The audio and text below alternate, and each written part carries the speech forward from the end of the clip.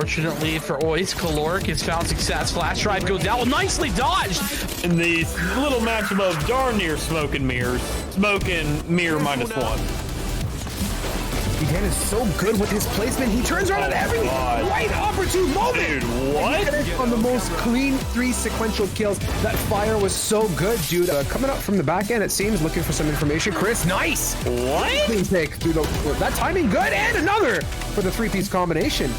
Chris, my guy, on a whole different dimension, is out there fighting just one. Wrath is spotted, and a flying right click to seal that one off for the 4K combo. Chris going in massive this round. Look at the fury of stars going down every which way possible. Now Sean going to be doing his best, and his best is enough. Oh my God. Give me the replay production. Let me see that sauce again, because that was just crisp and clean. Oh, wow. You guys suck. Folks, another week of GLG, another week of Pit of Valor. It's number 53, and it's exciting for me to announce that myself, Seymour, and Vincent will be bringing you this action all night long, of course, with Mick and Strive in the backseat, ready to take over in the later games as well. But it's going to be a great day, Vincent. I can't wait to get started with these games. As always, Pit of Valor, it never disappoints. No, it doesn't. I mean, and even more exciting this week, we have a sponsor, NXG Esports, coming in hot here, making this not just $50, but $100 dues to the victor. They are a competitive esports and content creating team. Huge shout out to them. We appreciate all of them. You can type _NXG in chat to get some more information about them. Check them out on Twitter as well. We love that they have come and just, working with us. We absolutely love it. Not just that, there's plenty of Valor news over here at GLG. I mean, !PZ will bring up the Player Zone 2K registration. That's happening this weekend at 1 p.m. This weekend at 1 p.m. on Saturday, if I'm not mistaken. $2,000 on the line. 128 teams in this open qualifier. It's this weekend, so you guys, if you want to register, do it fast. It's free to enter. $2,000. I mean, it's going to be a blast. You get a team together, get some pog teams, even if you want to hop into this one. That could be $2,000 in your pocket. Why not give it a shot? So !PZ, hop into that chat or hop into the registration and check it out. But on top of all that, GLG, we've started a membership program, Vincent. So why don't you let them know what they're going to get out of that as well?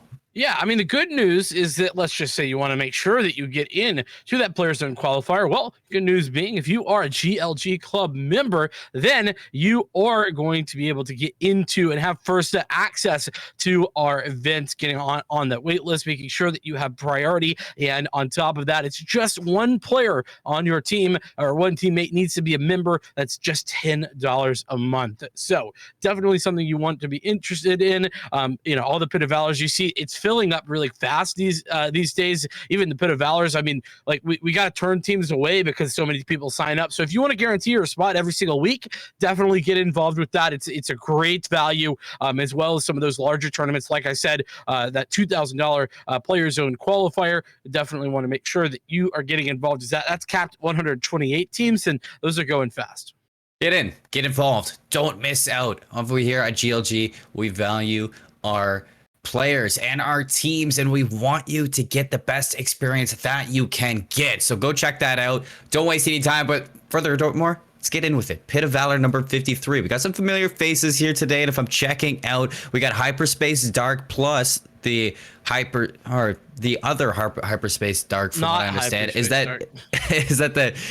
So we got some teams coming out here. The Dignitas team, the actual female roster coming out on board as well, from what it looks like. Team Mystic Ice, NXG Esports, Anbu, Electic Red, Spectral Esports, Team Zoomer Mid, love that name by the way, Tipan Esports, Stealth, and ATK mode. So this is, I mean, of all the Pit of Valors, from what I'm seeing, looks like it is about to be a banger of a night.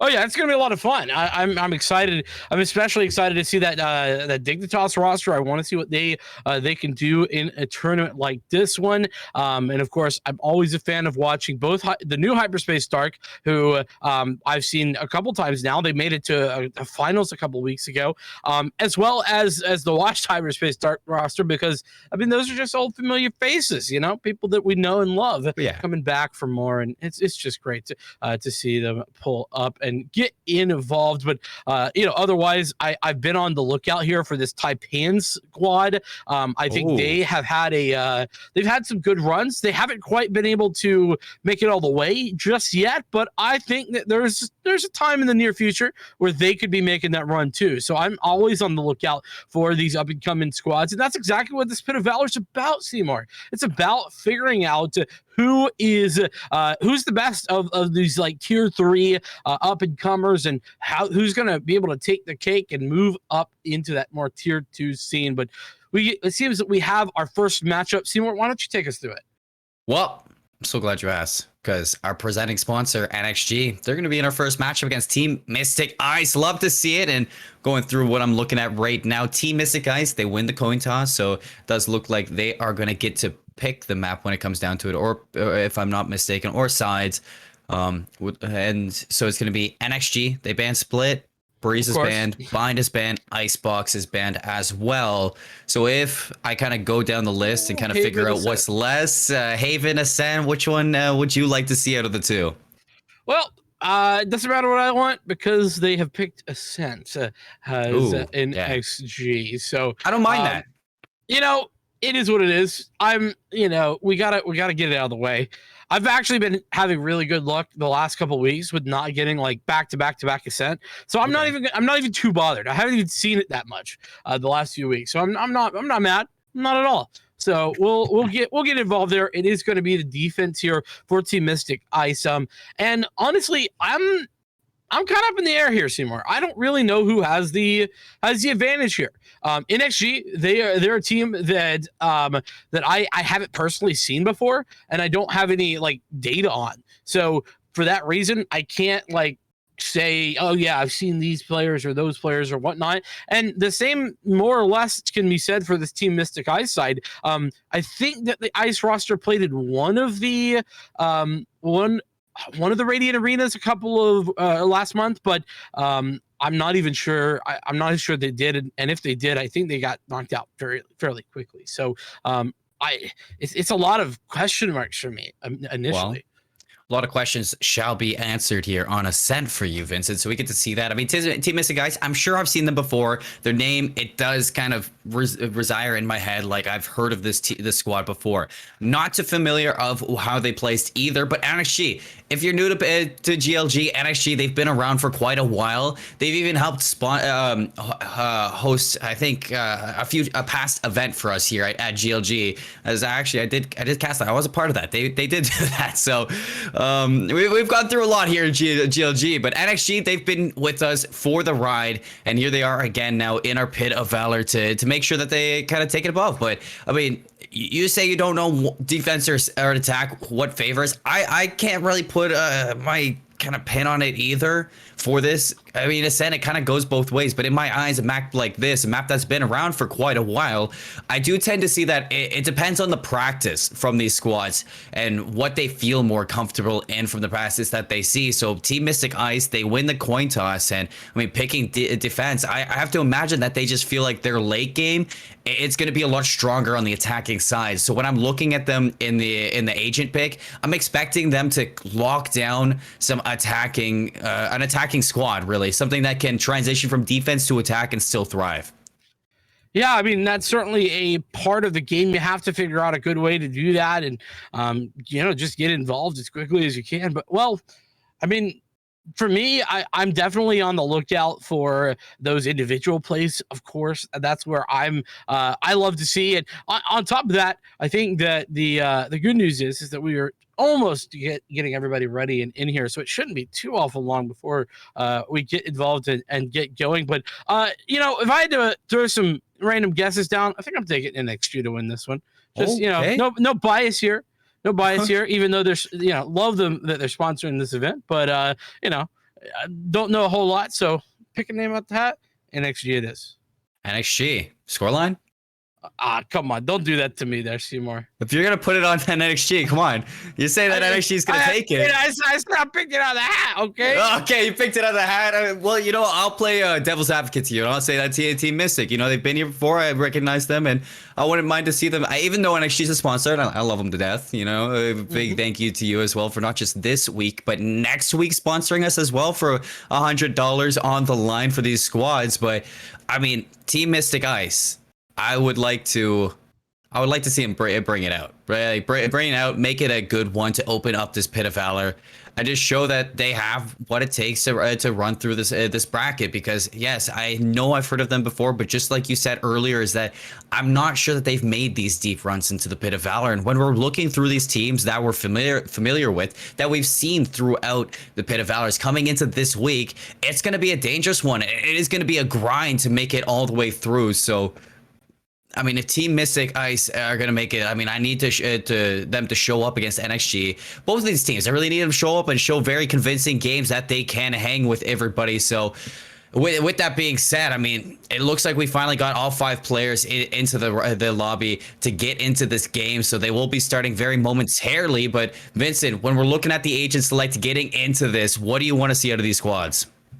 Yeah, Seymour, I think what I'm most interested in seeing is number 1, Omen versus Astra. Always a good coin flip for me. You know, if you have that Astra player, I think it's still very strong, but especially on Ascent, by the way, can really, I mean, just stop pushes in their tracks regularly. And then, of course, you have the question of who's going to be doing what with regard to the duelists, right? We see Jets already coming out, and that seems to be a pretty standard pick here, especially because obviously Ascent operator, you know, that's a pretty standard combo at this point, and it is going to be an Astra coming out here for Team Mystic Ice, followed by a Sky.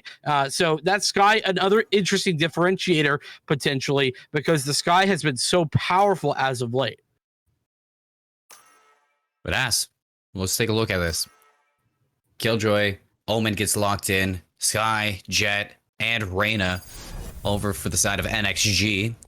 Over on TMI, it is going to be Killjoy, Sova, Jet, Astra, and Sky. So Reyna and Omen going to be the difference for NXG, and then the Sova and Astra. Can you see this affecting the game? Hugely. I mean, this is the lack of a Sova is a bit worrying, I'll be honest, for NXG, only because it just provides so much information. And what else? What are you going to use to gain that information? I mean, the obvious answer is like Reyna or Jet, you know, those duelists, but I don't know, man. That's definitely so much more risky than being able to have a sonar dart every 40 seconds. Well, I would like to see NXG, if they're gonna go for the Reyna and Jets pickup, especially with an Omen to entry them in with that paranoia and the smokes to block off the sites. I would like to see them make it a little bit of a fast-paced attack, because if you're letting Mystic Ice get this information, slow down the game, they're going to be able to rotate and reinforce these sites easily, and that's just going to make it harder for NXG to get onto the site. So if NXG are going to play this composition, I'd like to see them make it fast. Now, however, I don't really like this pickup for the fact that they're starting on attack. That over on defense is going to be hard, but over towards A we go. Flash into the site. Only the Killjoy here has all utility to block off this push, and the Astra Star, the smoke, gonna delay them. Yeah, but Mystic Ice, Seymour, they pushed all the way through mid. They know that the one is at mid, and they also heard the orb getting picked up. So this is so this is pretty much just given away immediately. Everyone is aware that NXG are pushing the site, and this is where that information is just gonna delay the inevitable for this defensive setup. You can see Joms is already all the way behind for that Jet flank. You have the full rotations here. NXG have wasted way too much time for their composition to work in this situation, and this is going to make their job even harder to get onto the site. Here comes the smoke from the Omen to allow them on in. Another flash over into the trees, getting rid of as much as they can, but that is a deadly nano swarm, and here comes the rest of TMI. All players get dropped in an instant, and that pistol round as bloody as it could get. Mystic Ice just played that, I don't know, as perfectly as you could play it, honestly. Like, they didn't over aggress, they didn't push too far behind, they just held and waited for the NXG to make their move. I mean, that's incredible. That they didn't make any sorts of mistakes. They didn't overswing over towards A, giving nothing at all away. The only way NXG could have won that was just winning the gun duels, but it was Mystic Ice who just allowed their utility to do the work. And that second nanoswarm that was placed down onto the ground did just a plethora of damage, even more. But look at Joms here in the garage on Marshall, and the rest of the team. The dash is going to be out. Does land a shot on Mag, going to finish it with the second. And again, just this aggressive push is not going to work. They're just getting flooded on. While the side of Mystic Ice here. Oh, the hip fire from Jom, and then the ghost swap there, just putting them in a blender here. Joms with a 4K into that round. Not able to find the ace, but making it as stylish as you can ask for from the Jet player. Very nicely done there. I mean, it's an anti-eco, yeah, but still, I love it when they make it look pretty like that, and pretty it was, Mystic Ice with the victory. Now it's time for NXG to pick up their weapons, and that they have them. Unfortunately, haven't been able to utilize the weapons they have had thus far. Only one kill, that's on Zakira for the first 2 rounds, but now is the time. Now is their moment to sort of turn things around. And, well, to do that, they're sort of spread across the map, not really giving too much away, hoping to deny a mid push again. But this time, Mystic Ice are playing it passively. They ain't got nobody going mid. No. And that's how you expect them to play the rest of this defense. As we've seen from the Rasso, the push into the corner.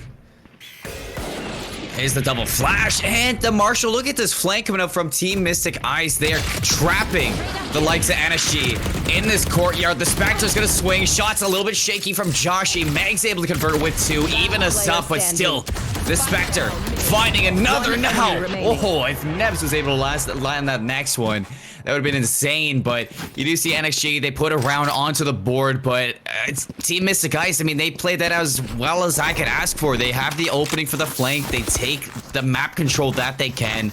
They suffocate NXG into that courtyard, and instead of waiting for these ARs to push in and take these power angles, the one-shot angles that you expect, they make it costly and they make it expensive. Yeah, I mean, that's exactly right.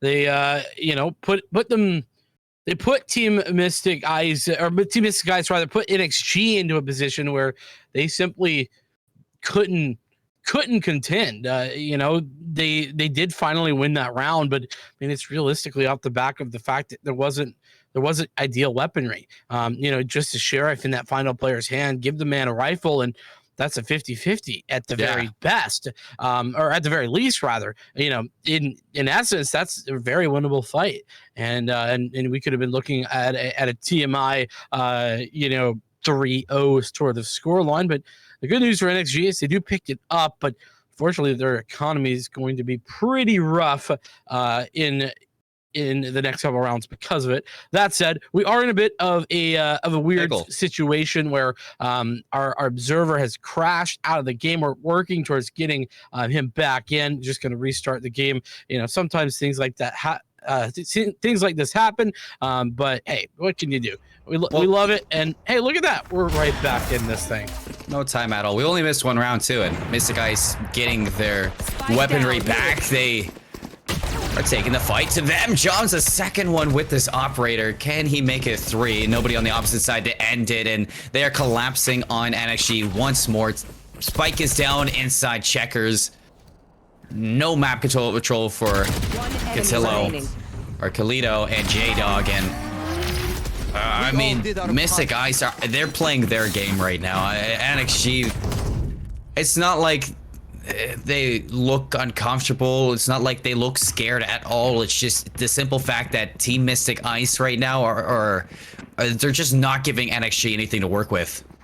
Well, I mean, like you said, I can't think of a mistake that Team Mystic Ice have made yet. They played that pistol pretty much perfectly. They played that A aggression in the first gun round ideally.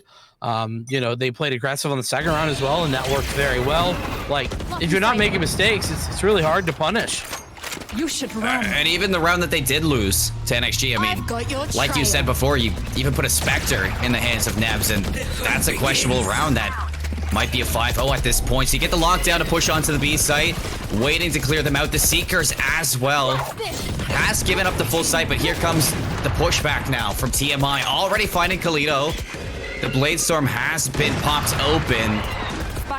Jom's waiting for players to push on into their sight lines, but J-Dog's not ready for it to swing from M. And that's going to take that operator off the board. Neb's getting into it. A beautiful Nano Swarm to keep us even in a 2-on-2. Spike is down. The defender Killjoy looking to make this a little costly for NXG. Fighting into it is Mags, makes it a 1-on-1. Can't escape. So you see Mystic Eyes, they're just going to hop onto this Mag. Can he even reach this in time? I don't think so. So the fact that Am just gets onto the site and gets that defuse, I mean, not enough of time to escape from that Killjoy ulti. Was the Killjoy ult not there in front of the switch? I thought it was. I thought so too. Why didn't Am just shoot it? There was like 4 seconds. Plenty of questions. Maybe he's out of bullets, I guess, but I don't know. I really feel like that I want to go back and see what the heck happened there, but I'm just not quite sure. Either way, it seemed to me that it seemed to me that it wasn't Am, sorry, the NXG player could have shot down. Yeah, it was Meg, sorry, thank you. But either way, it's meant another eco round here. A bit of a half bite. Marshall in hand for Yukio though. Look at Kaiden. One enemy remaining. Before Yukio can even swing into that fight, finds 3 kills right down the middle of the map.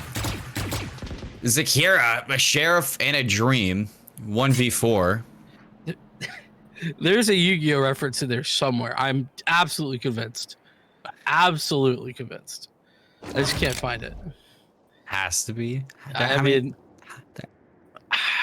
I'll get there, Rich. In what presence? I mean, well, it was Yukio who was looking for a duel. You see? Yeah. But Kaiden sent him to the Shadow Realm. There you go. See, I just needed some assistance. Mr. Guys, they sure don't need any assistance, I'll tell you what. Oh no. I mean, Zakira does right now in this 1v4, but 6-1, Team Mystic Ice, they look fantastic right now. And I mean, just the simple individual plays. Look at this scoreline. I mean, the one thing that pops out to me is J-Dog on that Jet player. I mean, you can't be 0-7 playing on a duelist role. Same with Yukio, 2-7. It's just one thing we highlighted going into this game are the duelists. The fact that you're going to run a double duelist, they have to be the shining stars of their squad.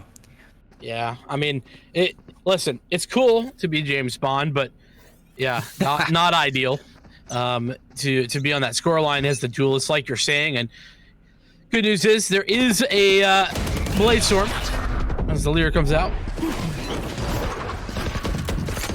This is insane, but just at that, a really good read for Team Mystic Ice over there, putting Joms onto the site with the operator. The Astra smoke delaying this push again, just like we saw in round number 1, Vincent. And by the time NXG push into this, luckily for them, they're not trapped, so they can rotate off of this, but a whole minute has been burned off the clock. Yeah, and, well, that's not the worst case scenario, that minute of time, but they're going to have to retake areas very quickly because they've given them up prior to that. It's the dark cover. Clears off mid to allow this cross to happen. And Kalito just making sure that's going to continue. Ham's here. Dodges the flash. Sprays down. Joms is actually going to find J-Dog through the smoke. So shot in the dark, and look, NXG, they are just falling. Kaiden and Amp both finding one. Not going to be a flawless round, it looks like, but with one player left, Zakira all the way in the corner, cowering with the tail tucked between their legs. I'd be scared. I was going to say, how expensive can you make this, but Joms snips it out. Look at read by Joms too, right? Like, I mean, I'm getting that there's probably like not a ton of places for Zakira to be in that position, but still a really good read to sniff that one out by Joms. And it's 10-2, by the way, for the Jet of Mystic Eyes, having a phenomenal game, as is Kaiden at 11-4. And it's 7-1 total scoreline. Weapons back in the hands of both teams, and as NXG is sort of in that position where, because of their loss bonus, they can buy pretty regularly, as long as they don't spend all their cash. Information for Kaiden. With the paranoia not going to flood in, but a double flash. Kaiden looking for the shots. Yukio finding first blood this time. That's a good start from NXG. Probably the best start we've seen yet in these rounds. And that's going to be no Trailblazer, no heals, no flashes now from Kaiden off the board, and the Seekers to lead the way. Yeah, it's all at the back of getting over aggressive, right? Kaiden gets a little overconfident. Doesn't matter. It doesn't matter. The rotation's already here from Team Mystic Eyes. They have the setup to take him down, and even the Seekers came through, but it was a gravity well that held them in place. The swing from Nab's not gonna land. 2 players left, and they are falling. J-Dog, a lonely blade storm in the midst of a battle. And you know the Owl Jones gonna come here. They must know J-Dog's in wine. If they didn't, now they do. And NXG, I mean, they're Mystic Eyes. They are not giving J-Dog anything to work with at all. As soon as you peek here, Joms is gonna find you. And if not Joms, it was the other 2 that were on either side of the pillar. 8-1 start here. You said it before, and I will reiterate this, I'm not seeing any mistakes here from Team Mystic Eyes. Aside for that Kaiden over aggressive play right there at the start, giving up first blood. The rest of it was just handled properly. The gravity well to stop the Seekers, the rotations to reinforce the site. Team Mystic Eyes, they're looking good. Where's the dark cover to cover off Joms right there in heaven? Like, you gotta have that utility come through. Toledo, I think, dying early didn't help, but still frustrating to say the least here. NXG again down. Nebs. Oh, Toledo, you gotta expect that. Eventually, I mean, you're holding the angle, and then Zakira can't get the gun up in time. Nebs is now going to be clearing out the rest of this, but the whole left side of the minimap, it's covered in Mystic Eyes players. Needs spray transfers, man. What a guy. There is that Empress here for NXG, but I don't know, 3-on-5 and with not ideal weapons, only Spectres, it's pretty bad. Kaiden, oh, how do you get away with that one? Yukio's got to swing for the trade. As that is scared. Yeah, that's the most scared I've seen something. I mean, if you're going to set up for the crossfire, you have to make sure that trade comes through. Sharkdar's going to knock him down to 92. Joms is there with a one-shot rifle, and the collapse to the rest of them is, this is just... I was saying earlier that it's not like they look uncomfortable or they look scared, but now they look like they're both of them. Yeah, I mean, that Yukio right there, that's playing scared. I mean, ain't no 2 ways about it. Man, not even peeking to trade the teammate there. Clearly knew it was the right decision too. I mean, you saw him jittering. He knew what to do, but was just not okay with that peek. And well, this is one-way traffic at the moment. Mystic Ice simply dominating. And it's not what I wanted to see from our sponsors too. Like, no, I love NXG, man. I wanted to see him thrive here. Jom's gonna hit the corner, dash back out. Hunter's Fury to back them up so they can't follow up. Another situation handled well. And I love how Joms is never in the same spot. He's always moving around, you know, going over at A, he's over in mid, he's pushing B, and, you know, he's always something different. First blood there. Joms uncomfortable peek there and not having the operator up in time. Meg's gonna find that headshot early. Killjoy ulti to open up that B site. J-Dog making a difference now in the middle of the map. Finds K-Dog. Oh, that spray from Neebs. Drops J-Dog extremely low, down to 7 health. And as soon as you turn that corner, you bring a knife to the gunfight. And that's going to be easy for Joshy. Spike gets planted with a 2-on-3. You have site control. What? That's nasty. Okay. Bro. Okay. Alright, dude. That's whatever. I mean, that first shot, that was just a read and a half, if I'm not if I'm not mistaken. But It's like we're up 9-1. I'm just gonna shoot through this wall for the hell of it. I mean, it's a common spam in general, but like the timing of it and everything was just so perfect.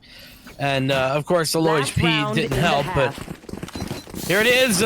As we were just reminded, it is the last round of the half, and it's 10-1. Score line that I honestly, Seymour, didn't expect to see here. It's back to some semblance of Checking the guns for situation. NXG as they buy back in. They've got 3 rifles, 2 SMGs. So if they get aggressive, this could be effective. Still have that Empress to play with as well. Hello. Gravity well holds him there, Hello. but guys, nobody's there to peek for it. And I'm sure with that gravity well, NXG are just shaking. They're like, oh, are they gonna come for us? Like, oh, look at Joms. I didn't see the sneak. That's an excellent play from Yukio to use the utility to get back into this. Now gonna pop the Empress. Paranoia instantly Kaiden backed off the corner. Is VALOR gonna be there? The flash to keep Kaiden alive for the moment. It even swings to take down Yukio. The Seekers, they're gonna find Kalido, and these shots a little bit weird. Noses around the corner. Classic right click. Kalido dropped low, but gonna come out with the victory in that gunfight. Joshi hiding in the corner. Finds 2, finds 3, and now Kalido, 22 health, and all alone with that play is just simple mistakes coming out from NXG in that situation that, I mean, you have to check if Joshi's there. Well, I mean, it's an off angle. Like, I'll even give the benefit of the doubt, right? You don't check it the first time. You got to trade it at least. Like, that's the, 30 you know, seconds you left. make a mistake, you have to recover from it. And that's been the deal here, unfortunately. NXG just not only mistake after mistake, but there's just no recovery. And Joshi tried to play the cheeky little game there with one bullet in the chamber. Didn't quite get away with it. 10 seconds left. I mean, left. not a lot Kalido can do there at all. Recovering it. No. After the rest of them, Switching even sides. Am picks up that operator too. It doesn't matter because we switched sides, but I was expecting that operator to go in the hands of Joms. It's been lights out, 14-4 on that jet roll. Look at this. Look at this. Head up, Joshi. If he walks away with that shorty, I want to keep eyes on him, but it doesn't seem like that's going to be the case. Yeah, the shorty, it's a difficult weapon to win with in the first round, but well, I was gonna say some classics, but it looks like this guy's still not sure what to go with. They keep changing them, so I'm gonna leave that alone. On the other side, though, NXG gonna go with a Frenzy of Ghost in 3 classics, and they stacked me pretty heavily here. 3 players committed, and it's a good stack considering that the push is that way. Well, let's see if NXG. What is the defensive sided team? The site giving up a lot of control there. J-Dog pinched on either side. Joshi's gonna finish that one off, and it floods off Neebs to back up to try to find more. Takes down Yukio. And the Shock Dart just to make this ever so slow. They overwhelm the players off of the side. Still a few kills go back and forth, but it's going to be the numbers advantage that leads Team Mystic Ice to a 12-1 advantage. Puts themselves on match point, and they are speedrunning through this game. Yeah, that's a pretty good word for it. I would have to be in agreement. This does indeed feel like a bit of a speedrun task, but, well, Team Mystic Ice here are definitely making it look simple. NXG, this is their time. This is their moment. They got to hold here. Otherwise, it's all over now here for our sponsors. And it looks to be a fast A take. Nobody's here. Nobody's here at all. That was so free to get onto the site. No pushback. Finally, J-Dog's there with the Marshall, but Kaiden rips their head off their shoulders. Spike gets planted. Full site control, and Jobs with the recovered Phantom, finding even more. The likes of NSG falling down as they stand. Am's gonna put the cherry on top with the last one, and 13-1. Quite a convincing first game from TMI to win out that round 1. I mean, if you wanted to start off with a bang and make a difference here in the Pit of Valor, that is one way to do it. Yeah, a bit of a tough draw there from NXG, you have to say. But on top of that, man, Team Mystic Ice, they put on a show, and Yeah. I was a bit surprised, only because you know, the fact that this is Team Mystic's main roster that has been improving a lot. By the way, I've been pretty impressed with their main roster. This is their secondary roster, Team Mystic, and you know, no disrespect to these players, I just didn't have the same expectations as all, and I guess I gotta, you know, adjust those for any following games because. Damn. Go write it down in your notebook and put like the little hazard symbol next to it. It just takes no prisoners. Oh no, not Like, one bit. I mean, NXG, we didn't know much about either of these two teams going into it, and this was definitely our first time seeing both of them. Didn't know what to expect. You wanted to see NXG show up. I wanted to see them show up.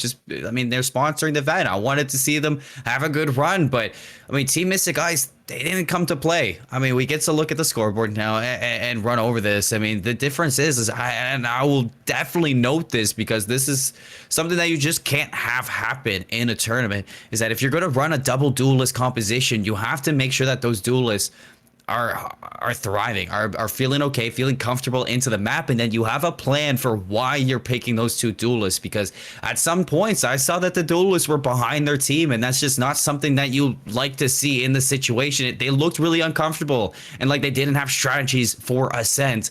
When you look at Joms, and you highlighted that, Vincent, we saw Joms in a different spot every single round on defense. And they were just running through NXG because of that, because they had a plan for every single round.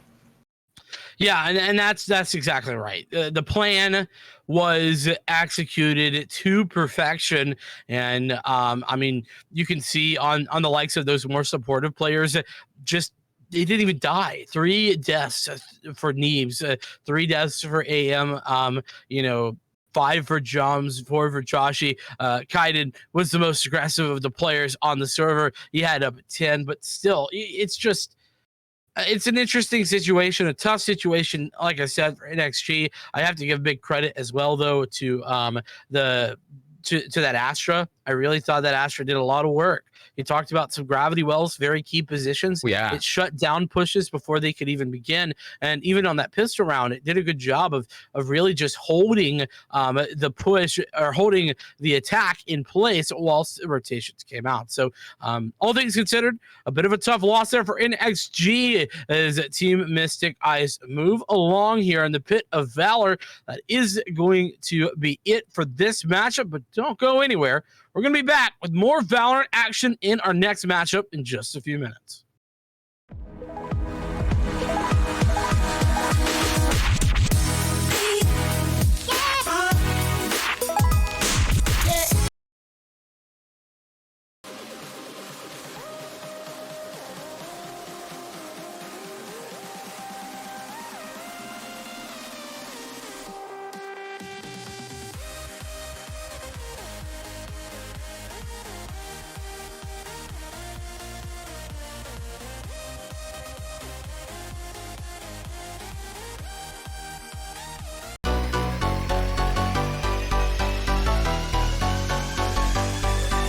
Starting to heat up a little bit here. Over the wall, and Bond gets 2. Make it 3. Oh, that's the opening you want. Every single time they've gotten aggressive, they've caught one out. Are you kidding me? Lazy! He's got a 2-for-1 deal. At this stage, we don't really have to worry about funds all that much because Dynamic has that Blade Storm. He doesn't need to worry about anything else. He's going to get a pick on Kermie because, I mean, he's built like that. Put crack in this dude's cereal. I mean, goodness gracious. It needs to be cracked. I mean, look at it. Oh my God! Look at it! What? We can see Benevolence doesn't even get distracted by the Trailblazer. Connects on 3. Oh my goodness, Benevolence. Oh, don't pick it again. Okay. Give him another. Okay. Give him another. Oh no! Baby, yes! He's able to open up a flank angle, so that's forces Stealthy to take the heavy aggression to the forward angle. Is able to get 4. Can he find that ace? Giza is tanked very low. They know exactly where he is, so matter of time before Giza walks into it. Has no idea. Stealthy is tucked away into the corner. Peeks out for the ace, and a big round for Recon 5.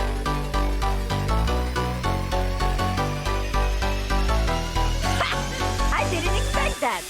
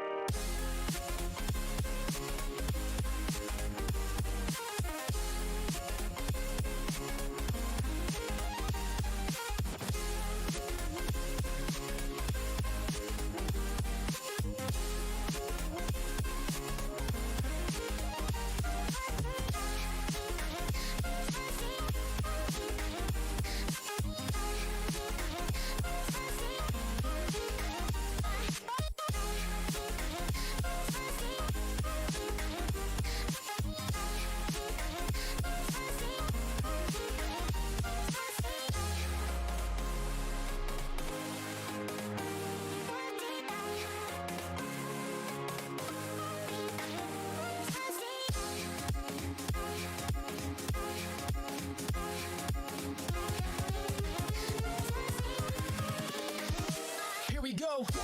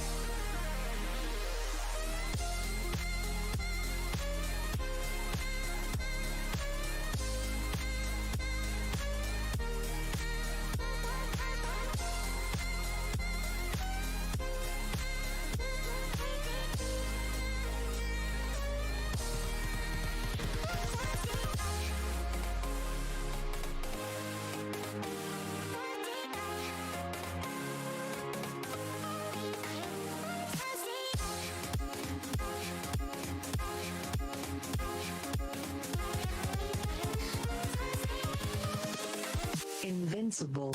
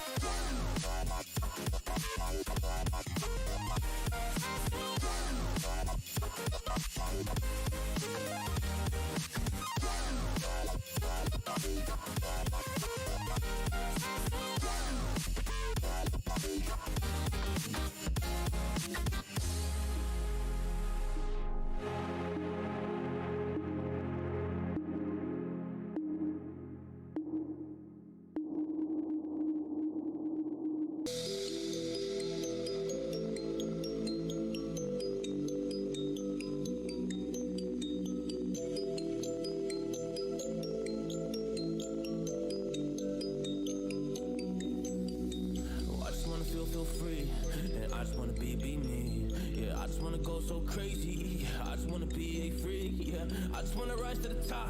Yeah, I just wanna go reach the peak. So I've been really well focused on success. Hey, y'all will see. Yeah, you'll see that I will get it. Cause I'm really focused, man. I make it with the rap and I just follow my path. I just follow my passion. To me, this is what's precious. Yeah, in my soul, man, I can feel it. So every single verse, man, I just gotta go and kill it, man. I gotta be the kid. I could be the guy taking you wild. I could be the villain. Good as a kid. Lately I'm painting my path on my way. Yeah, I got no time that I can waste. So I've been sitting in the space. Yeah, making rest every day, man. You know that I go insane. Yeah, I hit you with a bullet to the brain. Let us stop first if we going, you going insane. It's time to do. It's a pit of valor number 53. We're hopping in with D2E and Monkey. Vincent, it's gonna be a great one. I thought I'd toss that in there. Haven is where we're gonna land, and I couldn't be more excited for this because I'd say Haven is probably one of my favorite maps. Yeah, it's definitely an enjoyable one. I think that you're crazy if you don't like the beautiful sights of that three-map or three-sighter, I should say, as we get down to it. Down to Earth is a team that we know a lot about. We've seen them a whole lot. And Well, Monkey Squad, less so, but they've got a great name, and that is, that's what matters, right? You love to see it, especially because this down to earth side, man, they've had some ups and downs, haven't they? They really have. Looks like a new roster. Now that I'm looking at the players, actually, I recognize Sixpack and Mazza. I recognize Sixpack and Mazza, but I don't recognize the rest of them. So maybe a few changes going into this weekend, new down to earth, kind of like new team, new me kind of situation going into Haven, looking to turn it around here. But yeah, like you said, I mean, they dropped out early last week in the Pit of Valor. Haven't looked as good as we've seen them in the past recently, but I mean, hopefully with these changes, they look like they're on the bounce back road. We have to see what these new players can bring. Well, it's actually not two. It's only one new player. Enjoy and Bats both were on this roster before. Bats a long-standing member and Enjoy a little bit newer, but still was on here prior. It's Unshaken, who's the real newbie. He comes in, I think, from 303, if I'm not mistaken. He was on 303 up till somewhat recently when that team disbanded. That was the Blackheart and Unshaken, and I'm forgetting who else is the core of that roster. But yeah, that's where I think that Unshaken comes in from. Unshaken's a really good player, though. Was kind of the star of that 303 team, in my honest opinion, and has pulled out the KO to start us out here, along with an Astra, Jet, Sova, and Cypher. A very interesting composition in that the KO is involved, but I like the KO here on Haven. I think it has a lot of potential. I do. I like when KO gets brought out into this, because I feel like I don't know if you remember, like, when there would be teams that would bring out a Viper back when, like, Viper was still kind of like, do we want to run it? Do we not want to run it? It's like, it's one of those agents that, like, and even with Sky, who has been coming into the light a lot more now, I feel like KO is just one of those agents who's definitely brand new, the newest character that we have, but it's going to take a while for the skill to be there with this character and the strats to kind of come unfold and see how they can actually affect a full game of Valorant instead of just a couple rounds with this. So I want to see what Unshaken brings here, not just with the roster, but with the KOA being integrated with Down to Earth as well. And you look at the opposite side, you got the Reyna Phoenix setup on them. Again, just like the previous game that we saw, a double duelist composition that if I'm going to be looking at them to work with this Sage, you have to get in there on this attack, get site control, use the Sage wall to block it off, and you're looking at the Sky and to the Omen to get you in and do that. Yeah, and well, I'll be honest, I'm really not a big fan of this Monkey Squad comp. I think it's pretty much worse in almost every way than what Down to Earth are running. And I got a correction to make, thanks to our producer, Vermilion Rose, who let me know that it was Zero Marksman that Unshaken was on prior to this. I just couldn't remember. 303 and Zero Marksman, I was getting confused a bit. Look at this. Look at the aggression from the defenders there. Taking the fight right to them. A few kills going to go their way. Bats and six-pack line up too. Siganyas is going to heal himself a bit, but Sixpack waiting for him to turn there. The shot from the Sheriff is going to land 43 HP. Bats is actually set up here, 2v1. And if the Phoenix is not careful, I mean, he's going to be in quite a predicament here, but it does look like he's just looking to make some noise. Spike is down inside of grass, so not a lot you can work with here. You're going to have to take the fights eventually. The good news is the low HP, right? The Sheriff, one shot to each of these players and it's all over. But he's not looking the right way, and that's all over. That's with the power of the Katana, making this work with that triple kill. Down to Earth up one. They play that aggressive style. They get in board position, and it works out for them in the end. But let me kind of clarify. Whilst we are buying in on this anti-eco, the reason why I don't love the composition here from Monkey Squad, the Sage is fine. I think it makes a lot of sense, especially on the defensive side of this map. Okay. But you don't have enough information gathering tools, right? You gotta, much like what I mentioned before when we were seeing that double duelist set up in on Ascent that the NXG were running. How do you gather information when you're on the defense here? You just can't. You don't. That's the key. Eli ready for the aggression this time through a long Moldy Cheese. Looking to back them up. Pop flash from Unshaken. Was still Moldy Cheese trying to get into there. The leer there, but Unshaken with the Spectre, the better riflery. Finally overwhelmed by the attackers. And I'm not liking what I'm seeing from Down to Earth here. They're putting a lot into this and not coming out with anything. They just lost the gunfights. I mean, that's what it comes down to. And a frustrating turn of events to be sure. And, well, it has netted a free site over here to Monkey Squad. They push forward, Paranoia out. Nobody's on this site, though. So they're going to get the spike down for a free as new account puts it down. This should be a Monkey Squad round. I mean, Down to Earth really... I mean, they tried to go aggressive. They tried to take the fights with that better riflery, but... I mean, what do you say? Monkey Squad just hit their shots. I mean, they got that. Enjoy now with the Sheriff. Looking to get in there, find something. Takes out Eli, but... Now 1v3 for Bats to work with. Shots are there. Hits the headshot, but can't finish Segonias. And that's going to be a 1-1 off that first round. I mean, the attacking side is definitely going to be the more favored one. The comp's going to be hard to work with, especially for the swap in the late game. But with shots like that, able to kind of make waves with those classics, they're just looking, I guess, overwhelming their opposition. Yeah, I mean, that's just a really unfortunate round for Down to Earth.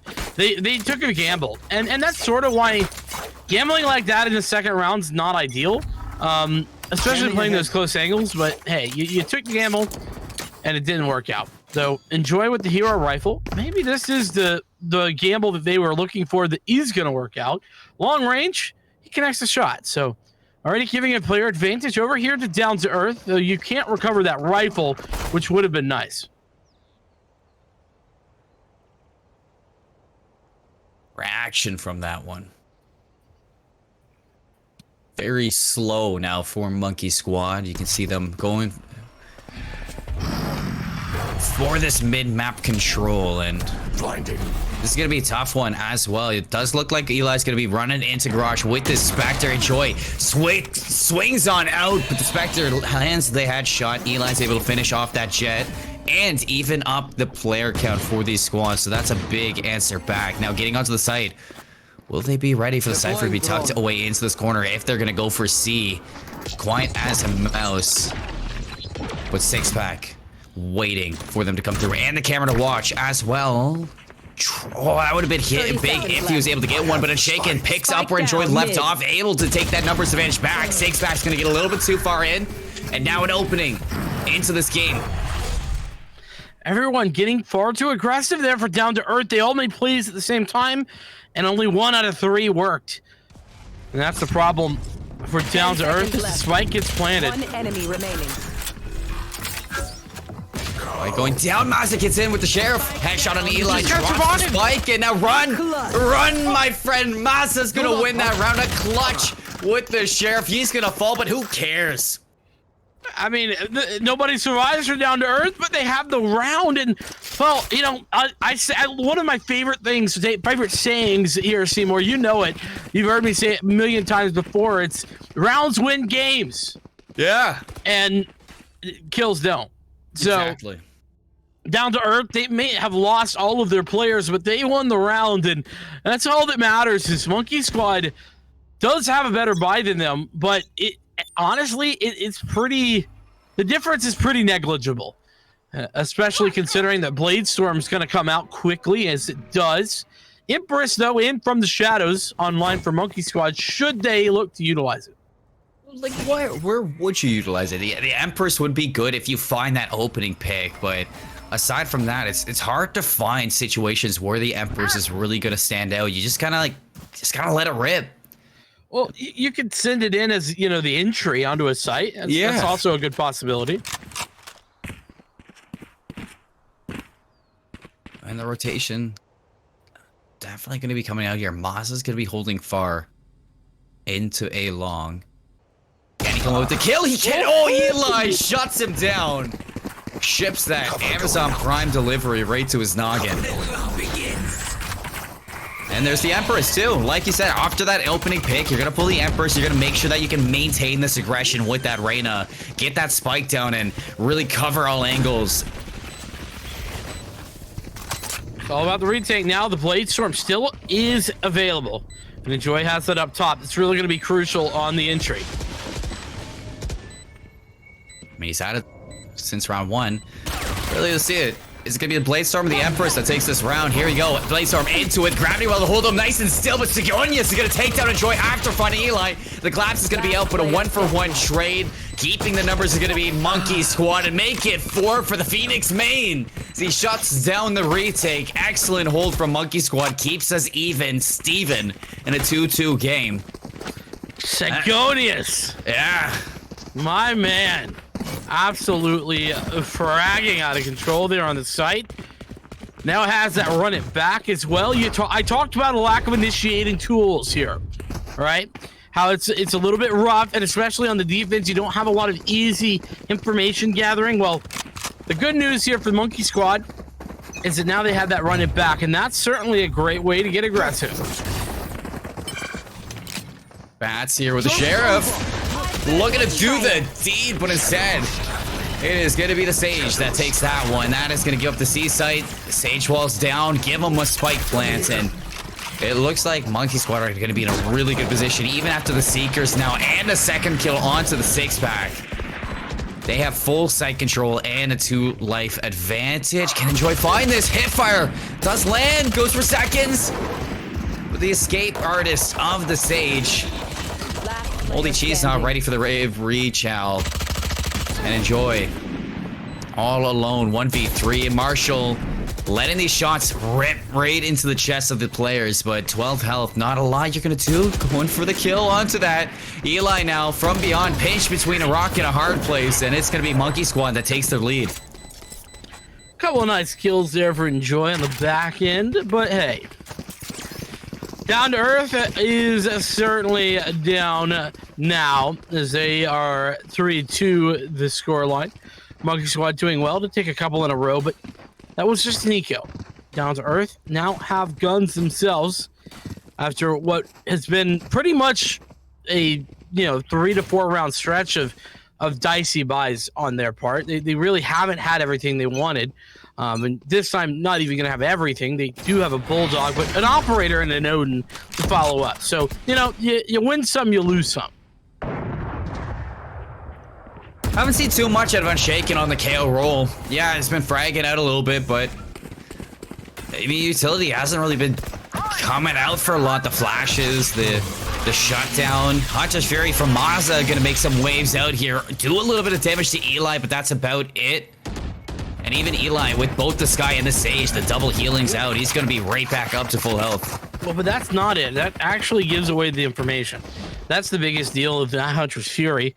And if you look, Monkey Squad, they know that too. They're rotating out. They're aware that they've given it all away. And well, speaking of information, that's a null command that they were not hoping to find, because Unshaken now has all the same information, but more that Hunter's Fury found. So once again, it's back to the drawing board. It's Monkey Squad just spread out and look for some aggression, look for some picks, trying to find something somewhere.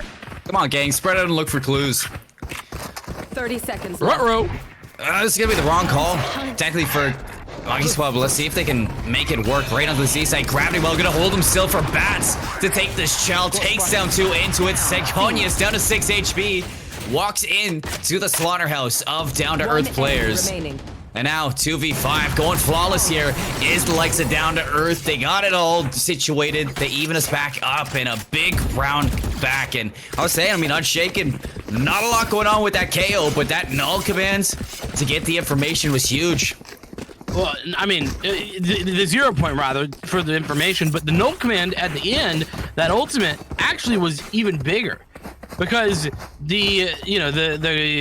the gravity well held the players in place, and then the null command was like, yeah, you can't do anything. Jet dashing out, no thank you. I mean, heal, no, definitely not happening. You know, all of these things that could have been possible, just not going to happen. And there goes that 0 point coming down once again, gaining information. So I don't know. I think I'm on the other side as you. I think I'm shaking doing a lot here with this KO. I like to get different opinions into it, as I can see where that's coming from now. You can hear the stomping onto the seaside. Mazza's gonna be tucked into a corner. Doesn't check it. Spike goes down in the gravity well too to back off the rest of them. This is perfect again from down to earth. I mean, Monkey Squad, they're not having it at the seaside, and now with that Spike down and Eli down, Moldy, Chez. I mean, ooh, nice shot though. That was incredible. Enjoy didn't know what hit him, but still, 4 more to find, and Trailblazer out trying to find some information. Doesn't really get much. Right to the right, Mazza. 3 kills that round. Complete pound-to-pound Valor right now. I mean, that is just... I hate to keep banging on this same drum here, Seymour, but that's just another great example of a round where Down to Earth win because they have so much better utility. They have so much better utility. They have those gravity wells. It allows for 2 kills, right? You know, sure, Mazza gets that initial kill for free just because nobody's looking the right direction, but it splits the push, right? There's not a follow-up. There's not a trade onto Mazza there. And of course, the 0 point earlier on gets all the information at A. And so now nobody pushes A because they know that 0 point's coming. On Shaken.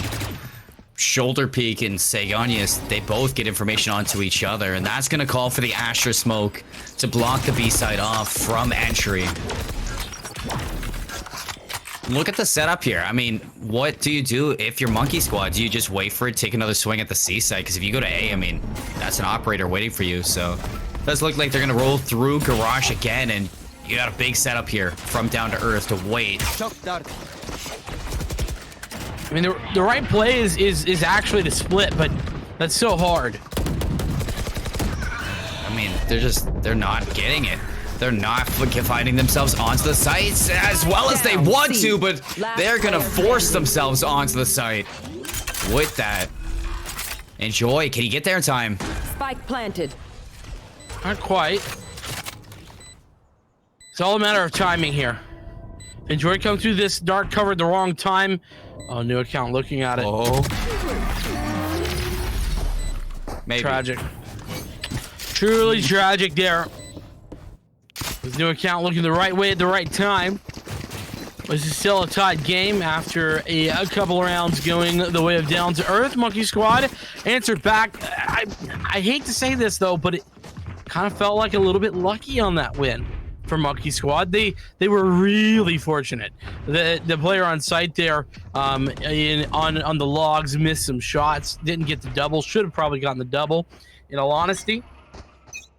And Enjoy was taking the long way around. Rebuys for both sides is that 0 point once again, denying early information today.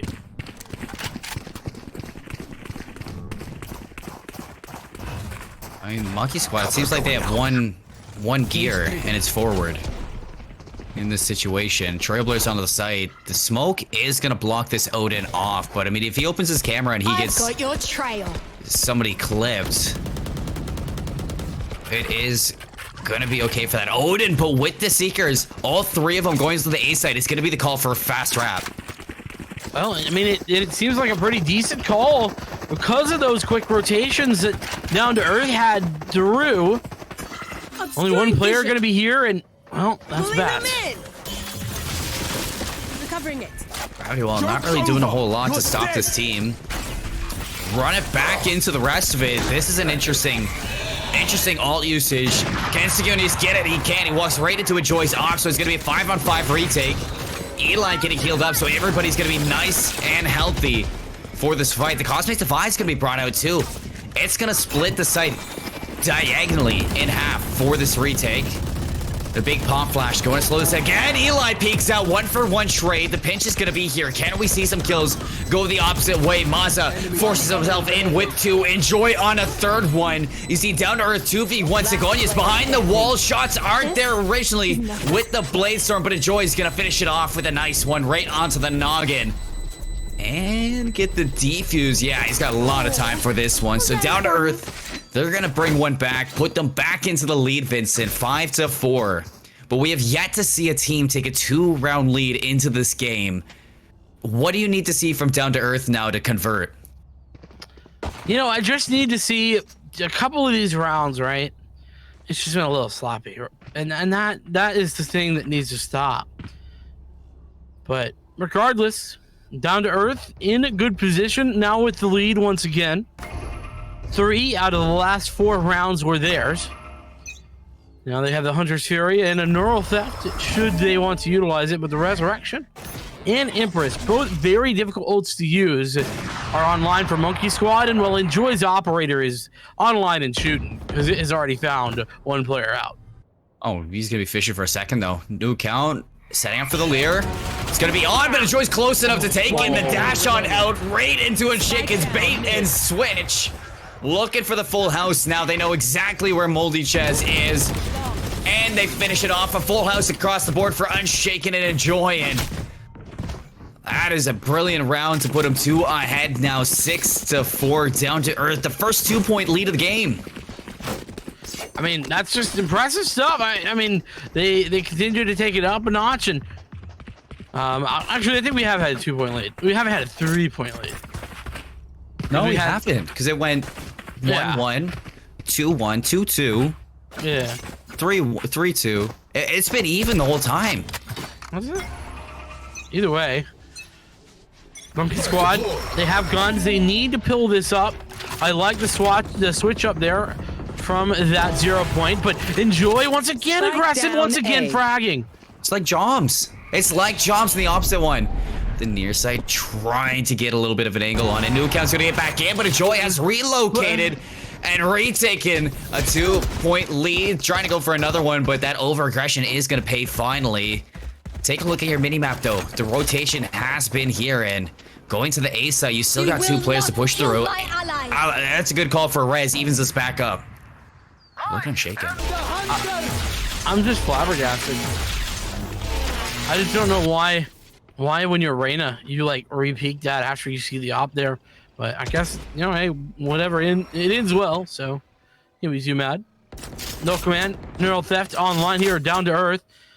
Bats and Unshaken both coming from the flank. So Monkey Squad is effectively trapped here at the A site. No matter where you go, you have to take on 2 players, and with this call to rotate off, they're gonna be walking into a crossfire. Sigonia's gonna realize that one, can't get their gun up enough. Here comes Unshaken for that, the pot flash into it for another, but they have gotten what they needed. A 4-on-2 now. They can just wait for the rest of them to come out. They don't have to get too over aggressive, Vincent. There's not enough time. There's only 15 seconds on the clock, Seymour. There's not enough time to clear out all these angles, and that is a disgusting, small, tiny angle from Bats. And it's, I mean, it doesn't matter how many Eli finds. As long as Sixpack survives, it's all over. And yeah, indeed it is. Bats with a triple kill. And down to earth with 7. There it is. Certainly a first for sure this time. It wasn't last. 3 rounds in a row. 3 in a row. Down to earth. This is surprising to me because usually Haven's an attacker-sided map. But I think this kind of flows from what you were saying earlier, and it's like the seed of the tree that's been planted on that. This Monkey Squad composition isn't a very good one for a map like Haven. And as Down to Earth really settle into their likes into this round number 2 of the Pit of Valor, you can really see that they are taking it to Monkey Squad with this, and it's off the back of Enjoy. That spike down again. You know they have to rotate, so he can just sit here as long as he wants and just reap the reward of the kills from these players. And you see Sigonius, he doesn't want it, but Enjoy realizes that the guns are being picked up. He's gonna go for another one, misses the shot. But he's not gonna miss twice in a row. Just stop peeking him. Just stop doing it. One enemy remaining. Oh man, guys, I just if you're in chat, you'll know how to play this video game. Switching sides. Pro tip: if there's an operator and you're not like insta repeaking it, or you don't have any utility, or you don't have another player with you, don't just repeat the op. You're not better. I just don't, that's not how it works. So you got to be careful. And well, 4 rounds, 4 opening picks. In fact, 4 times there's 2 opening picks in the favor of Enjoy. They're just feeding him. And now what do you do on defense? I mean, you don't have a defensive composition at all. Like, you don't have... I mean, you have the... You have the Sage, I guess. But you don't like have a Sova, you don't have a Cypher or Killjoy. Right. You don't have any information like we've been talking about. Oh, Sayoni is looking to take the battle to them with the Phoenix, but Enjoy's gonna open up with 2! And the gravity wall holds them still. Well, they just barrel on into the site now, looking to get this plant down. Can they find a 3rd one? Shots through the smoke. Actually, it's gonna be Master that tosses one right back into their hands. The spike goes down, you got numbers. Numbers, indeed. Monkey Squad looking to retake. But, well, their retakes kind of happening slowly, and Mazda getting aggressive makes it even harder. 2v4 now to get onto the site. Last player standing. And now you don't have any abilities or teammates to work with. Sixpack's gonna put Master down. Get the information on the last one. New count. Lines up 2. Time's the ticking though. Bats is off-site as well with a gravity well, it seems like, placed for that one to take you off the bomb and hold you still. A new count. Just not enough time to do all things that are needed to check off this list. Spike, it's going to explode, and down to earth, they're gonna go up 9-4 into this. Man, new account. That's a frustrating way to get taken out of that round. Just, shorty to the face. One But second, peeps. I gotta visit the Astral to play Down to some Earth is in a stats. great position, in a perfect spot. And it is, I mean, it really has been up to a lot of these individuals, but as a team, they're also playing very well. I mean, the big outlier, of course, is Sixpack right now, really having a slow game, but you can afford to have that when 2 players on the other team are also having a slow game. And when Enjoy's just having a fantastic game. Nothing to worry about here for the Jet. Dashes into the site. Takes a few shots. Spectre's gonna land the shots onto it. Almost finds a second onto Eli, but gonna have to reload and take another possession onto that one. And Shaken's gonna clean it up for you. Looking to get the spike down with 3 out of the hands of Monkey Squad. It almost looks like a sure thing round for Down to Earth. They just need to find these last 2 players. And taking care of Eli. Moldy Cheese super weak on that one. And the Spectres, I mean, that is just so loud. It's so scary when you just hear the barrage of Spectres running at you. Yeah. Flawless round there, Down to Earth. And it is double digits now for them as well. Again, a position that I do not envy if you are Monkey Squad. At least they have guns. That is the silver lining for this one, but you know what would be worse? If Down to Earth were to win this with just 5 Spectres, that would be worst case scenario, Seymour. I mean, luckily with these guns, you can dictate the pace into the round on your attacking side. Blocking sight. So if you want a fast round, you can have a fast round, and that's exactly what we see from Enjoy. Looking to get into it, they overwhelm Master, so no Sage anymore to wall off the attackers into us. They have full site control with both smokes blocking off either entrance and the Cypher Cage. Just in case Spike goes down, and Monkey Squad, they're in a tough situation. Tough? I try not impossible, but Psygonus with 1. That means that this is a doable retake now. Whoa, no count, in and out. With that, and now Eli for the trade. They're gonna get into this, looking for a 5th round 6-pack though to play spoiler into this site. Eli's gonna take that one. This Shock Dart's gonna get there. And now the sonar. Maz is able to take Moldy Ches, but it's been up to half, and the count's gonna clear that one up. So Defuse is gonna come through 10-5. Monkey Squad cut the lead in half. But now it's time to get that momentum going and keep up this success because it's a tall mountain to climb. Yeah, it is. I mean, 10-5, you know, and that was a bonus round. Speaking of bonus rounds, I mean, if you look at the cash money situation, because only 2 players survived for Monkey Squad, I mean, they're gonna have what? 1 judge, 2 SMGs, only 2 rifles in hands, whilst Down to Earth have everything they could ever want. And of course, that judge, we know how it works. We know how disgustingly broken it can be, but there's only so many situations that it's effective in.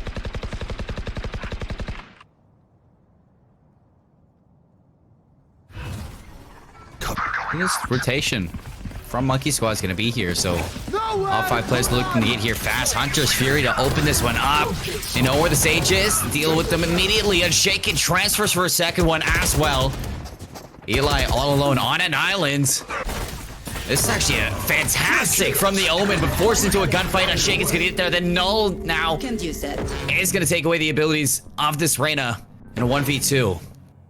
Sneaks into the side, but this is going to be a crossfire here, so as soon as you peek out, you know a new account's going to be there. Switch to the classic. New account finds one, finds the second one. Perfect. Even when things are out of your hand, you can't use an ability. The gunfights are there, the shots are there, and Monkey Squad, they find 2 in a row. I hate to say it, but that is all on Sixpack. Sixpack had everything there. I had new account dead to rights, you could say. But either missed a shot or didn't swing at the right time. We were on in Shaken's angle, so I couldn't tell, but regardless, I mean, it just allows for another victory here for Monkey Squad, and even worse for the Down to Earth squad is that now they have to save again. Oh, Eli can't TP. That was a perfect knife from the KO to disrupt the utility of the Omen. Keep them there for Enjoy to drop him with that Blade Storm. Now with full sight control, this retake it looks like it might not even happen. Yeah, with 1 flash drive still in hand as well, and Shaken could stop this in its tracks. There it goes. So we're even. Here comes the push. Splash is gonna be there, but Shaken's able to block it. New count. Can you do it again? Not gonna be the case. Enjoy's gonna shut you down. Now everybody just gotta turn around and take care of this judge player, but not the rifle you want to have in this situation at all. Long plus the judge. Yeah, not ideal, that's for sure. Oh, no. No. That's tragic. Frustrating. The worst there for the, well, for the Monkey Squad player, like, trying to do their best just to connect those shots, continue to spray, and it just doesn't work out. Not that time. We've all been there, but man, does it feel bad, Seymour, when that happens. You hate to see it. You hate to see it, man. But an excellent bounce back from Down to Earth after losing 2 rounds in a row. Fantastic indeed, especially the double team onto that corner. Enjoy barrels on into their catches Sigonius with the tail tucked between their legs. How to use the judge 101, guys. Exactly. Apparently. Enjoy showing all the Monkey Squad how to do it. Eli, wait, honestly, if you're Enjoy, you don't have to do much. Your team is rotating over to the A side, and all eyes are on you, really.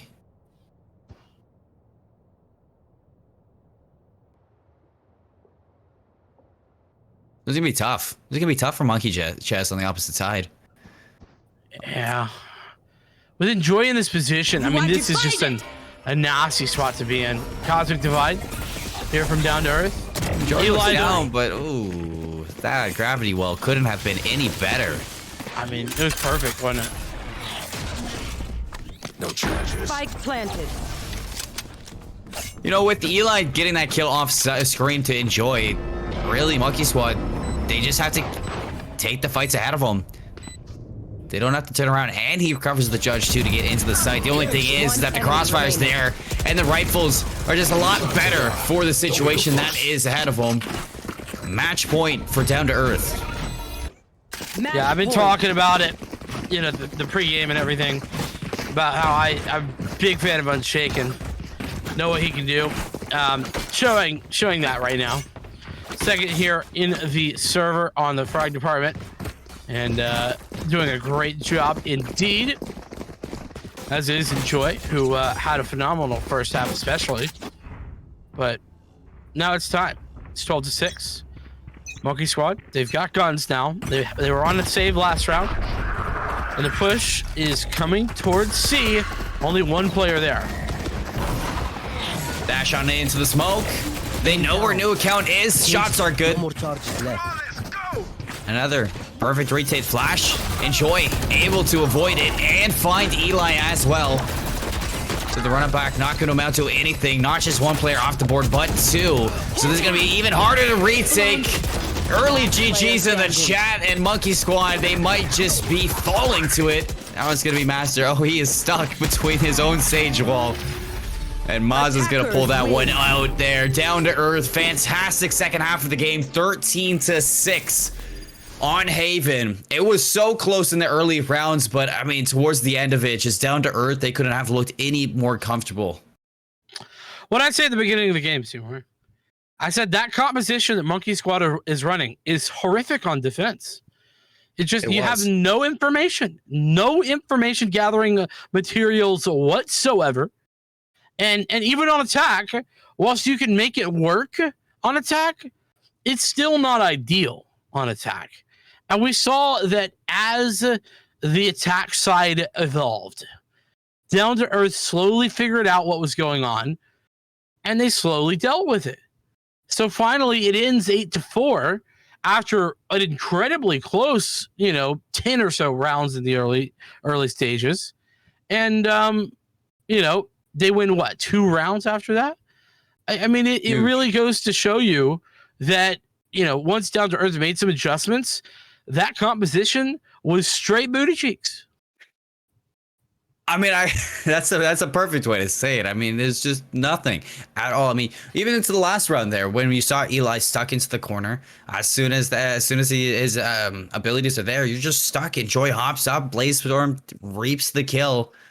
And that was just phenomenal from Down to Earth. A big change from last week, I have to say, against this. A big change that I'm seeing from Down to Earth with Unshaken into the roster. They look better than ever. But folks, GLG, we're taking our organization to new heights. And in new heights, a whole skyscraper of floors into that, because we are going to be opening up the GLG gaming facility. That was announced a little while ago, in fact. And I mean, it's going to be in Rochester, New York, the home of our owner, being amazing, Ben himself, the wonderful man behind the scenes. And on the 22nd floor of Innovation Square over in Rochester, New York, we are going to be opening up the GLG gaming facility of your dream. So if you type !GLG LAN, all one word, in the Twitch chat, you can find more info about it. It's going to be amazing. I love the schematics that I'm seeing, and I love what Ben is telling me about it. So you don't want to miss out on the new gaming facility in Rochester, New York's Innovation Square. We're going to toss it to a break. When we come back, new faces, Strive and Mick, are going to be here to take you through some more extra games from the Pit of Valor. We will return to you later on for the grand finals, but for now, so long, and get ready for some more Pit of Valor.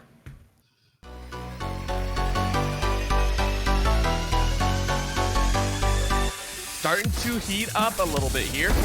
Over the wall, and Bond gets 2. Make it 3. Oh, that's the opening you want.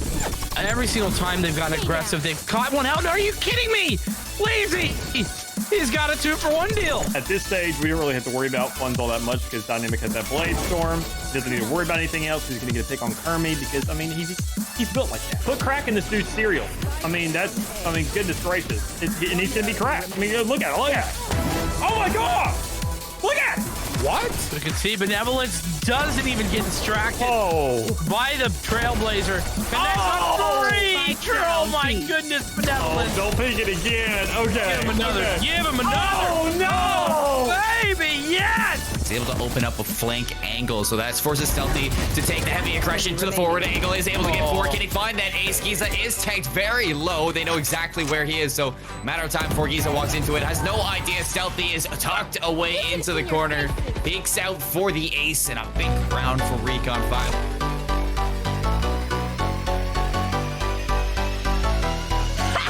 I didn't expect that.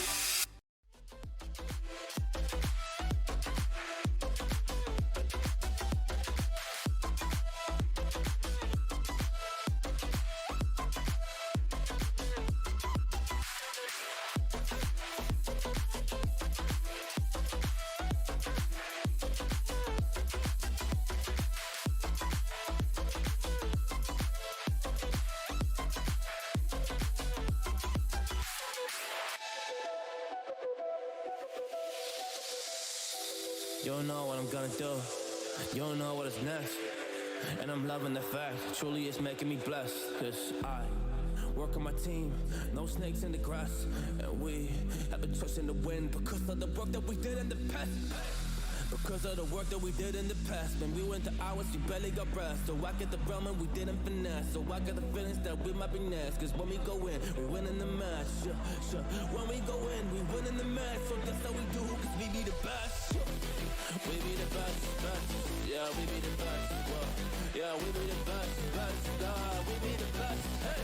Yeah, we be the best, best. Hey, we be the best. Yo, you wanna come on my test? Whoa, you want to see we the best? Hey, you don't see that we're the best kid, so I suggest you never really come and test it. But otherwise, I will smack your face like Michael Jordan does with a ball in the basket. Oh damn kid, but you didn't expect it. You never really thought that this could just happen, but now really come on and we pull out with the action. Just keep on the feed, don't they don't get it like.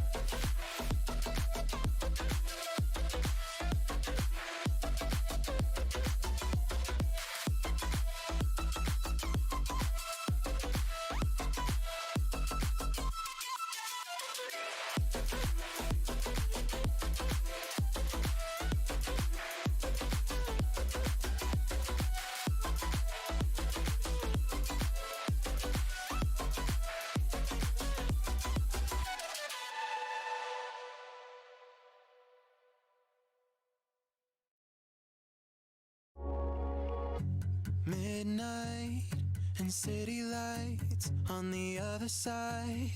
You're calling me up at the same time. I'm in the daylight. You're calling to say hi, but your words they cry. If there's something that you need to say, I know it ain't easy living inside your brain for sure. You keep telling me that it's all okay, but I know, yeah, your silence speaks so loud. Your silence speaks so loud. And I hear you calling out, yeah.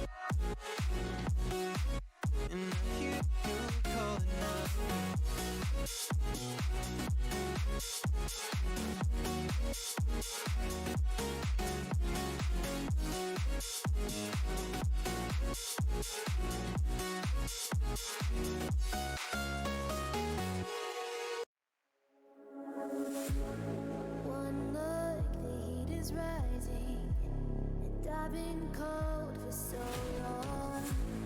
One touch and we're igniting, setting fire to it all. You know these flames ain't going out. This building is crumbling to the ground. Don't think that we can stop it now, 'cause baby our love is gonna burn down.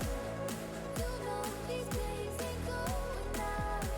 This building is crumbling to the ground. Don't think I wanna stop it now, 'cause baby our love is gonna burn it down.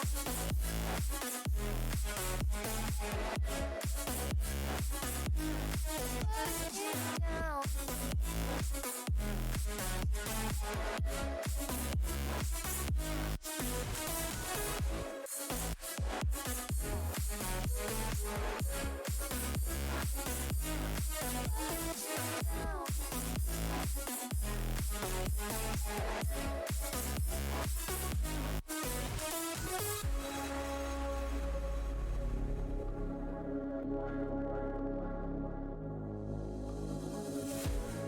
One spark, I feel lightning blazing up through the darkest nights.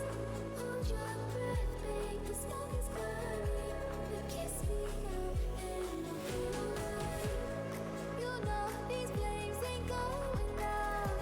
This building is crumbling to the ground. Don't think that we can stop it now, 'cause baby our love is gonna burn it down. You know these flames ain't going out. This building is crumbling to the ground. Don't think I wanna stop it now, 'cause baby our love is gonna burn it down.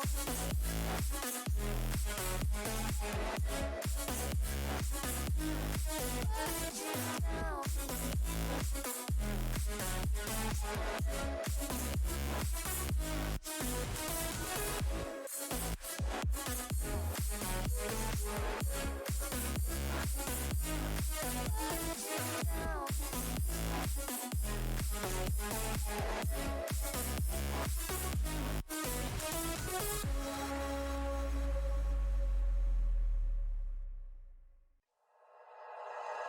Like you, be strong to hold the powers of the sun.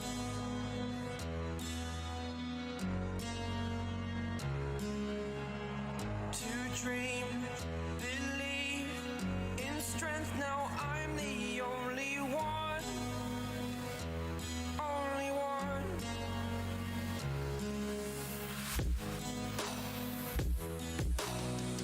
I was an ordinary boy until I broke the rules. My life destroyed, life destroyed. Until I woke awake, scream my mind, I shout, the ground shakes. How much can I take? My mind will break. Will it break? Can I take? Can I be your superhero? Superhero.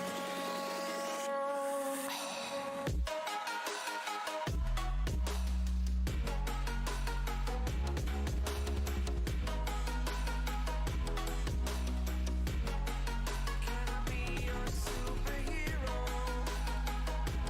Superhero. Superhero.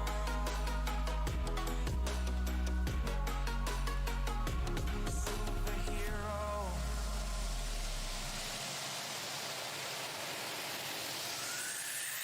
Fly away. It's the first time of today. Today. To dream, believe. You are the strength. You're all I need. Need. Oh, gonna give it a shot. you all from the enemy. You're a superhero. You're a superhero.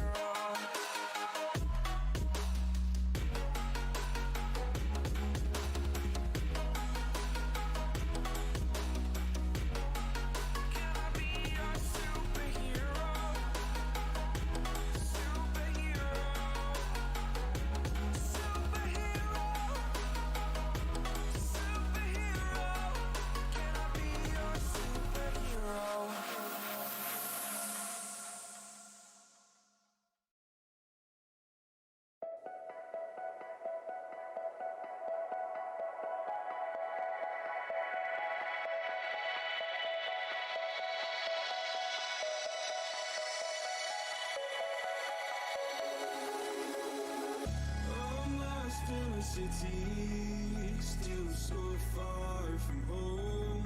I've searched for you all my life. Cast out like a shadow, racing towards the light. I pray to see you one more time.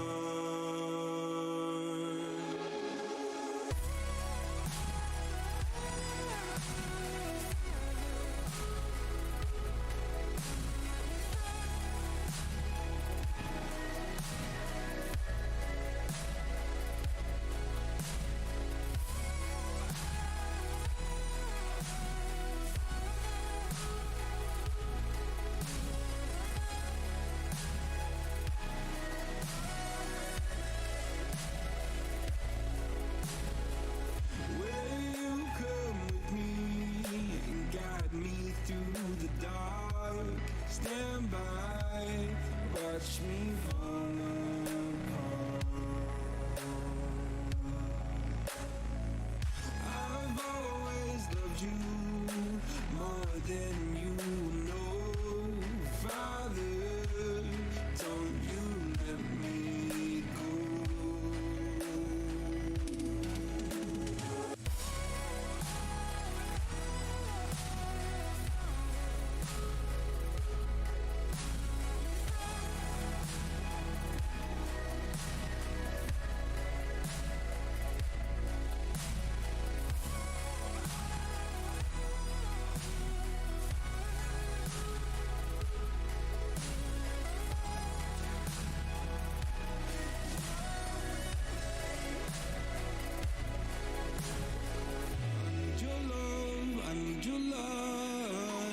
City nights and satellites. When I'm old and losing sight, carry me home all through the night. I need your love, I need your light. Like city nights and satellites. When I'm old and losing sight, carry me home all through the night.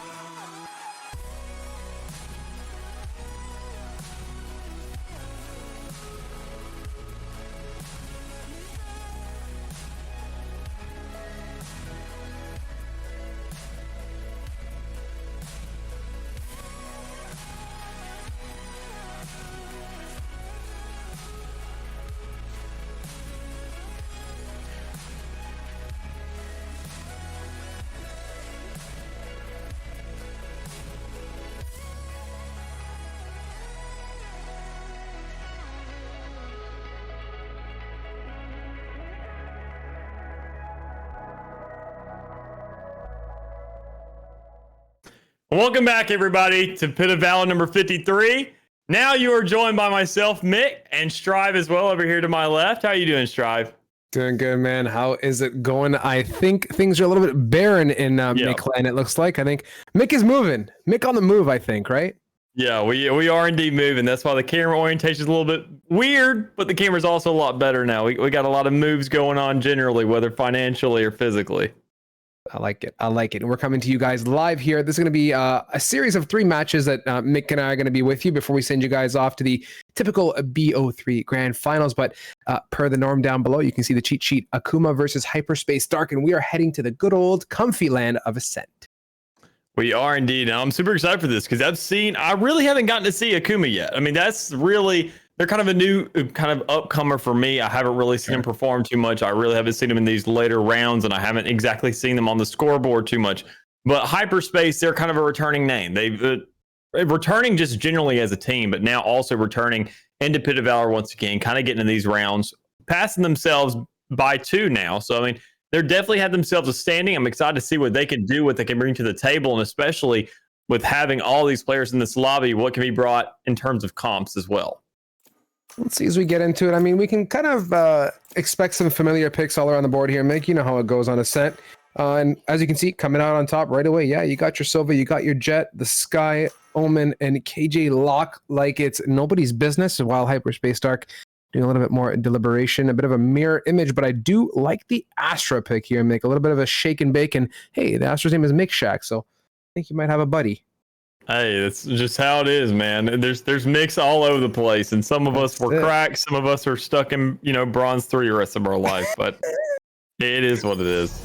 Don't be like that, man. Bronze 3, whatever it may be, it's all in good fun. And as usual, guys, thank you so much for joining us this evening. Brought to you by NXG. This is for 100 bones, so we got a bit of a doubling down scenario here for our beautiful viewers and participants as we get in and load on through. Thank you so much, guys. Let's get down and dirty on Ascent. The final picks were, of course, selected on the Hyperspace Dark side. The Sova KJ locked from Ginny and Ois. And loading in thoughts, opinions. Like you said, Akuma, a new team, fresh faces for me at least too. We'll see what they come out with, and if they come out swinging tonight, I'm looking forward to it. But Hyperspace Dark, though, man, familiar names and familiar faces, and you know what? It's not their first time around the block either. No, it's definitely not. And that's why I'm excited to see what exactly can be brought to the table, especially from Akuma, because I mean, I'm not going to say I'm an advocate for these underdogs, but I definitely like to give us a good run. I like to see them go ahead and get in those higher rounds, everybody reach those double-digit checkpoints and exactly what can be brought, and show that, regardless of what kind of standing you have, whether you're new or whether you're old, everybody still has somewhat of a potential to kind of get themselves a good running in this whole arena, this whole circuit. So I think with the way this round is turning out so far, with a lot of influence on a default and some emphasis towards the ends of the map here, we're going to see probably a couple kills here soon from Hooks, whether he's fragging or he's getting fragged. So now the attacker's getting situated. Looks like the play is to attack on this A, and they're going to go for the pinch right on away. And Mick is playing it this long. Here's a lot of activity. Romy opens it up onto Salty. Do they expect Mick? Potentially not, as he picks up one, dropping his star now. A bit of a suction cup indeed, but Romy is ready and hot. Does Mick connect? No, he cannot. Fades away to the darkness there as the spike is now planted. And there's a quick little plant right there, which, I mean, honestly, I can really love just as much as Ois' shot right there. Goodness gracious.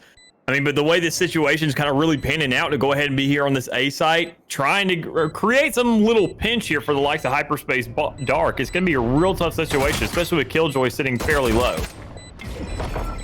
Nick now is in the hot seat, looking for some information here. Drops a nice, well-placed star, but this is going to be critical for him. He's got to deal with 2 more members of Akuma. Swings for the one, nice connection.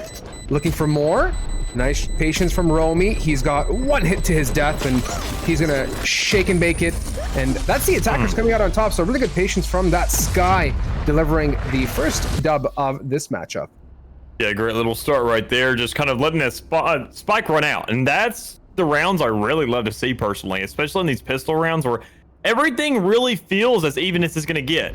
You don't have any edges from kills, you don't have any extra money from spike plants, you don't have all kinds of different economic worries on your shoulders. It's purely just what the game provides you up front, what kind of agents you have, what you can deal with these price changes and everything that's brought to the table with its utility, and really just deciding what pistol to run. And as we see a couple marshals here for Hyperspace, they got to follow it up and make a move, because Akuma, they're going to be sitting pretty well in these Spectres. And thinking about it a bit more here, Mick, I'm just having a bit of an epiphany or a flashback as they get on swinging here. Nice job there from Hooks and Jarosa as I'm trying to spit these words out. Tap it away. Ginny is lit. The dart comes in the right neighborhood, lands short, but he is so cooked that he's going to fall to Romy's Spectre with the door closing now. Spike getting planted. This is Akuma aggressing one more time on that A. I was going to say, This Akuma team has actually been with us for a while. I had a bit of a flashback. Wait a minute, Akuma, new faces? Definitely not the case. They've been playing with us for, I think, since the beginning of this year. A little bit before I joined the GLG squad, as you can see. Asserting dominance is Akuma. Yeah, they're comfortable, Nick. They know their way around the block, at least in these first 2 rounds. Advancing ahead with a 2-0 lead. I'm liking it. But this is the HD bounce back opportunity with the gun buy.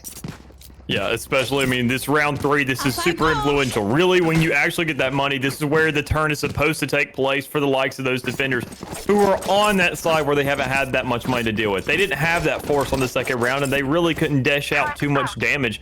And this is real. This is where the tide should turn.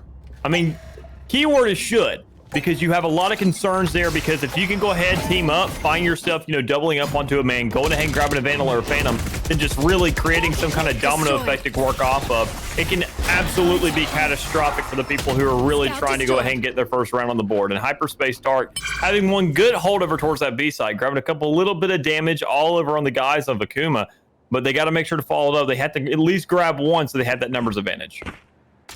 Let's see what these guns can do here right now as the defense team is stacked up with the weaponry. They got to get this round. This is critical. Tonrak sporting my kind of crosshair. Just that tiny little dot with the Sheriff can only equate to headshots. I mean, assuming you do put it in the right neighborhood. Somewhere between the chin and the top of one's forehead is looks like the Akuma squad are definitely favoring this A site as a turret quickly spots them. Salty now in the hot seat at Tree Room. Getting flashed, gonna have to fall away himself as Carno opens it up, and this is gonna be the collapse. Oh yeah, that's right here. I mean, this is what it all dwindles down to. The eye of the storm, and this is where the kind of the rear end of it comes through. You have that initial engage over there towards B side, the rotation coming through, and now you have everybody over there on the opposite side of the map, and this is where you have to go ahead and make these awkward moves off of heaven, as Wavy's gonna be the first one to go there, and Tornak just not able to follow through with some great trades on both sides. Coming out, this is Carno watching the top. I think he's got a bit of a hunch that there's people around hunting for him above, and he gets dropped on from Wavy.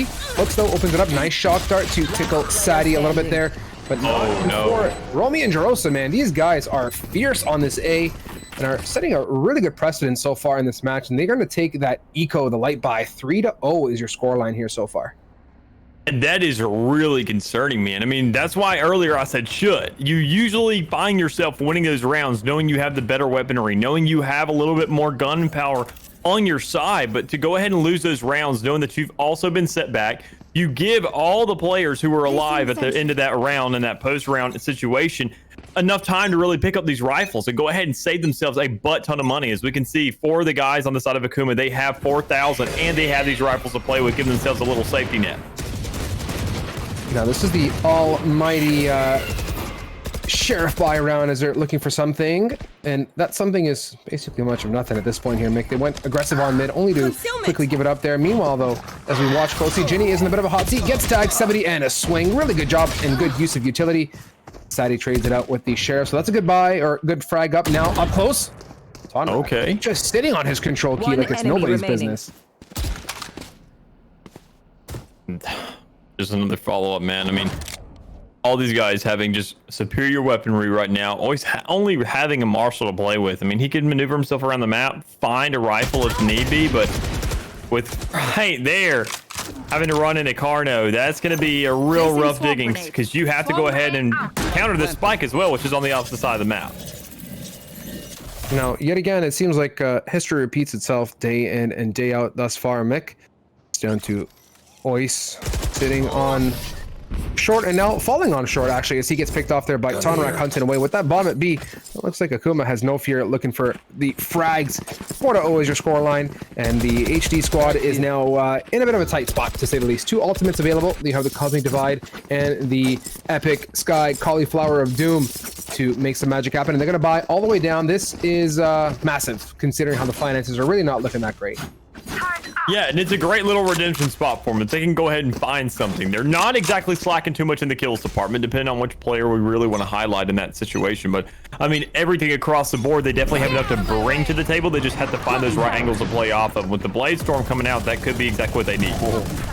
Nice job there, getting cracked away as Ginny through the paper mache walls. The Hunter's Fury comes out. Unfortunately, Wavy cannot salsa his way out of that one, getting picked off. And with the aggression coming out of B main now, this is the attackers with full control of sight. -1 body at this point as the Sky ult comes up. Hooks looking above the skies. Connects on one on Ois, who is lurking market more. Nick, nice swing, but he is now the Lonesome Wolf supported by Sky to break through this wall. It's not going to be nice here.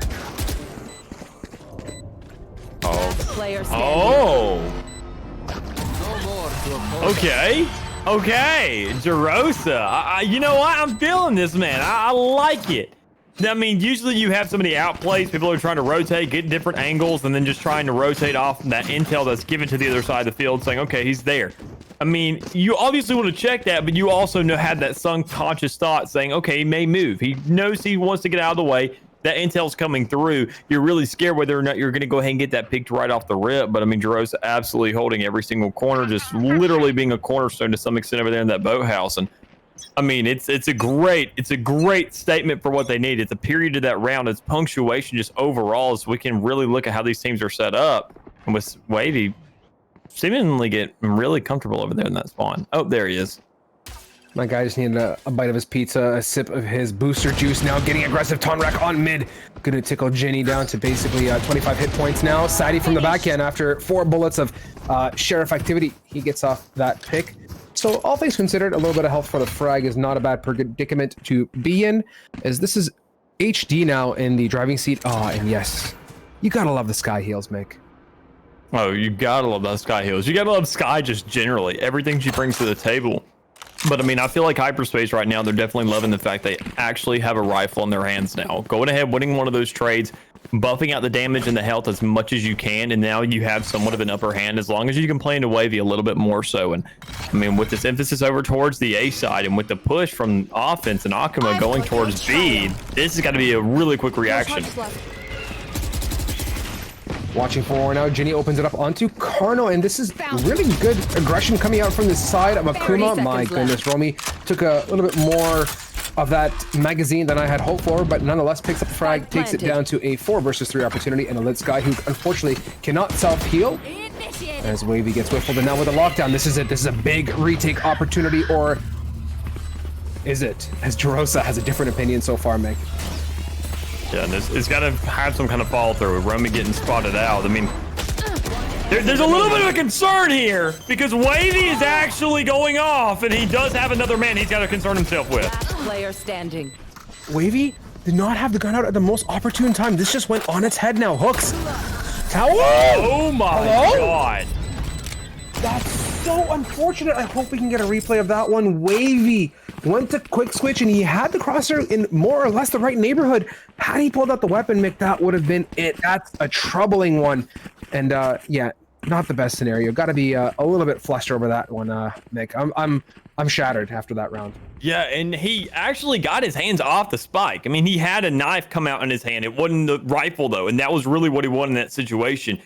And with Hooks, I mean, looking at this, that plant is actually amazing, knowing that you can penetrate through that wall. I really haven't seen that too much, and I love that play from Akuma. Just go ahead and utilize those wall bangs, essentially to go ahead and give yourself a free watch over, a free oracle for your spike. Call it the 6-0, but my oracle says we are in for a roller coaster of a matchup so far for the Akuma side. They're looking really strong and healthy, Mick, and are now settling back to their customary default, taking it slow and easy. Mid control, B control, and A control is on the menu tonight, along with a nice bottle of wine, as we're patiently waiting with 1:06 on the clock for some activity. And by the looks of the rotates, my spidey senses are saying A is going to be the play. I'm kind of with you on that one. It definitely looks like there's a lot of initiative towards there. You got 4 players coming there through main, but there just has to be some kind of push. There has to be initiative already. There has to be a plant going down, and with not too many players that are retaliate yet, I think it's definitely probable for it to go through. Hooks, nice positioning. He's going to see the tip of Sadie's gun if he walks through it first. But he has a different opinion. It seems swinging. Oh! Nice flash with Sadie. Full rate. Charles connects on there. Always with another on to Romy. And this is a full-on retake. The tempo heating up now. Yeah, they got to win this. I mean, with Hoist right there grabbing himself one, that's definitely a good start because this is looking like they finally have some initiative. 5 men, they completely have this site. They may be on a defense, but they look like they're on offense right now. Let's see what they can do. It's down to Jerosa. Gets it. He's got more to work through. Can he swing on the one here? Flying Wavy in the air. Oh. Make it look easy with the Shardy. And that setup, man, I mean, it was great. It's usually what you want to go for in these kind of situations, putting that spike over there towards mid-A and just finding those picks as best you can. But there's so much bloom in this game. There's so much kind of RNG oriented around those spray patterns that you can't even essentially call it a spray pattern at the end of the day. You have to really just rely on that gun really just resonating with you and finding those right shots. And I mean, that's what it came down to with Hyperspace right there. Finally getting themselves around on the board after they have been struggling for the past 7 rounds. I mean, that's exactly what you need. It's a kind of rally. It actually gives them a little bit of a fluff space now, but Akuma still has themselves probably, I would say, 2 rounds of a bye as well, even after this one being lost. So we get back down to the nitty-gritty as well, too. I mean, it's a nice change of pace for the HD squad. And oh boy, okay, this is good alarm bot activity. Nice decision too. Actually, that's a nice play as a KJ if you want to face check the smokes just to pin that alarm bot in there nicely. And Carno's not going to take advantage of that as he's managed to push Mick away from that initial Omen bloom. It looks like my kind of play here on a set mid control. This is a great setup and can offer good collapse onto the B side if executed correctly. And we'll see if they can make it happen now. Wavy has that big $4,700 investment here.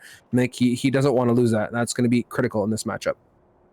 No, I can't blame him. I mean, you want to keep that as much as you can. You want to go ahead and stay in the back. That's why not only is it so powerful, it's so expensive as well, because it creates that lingering threat of your economy and just absolutely messing it up. And I think they want to go ahead and mess up this A site for the side of Akuma because B is really where everybody's stationed at.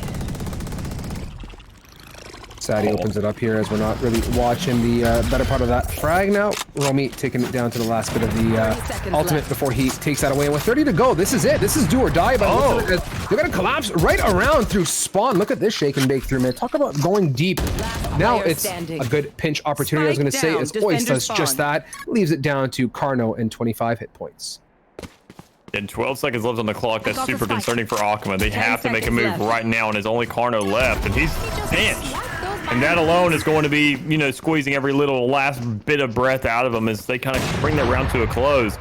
Hyperspace looking like they actually got themselves a game on their hands. As long as they can go ahead and continue this momentum, realize what's working, what isn't, and forcing these guys on the Akuma side to go ahead and say, all right, let's get them a little bit confused and let's just kind of draw this out a little bit longer.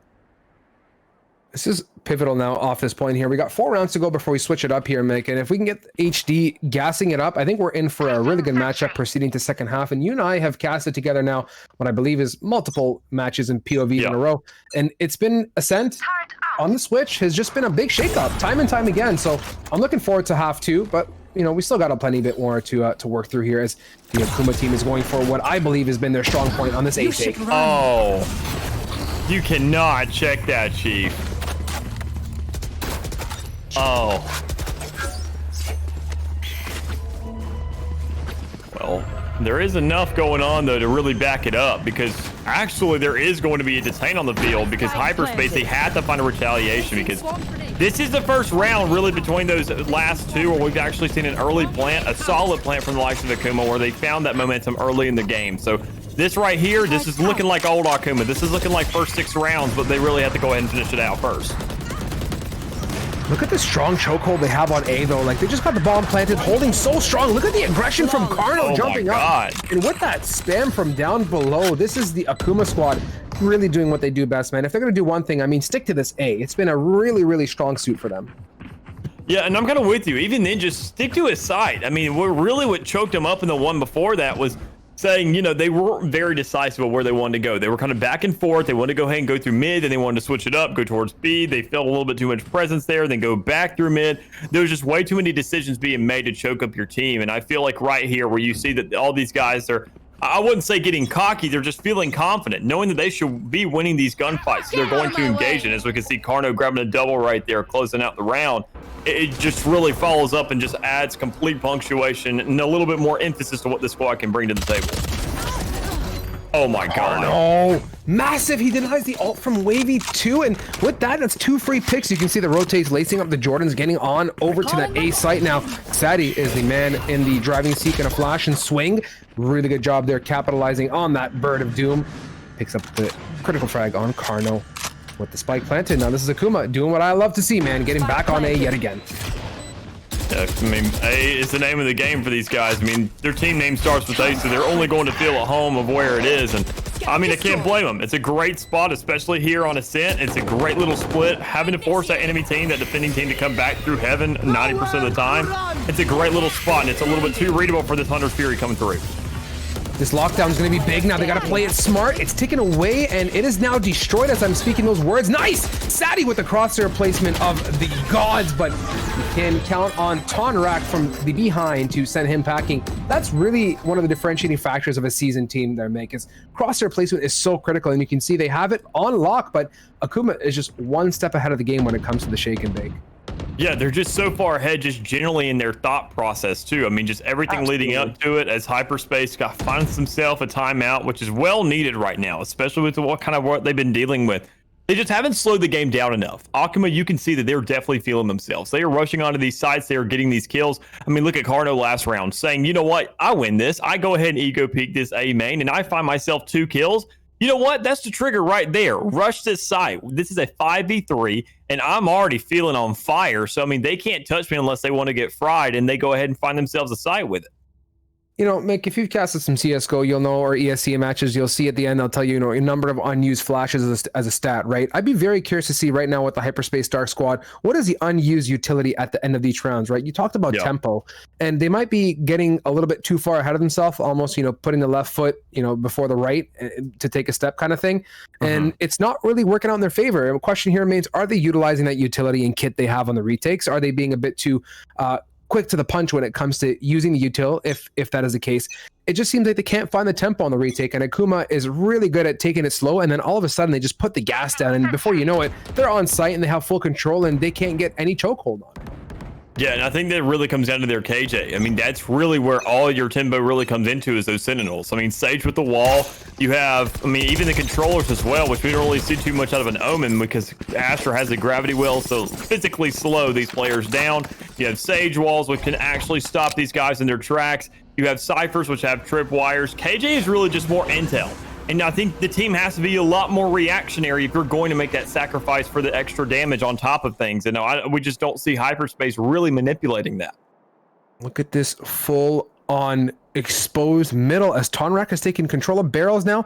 There's one on his left and I believe 1 or 2 on his right. Romy, though, is right beside him, and that is Akuma doing what they do best, man. They are so united as a squad. It's just down to Mick, and now what is he going to do? Get shot down by Tonrak, and this is pivotal, and what's differentiated Akuma this matchup thus far is they're united on these pushes, and you know what? Tonrak didn't even have to do anything. He had to worry about one angle. That's just so well executed. Yeah, just the way they're splitting it up. I mean, we see such a great default from Akuma going ahead and splitting themselves across the map in some kind of different form or fashion. Whether or not they're going for a site, whether or not they want to go ahead and get a pick or two and create some disruption. It's one of those really annoying compositions to deal with, just an allocation of men, not agent picks alone, to sit there and say, all right, well, we got, you know, 2 guys just died over there towards A side. We got the rest of these 3 over towards B. How the hell are we going to react to this? Do we go ahead and rotate everyone and then sacrifice up B side if there's some kind of trick or not? I think it's just a little bit too much thinking and not enough reacting. I'm with you. At some point, you just kind of got to go with your gut, right? And maybe this is Hyperspace Dark just unable to, like you said earlier, I believe, Nick, like just find a tempo and a groove. It's like, you know, you said Akuma's really feeling himself, and I agree with that statement completely. They have such a good pace, and you can see Carno has taken control of, you know, Tree Room. Okay, now he falls to Wavy, but a little bit too late it is. As I digest my words thoroughly, it looks like Mick and gang have a different opinion about this round. Then get down to Romy and 4 people to munch through. This play, man, right here. I was going to say, I mean, Hyperspace, I expected him to really pull that out because you saw Akuma over on that B, or on that A side, excuse me, where they've really been getting those good hits. They wanted to go ahead and place that ultimate down, go ahead and place that lockdown, and then find a way to create some kind of disruption. You see Hyperspace just rotate across the map and say, hold up, wait a minute, something doesn't feel right here. Let me go ahead and go back to the other side of the map, see what I can do there. And next thing you know, you hear a spike plant going down, and you're saying, all right, bingo, this is where they're trying to really aim for, and we're going to go ahead and make our home here, find ourselves a couple frags and close out a round and get to at least a third of what Akuma's brought to the table in terms of these rounds. And it's things like that, man. They just got to sit there, as you say, go with their gut. They need to really just stick to themselves because, I mean, I know whenever you get in these deficits of rounds, you get a little bit flustered. You kind of sit there and choke up a little bit. You second guess yourself a little too much, but you just got to treat it like you're winning and you'll eventually get into those shoes. Well said, Mick. I mean, like, words of wisdom, and that's what it's going to come down to. But we talked about it earlier too. This is the half switch, and this is where Ascent can flop on its forehead really quickly as we are watching the Sky on Sky action, which is a great bit of kit here. Wavy now is pinned in a bit of a troubling spot. He's going to get spammed to oblivion from Romy. Ginny has the trade in hand. This is now the Akuma squad getting a bit of a whiff as to what's happening and quickly shaking their tail feathers over to this B site. Yeah, just everything panning out here for these sides. I mean, look at Jenny. He didn't exactly get a trade fully just yet because he's close to going down. He just ain't there yet. And especially with Sky not having those heals to pull out for the team, that's kind of going to be super inhibiting to them. But, I mean, right now, Akuma just has to find a pull onto the site. I mean, you have guys stationed on both sides. We don't see Hyperspace making a move when I think they have more than enough warrant to. This is tough for Hooks now. He's jousting against so many different angles. Meanwhile, jumping away, Ois gets it. Jerosa and Carno on the opposing end of the spectrum are doing their fair share. Not before Ginny responds, brings it down to a 2v1 now. Ois left and a right and a spike on his back now. Gonna jiggle his way in, but not before Captain Tonrak goes wide out of B main. That's a troubling situation to be in, man. You gotta look left and right in every which way possible. Bit of a reach, but that's gonna earn Akuma the race to 10. 10-3 is your scoreline. I'm just kind of questionable of Hyperspace right there. They really had a lot of initiative towards that B site. They had that. I mean, they could have gone to that catwalk. The only man you had waiting over there for you was Jerosa. And I'm not going to say he's a slacker by any means necessary, but it's just one man when you have 4 guys who are still alive. Go ahead, find that cover over towards market side. Get somebody to go ahead and recon dart over towards that CT. Go ahead and get that coverage back there as well, and make sure that you can make this push, because Hooks is going to be doing that same exact thing, and he's doing a hell of a lot better. And you saw on that too, as we're watching yet again a bit of the Akuma Wrath unfold in front of us. 2 opening picks with a minute 30 left. Patty had actually made his way all the way onto sidewalk. He was walking and dealing with sidewalk only. His back end was covered off, and the rest of the team was just kind of sitting in B main and logs, just baking cookies. Like, let's just aggress on site, make it happen. And it's Hyperspace Stark just really falling short on the aggressive side.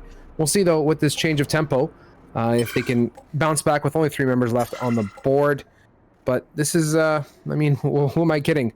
The Akuma squad knows how to take A, and my marbles tell me they know how to hold it too. Yeah, and I'm completely with you on that. I mean, having all 5 of these guys sitting on it just absolutely just hunkered down right now. I mean, Hyperspace, it's great that they know how to slow the game down, but I mean, they're proving it a little bit too late because they're on the opposite side of the field where, I mean, time is against them rather than with them. So they have to go ahead and find themselves onto a bomb site, and they've already allowed these guys on Akuma to go ahead and station in mid here, as Romy's going to already find himself one with this placement. 1 enemy remaining. Nice bit of utility Spike usage down, there. mid. Jerosa does the deed. Down to Ois, 52 and a Sheriff. He's got to line the 1 taps. Chance of success fairly confident as Hooks is just whiffleitis every which way possible. And the slacker that you low-key almost called out, Jerosa there, he comes out on top. I'm only kidding. Jerosa's been definitely carrying his weight. I mean, this whole Akuma squad has been doing a fair deed as we hit that double 1. Yeah, I mean, just look at them all. They're all just absolutely... Look at that kill spread, man. That's almost as nearly as good as you can get. That's just team 1 kill man. off. I mean, from Tornak, he's 1 ahead from the rest of his squad. I mean, and you can tell that they are getting those trades damn near perfectly. I mean, knowing that they can go ahead, get those positive ratios, play out their lives as best they can. And I mean, I feel like their economy, their buys right now, and their round placement just is a complete testament to that. Yeah, well said. I mean, that just, like, it's team unity and working together, and that's what you see yet again. Opening pick, with 8 seconds in the round passed away, they've already managed to pick off 1 member of Hyperspace Stark. Wavy, though, is going to make his quick way to market. He's going to smoke that off, too, and that's going to reveal his position completely. So they're expecting it, and nice job from Jerosa. Oh Wavy, my god. This is why I question. He had the control. Why not go all the way? Go the extra mile. Take that mark control and open the pick off while that smoke is behind him. And they're just falling away, man, one after another. And this is now Sadie, your sidewalk warrior against 3. It's just the way they're playing this out, dude. I mean, after this round is over, I really want to go over that first pick that really occurred. I mean, it was just fundamental Valorant. I mean, the way this game is played out, to go ahead and give your team the edge, go ahead and utilizing each other, whether it's deaths or whether it's kills, as Romy finds himself the last one on the Sadie. I mean, the way they rushed in, I mean, it's not exactly replay worthy by any means, because it's just 3 guys ramming them way out of a site on the defensive end, and then going ahead and just pushing themselves into a guy to see if he's there by any chance, taking that roll of the dice. But having those 3 Spectres gather onto one Vandal, then you have that one player who then has a Vandal for essentially free after that last round, only having to pay for the armor now. Just going ahead and playing off them for the rest of the round, relying on your team to go ahead and grab those frags, those picks. Just keep on moving forward and forward and forward as the rest of you trade out as well. And I mean, just things like that, Akuma with that play alone just shows how much more prepared they are. This is it, man. I mean, we're sitting on what is match point for the side of Akuma and Hyperspace Dark. Let's see what they can do.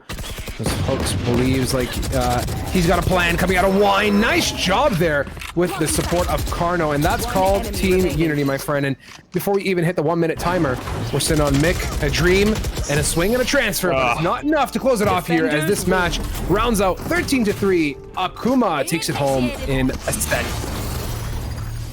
Yeah, but I mean, that was just rough for him, dude. I just can't. Hyperspace, I've seen them time and time again. They have brought a lot to the table, and they're definitely a solid squad. I just don't feel like they really were feeling themselves in that match. Yeah. I mean, Akuma was so aggressive up front. They really grabbed so many frags so efficiently at the same time, and they were just playing fundamental Valorant just to the highest level, it felt like. So, I mean, these guys, I mean, the way it looked, it was almost like they were Radiance, like they were a Team 1 squad, just absolutely shoving into their competition.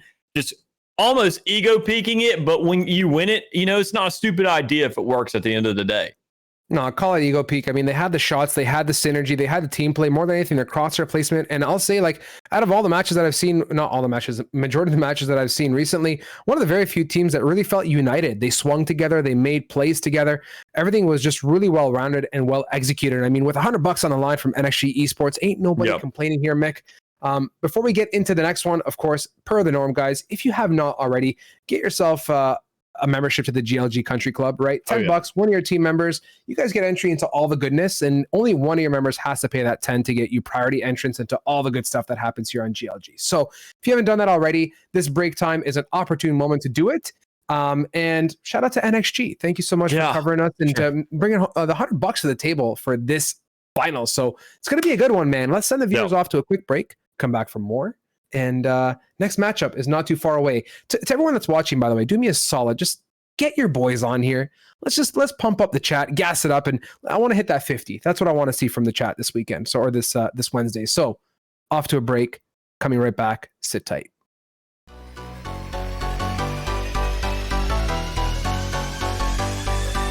Starting to heat up a little bit here. Over the wall, and Bond gets 2. Make it 3. Oh, that's the opening you want. Every single time they've gotten aggressive, they've caught one out. Are you kidding me? Lazy. He's got a 2-for-1 deal. At this stage, we don't really have to worry about funds all that much because Dynamic has that Blade Storm. He doesn't need to worry about anything else. He's going to get a pick on Kermie because, I mean, he's built like that. Put crack in this dude's cereal. I mean, goodness gracious. It needs to be crack. I mean, look at it. Oh, my God. Look at it. What? You can see Benevolence doesn't even get distracted by the Trailblazer. Connects on 3.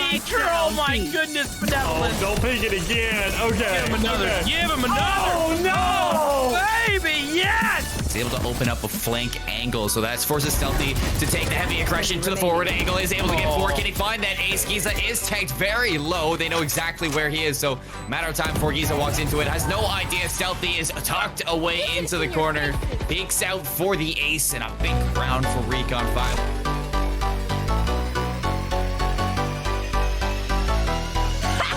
I didn't expect that.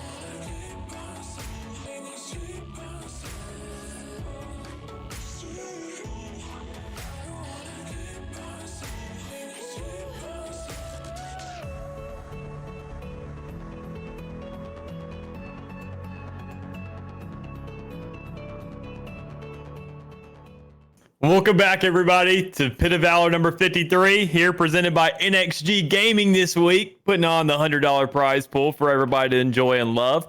Bring a little more stakes to the table as well is what we like to see. So that also is going to lead us here into our next matchup, where we actually have one, I want to say, a little bit more of a banger, personally. I mean, we obviously, we kind of got a little bit robbed in that last matchup. Hyperscape, I mean, it's kind of not sleeping at the wheel, just not really feeling themselves on the keys just yet. But I mean, they got plenty more weeks to come ahead for them to really get themselves back into place. But I mean, we have Valor's GG in this next matchup against Taipan Esports. And these two squads, I've seen them time and time again. This is going to be a barn burner, my guy. Dude, it's going to be mint. I am hyped. Taipan puts on a mean show. Valor's also does a mean show. I mean, I'm going to just completely leave this one in the air. And we're going to one of my favorite maps. It's going to be on Haven, the 3-site fiasco. So a bit of a change up from Ascent. But like you said, man, it's going to be a great one. Getting into it, of course, you said it well. Thank you so much to NXG. $100 prize pot here for this finals. Thoughts and opinions, what you're expecting here. I'm feeling good for Taipan. I'll be honest with you. As a squad, they're united and they always deliver here. And they put on a really good team show. Yeah, I'm kind of with you on that. I mean, right here off the rip, I am going to say just from slaying power, just from individuals and what they got to bring to the table, of just the guys who are behind the keyboards and mice who are playing. I want to say Taipan has a really good shot here, and I think they're a little bit favored. I wouldn't say astronomically by any means, but I want to say they definitely have a good bet. I think what it really comes down to is these compositions that we're going to see, because Haven, because of it kind of being such a narrow map, you have just so many hallways really to play off of. That brings a lot more to the table of what can really be opened up. I mean, Sentinels, obviously, Cypher and KG are going to be your two go-tos, really, because Sage, there's not really too much you can do with that wall. It's just kind of a little bit of a stop, but if the team's aggressive enough, they're not going to care. And you just got to really play off that. But the duelists are also the hugest influence here, because you have Reyna. She has a huge impact on this map. You got Phoenix, who feels really meta here, but we just don't see him as much as we used to anymore. So there's just so much to bring to the table, and Renee going ahead and whipping out that Astra, and actually everybody already know what they're going for. Good God. Yeah, it seems like these guys have played this game a couple times, to say the least. They're locking it away quickly. Yeah, you got your Cypher there that I love to see on this map. Really excels well with the wires and the camera feature. But waiting for the rest of the gang to lock in. This is a nice change up and a good little shake and bake for us here. Prof on that KO. So keep your eyes peeled for how that comes to be. And I'll say this is one of the fastest load-ins we've gotten in a hot minute. It looks like these teams are gassed and ready to go. I don't know about you, Mick, but I'm ready to. Oh, I'm as well. I mean, especially Prof right there with the KO. I've seen this man on it before. And this exact kind of lineup, essentially. Not on Haven. I want to say it was on Ascent. But, I mean, looking at what they got to bring. Slam bringing in the Brimstone, which we really don't see too much. I mean, that's definitely kind of a wild card in my opinion. I'm super excited to see what can be made out of him, because, I mean, with those smokes, with them being so easily deployable, them having such a long range to them, and providing a lot of control just for the whole entire squad, and just kind of slowing the game down. Even though it's there, just not too much. It's enough there, especially for post plants, knowing how that ultimate has such an easy impact. It's such a quick little post plant situation, a little safeguard or a little safety net, I'll have you. So, I mean, everything going forward, I mean, it's looking really good, and I think it's kind of balanced for both sides. Speaking of balance, looks like we're about to hit that 50 number on the viewers too. So to those that heard my prayers, thank you so much, guys. We appreciate your support here week in and week out on these Wednesday Pit of Valors. We do it for the viewers and for the family we have. Getting into this matchup, we are live, and we'll see what the attackers Valors here has in the tank, and a nice high shot of this long game push. Getting aggressive on short. Conrad with that pick and rip. He is. Vaughn's with the trade, and looks like they're not backing off this site whatsoever. Yeah, and I mean, I can't blame them. This is pistol round. You want to go ahead and be as aggressive as you can, and Valor's done a hell of a job on that, man, because Slam being the last man left. So let's see what exactly he can do. If he can find his way out of that smoke first, just absolutely getting gunned down. Now look at this, how, you know, this whole equation, how it came to be.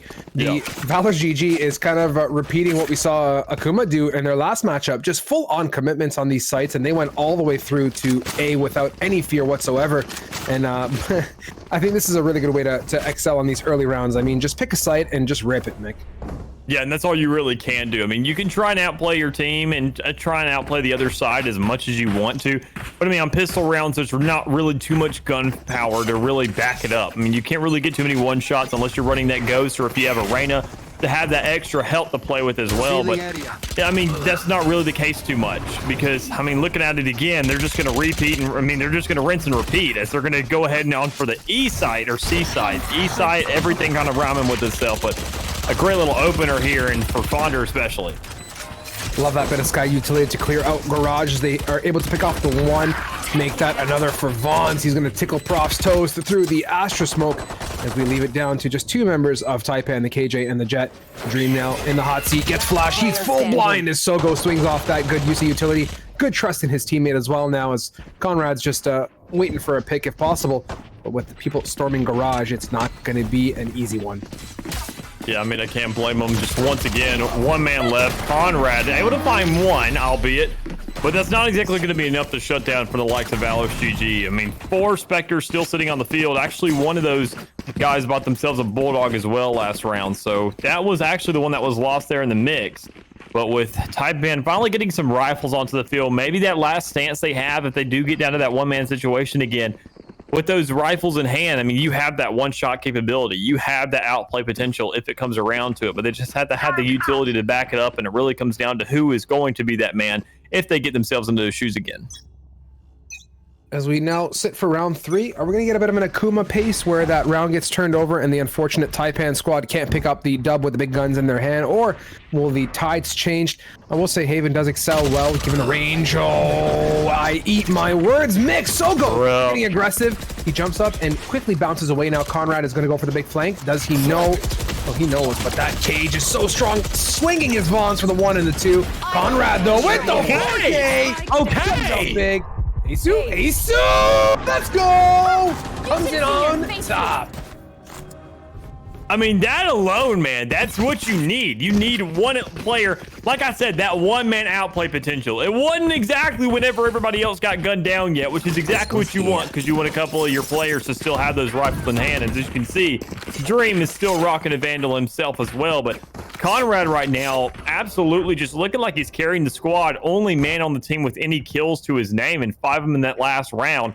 It's still early in the match. We've still got plenty to go here. But, I mean, if we're going to go ahead and follow suit and say that this is going to be some kind of pattern that we're going to see over the course of the game, it's going to be concerning, to say the least.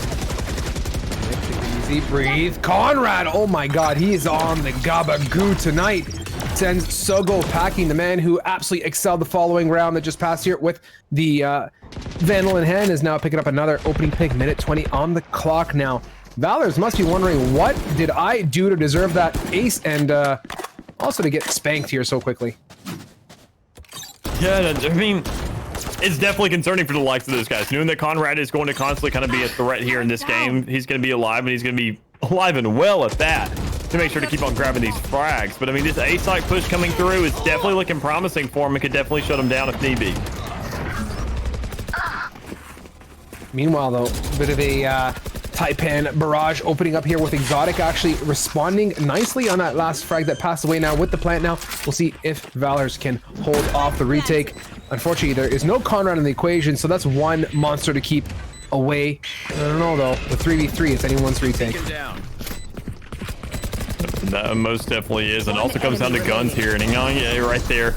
Actually, I eat my words as well, just as you did there at the beginning of the round. I mean, just not enough there. I mean, the judge coming through, finding itself a pick, and 3 players still alive from Taipan. I mean, that's going to be a great sitting if they can all find these rifles in their hands, save a lot of money going forward, especially with the trade out.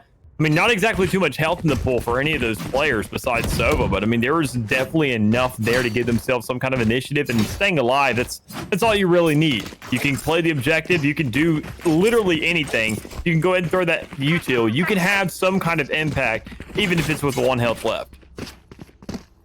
My guy, all you need is 1 health, 1 bullet. Technically, anything is possible. You just have to believe. Don't ever take those words of wisdom anywhere with you beyond this particular 10 seconds remaining. You need more than 1 hit point and 1 bullet, my guy. Let's be honest here, especially at this level of gameplay, as the dog is doing its best to hop on up here. That was a nice show. Almost felt like I was in a bit of a dog exhibition here. Sogo gets tagged, and he's going to dash away into Garage. Going to joust to his left, but that slammed, holding steady on the double boxes near long. spamming away. He falls to back sight, unharmed for the most part now. As they're swinging, do they get him? No, they do, but not before Vons eats a bit of that one. Prof for the response, and this is Taipan now. Oh my god. Max, my guy. Whole Taipan Prof. I mean, it's got to be short for Professor because he's showing you how to close out rounds. I mean, everybody, what about your notebooks? And, you know, write a couple notes down, man, because everything just leading out from that round is a quick little end, absolutely just turning the tides. And 3 in a row here for Taipan, just showing, you know, maybe they're just a little bit rough there at the start of these rounds. They don't exactly play with pistols too well. The Spectres, they're not exactly too accustomed to them. But, I mean, going forward, once you put those rifles in their hands, that's where things really start to heat up. So, especially with the likes of Conrad and with that operator in hand, I got to say, I'm already kind of a little shaky of what could be happening. This is going to be juicy to watch, man. We'll see what that op does in this round. The one and done on the Jet is massive. And yeah, to no surprise, it's playing that C, kind of rotating around, keeping an eye on Garage. But now we know for a fact that VALOR does know how to flex on sites, and they're very mobile. Slams crosshair placement on point. Does he get it? And he does. Spawner gets caught with a Hunter's Fury. Sogo responds, but it might be just a little bit too late here for the VALOR squad. Yeah, I'm kind of with you on that, man. I mean, but with that triple coming through from Sogo, there's definitely a little bit of an answer and a little bit of a promise as well with that Blade Storm coming out. 1 enemy remaining. This Blade Storm dash and updraft was a choice, to say the least, but in the end, Sogo, the counter Jet this time, gonna have a 4K response. Short one from the Conrad play you saw earlier, but nonetheless, 3-3 your scoreline. VALOR's keeping it even. Yeah, keeping it even is definitely what you can do right here. I mean, Taipan obviously bringing it back, and that alone is enough to bring some kind of pressure to the table that VALOR's needed, because, I mean, they kind of been choking up these past couple. Not able to do too much, kind of not really feel themselves too much as well, but, I mean, going ahead and winning out that round, knowing that you can shut these guys down. You know, God does bleed is the thing I like to say time and time again when I'm in these lobbies myself, knowing that Conrad, if you can go ahead and get him out of the game, get that operator out of his hand, there's definitely a lot of promise going forward. That's critical too. Coming off rounds like that, it's more than often difficult to shake off the vibes, especially when you get 5K'd on per se. But you can see this is the beauty of Valorant. Multiple rounds available as NA opens it up onto Slam, your local C player. Valor's now with the Cypher ultimate have a clear idea of who is where and what they are doing. And with the rotates coming out, I believe the attackers are favoring the C site, with Exotic opening up nicely onto Feb there at Logs, and this is going to be a free walk onto C. Yeah, that's definitely what it's looking like. If they had the luxury, or the same amount as we did, they have to go ahead and find themselves to go ahead and get a frag past Professor there towards the center and go ahead and try and move a little bit more inwards. And it's looking like there's not exactly going to be enough there. I mean, just such a strong hold. Spike is going to go down, but I mean, Conrad still being alive still concerns me, man. I'm gonna be completely honest. I mean, Conrad's got 5 to Mulster. He could potentially do it. Opening it up with the one onto Sogo. Now getting revealed with the dart. A camera also now out of the equation. He doesn't get tagged up from it now, but the defenders or the attackers, sorry, so patient, holding steady behind sight, and they swing in unison. If you're gonna play it one way, man, that is most definitely the best way to do it. United swings always win. Yeah, and one little play I want to kind of microanalyze there. I mean, and this kind of just is a recent thing. So, I mean, not a lot of players are used to it, especially, you know, these squads who are playing on such a high level. They have everything almost at muscle memory level right now. Is those green crates over there towards the seaside. I mean, there's so much that's really there in the center. That's where all your emphasis and cover comes from, unless you're sitting on long. But those are completely penetrable now. I mean, for most guns, you can find yourself a lot of shots through. You don't have to get too close. You don't really have to do anything. They're almost like glass, and you just don't see enough players manipulating that. And just as a follow-up, I mean, may see manipulation of the Conrad coming through as the trip bar does seem to grab him and get that intel that they're going to be going for a super aggressive pinch play here. Gotta be careful though. Conrad on the Blade Storm is a tricky situation to witness as Ine opens it up onto Slammed again, who's been, first of all, 2 rounds in a row now. He's got the control, dashing. Well, not really dashing, but more strafing onto Ine. Dream opens it up, Vons with a response, alas, and now with the spike planting towards its A site. We're gonna see Cypher set up for the post. Set the camera, maybe a tripwire or a cage or two, if anything. Looking for the dart, back on the cam, and here we go. Proc now with the ult and the knife. Off we go for the retake. Enemy suppressed. Definitely doable with the knife coming out, that suppression, but not enough kills to really follow it up, because Valor's with a quick little close right there. Finally get themselves back into the shoes of having a lead once again and capitalizing on it at that with another 2 round, as we can see. So, I mean, I don't know if this is going to be a pattern to some extent or if this is going to be, you know, a back and forth of some worthwhile effort. But that's really kind of something to be determined as we see Conrad once again going absolutely broke for this operator. So if he can go ahead and find him something, I feel like they're going to play on it. And this is going to be an easy little round for Taipan if they can really just execute off their moist. Taipan's got to go back and just rethink their rotates a bit more and how they want to play these sites, right? It's totally okay to give up a site. There's nothing wrong. And you can see Slam now, 3rd round in a row, first pick. He's been playing that aggressive post on long near those green boxes over and over again. At what point is he going to realize it's not working? And falling early is not the play. So we'll see if they can micro adjust, like you said, make to those small changes. And hopefully Slam realizes that his aggression is really not lending itself well to this overall round flow. Yeah, and just everything going through here. I mean, the Phantom is a great little positioning to have, especially with weapons. But I mean, as the rotation goes towards A, that's kind of getting out of your league, I would say. And Professor with a great little follow-up. I mean, everything going forward, there's definitely enough initiative there for Valor to really get themselves back onto the top here. Go ahead and carry on top of that. But Taipan, I mean, you got to find a way to shut them down. And their health pools aren't exactly too favorable for themselves. Now with Prof, he's got a hunch that there's someone to the left, albeit the knife doesn't reveal anything. Nice swing onto Exotic. Conrad with that up! Comes in big onto Sogo. And that's $4,700 well spent, my friend, as it's down to just one member of Valor's. They're dashing for it. Conrad, thirsty. Not before Feb, though. Shanks that from him. And this is Taipan bouncing back, man, on a really good retake. Yeah, I mean, they're finding themselves at a lot of different angles, and that alone is just really what's just choking Valor up. I mean, you go ahead, have Conrad coming through A long, find himself an operator pick towards heaven. I mean, there's just so many different angles to where if you're in a 2v1, it's perfectly fine as long as you got those guys lined up back to back on each other. You can find that spray transfer, easily get both those kills. But when you have, you know, a man on opposite side of you, you have to make a complete 180 and find yourself 2 picks. And especially after missing those first couple shots towards that spawn, I mean, it's just a really rough predicament to make yourself out of and the kind of the beneficial end. And I'm sitting here wondering what they're going to do to stop the wrath of Conrad, right? If like you said, if there's one man that needs to be put down, it's going to be Conrad with that op. He's been such a pivotal player and he's always fluid. Now sitting in garage, not really picking his usual C site. And if everything works out here, he might get a pick and no. He decides to dip away as Prof does the deed for him on the opposing end of this map. And he's still alive. Critical to keep that $4,700 in your back pocket as the finances are not looking the greatest.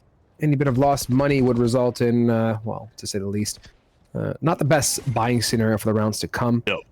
But look at Valor's. A really nice change in tempo, just taking it very slow, albeit they did lose a body. Yeah, and I think right here, I mean, Vaughns, he's got the right idea, but he doesn't have the right kind of intel going forward. Because with that alarm bot, actually, I think they'll like to play even better now, knowing to go ahead and clear that out, not overextending yourself, letting the setups come through for all these other players as the full A sweep not exactly comes through yet with every player, but with the Astra plant going down, that could be enough. Darkner getting planted, Ine doing that for us as we watch the 3-man Taipan retake. They've had a bit of an iffy time getting back on A. KO fell short the following round, and now this is Dream and Jet getting flash, double dart potential coming in. Ine goes for the swing. Look at the confidence from Valor's here, taking full control of that A-Link side, and Vaughn's just doing his best to give his teammates some hugs as he is lit too. Player standing. Yeah, I mean, this is big though. So, hold on a minute. Slammed? Oh, good attempt. Very good attempt, but Fonder quickly rotates over to pick that one up. That was looking really strong though for the Ninja. Yeah, it was, and that's where, I mean, that alone, just the way they really played that out, got themselves on the side. I think Valor's really earned themselves that win right there, that round. I mean, just the way they execute themselves onto the side, not letting all that utility go through just yet. I mean, the Killjoy alarm bot being stationed there for that flank is kind of an awkward angle as it is to kind of leave open still. It's a lesson learned, at least, to say that, okay, they can definitely have some kind of initiative onto this site. I need to be putting it a little bit further up so I can get these reads a little bit quicker instead of just letting a site literally be taken out from under my nose. Valor's not going aggressive back to that pistol round onto this A. They're trying, getting spammed away. Vaughn's lit down to 21. Jet also not interested in contesting too much at all. Sogo goes up high with the right click, misses. Dream with that frag. Fonder, Ine, what a piece of this. Oh, slam! Oh! Close proximity in the smoke.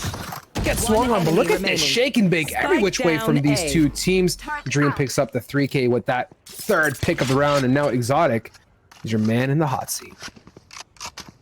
It's definitely doable. I mean, look at Killjoy's health pool. Not exactly too much to play with. But I mean, Feb, as long as you got him going ahead and peeking first, making sure you're just there for the follow-up. It's just fundamentals, just absolute, just standard Valorant. It's what wins you games, getting those trades. And even then, it's even better when you don't have to sacrifice a man for it. So another round there for, I mean, Taipan going ahead and closing it out. It's looking like we're getting ourselves on a hell of a match. My guy, this is as good as it gets. This is Haven for you. I mean, it's such a troubling map to attack and defend on if not played correctly, but it looks like both these teams to a certain extent have a bit of a recipe that's been working quite well, as unfortunately Valor's now, given the finances, not able to buy full strong weapons. We'll see if Taipan going to capitalize. This is a big one. The 6-6 would be a great set of pace for the following half to come. Yeah, I completely agree. And I mean, if anything, I gotta say I'm kind of against you when talking about how hard it is to attack and defend on this map. I feel like it's very one-sided towards the offense, and Ahsoga's gonna go ahead and find himself one pick. He's gonna prove that to some extent, but I mean, with 3 lanes, not having that spike and knowing exactly where to plant it, knowing that you have the element surprise always on your side, and when you have more options and more angles for Taipan to cover, I mean, it just makes the map so much rougher on this defensive side. But I mean, Taipan, they're doing one hell of a job, because you can see Slam making himself up C long and find himself one and kind of eliminating one of these sites already and just doubling it down to 2.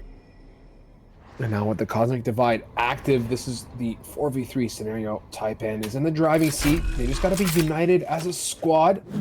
Vons and Ine separated by a thin purple wall as they're going to put down the stars and get ready for the post. The rotates coming in from Taipan. This is Prof to hopefully clear out up close as he did, but no, this time going to heaven, so this might be a good change of pace for him. We'll see how he capitalizes. Great shots coming through. Great little follow-up in the start of the round here. I mean, pistol galore.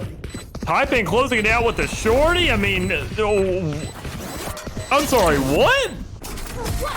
Nothing but style, Nick, is what it seems like tonight. If you're going to close it out, I mean, you might as well close it out with a $200 weapon, right?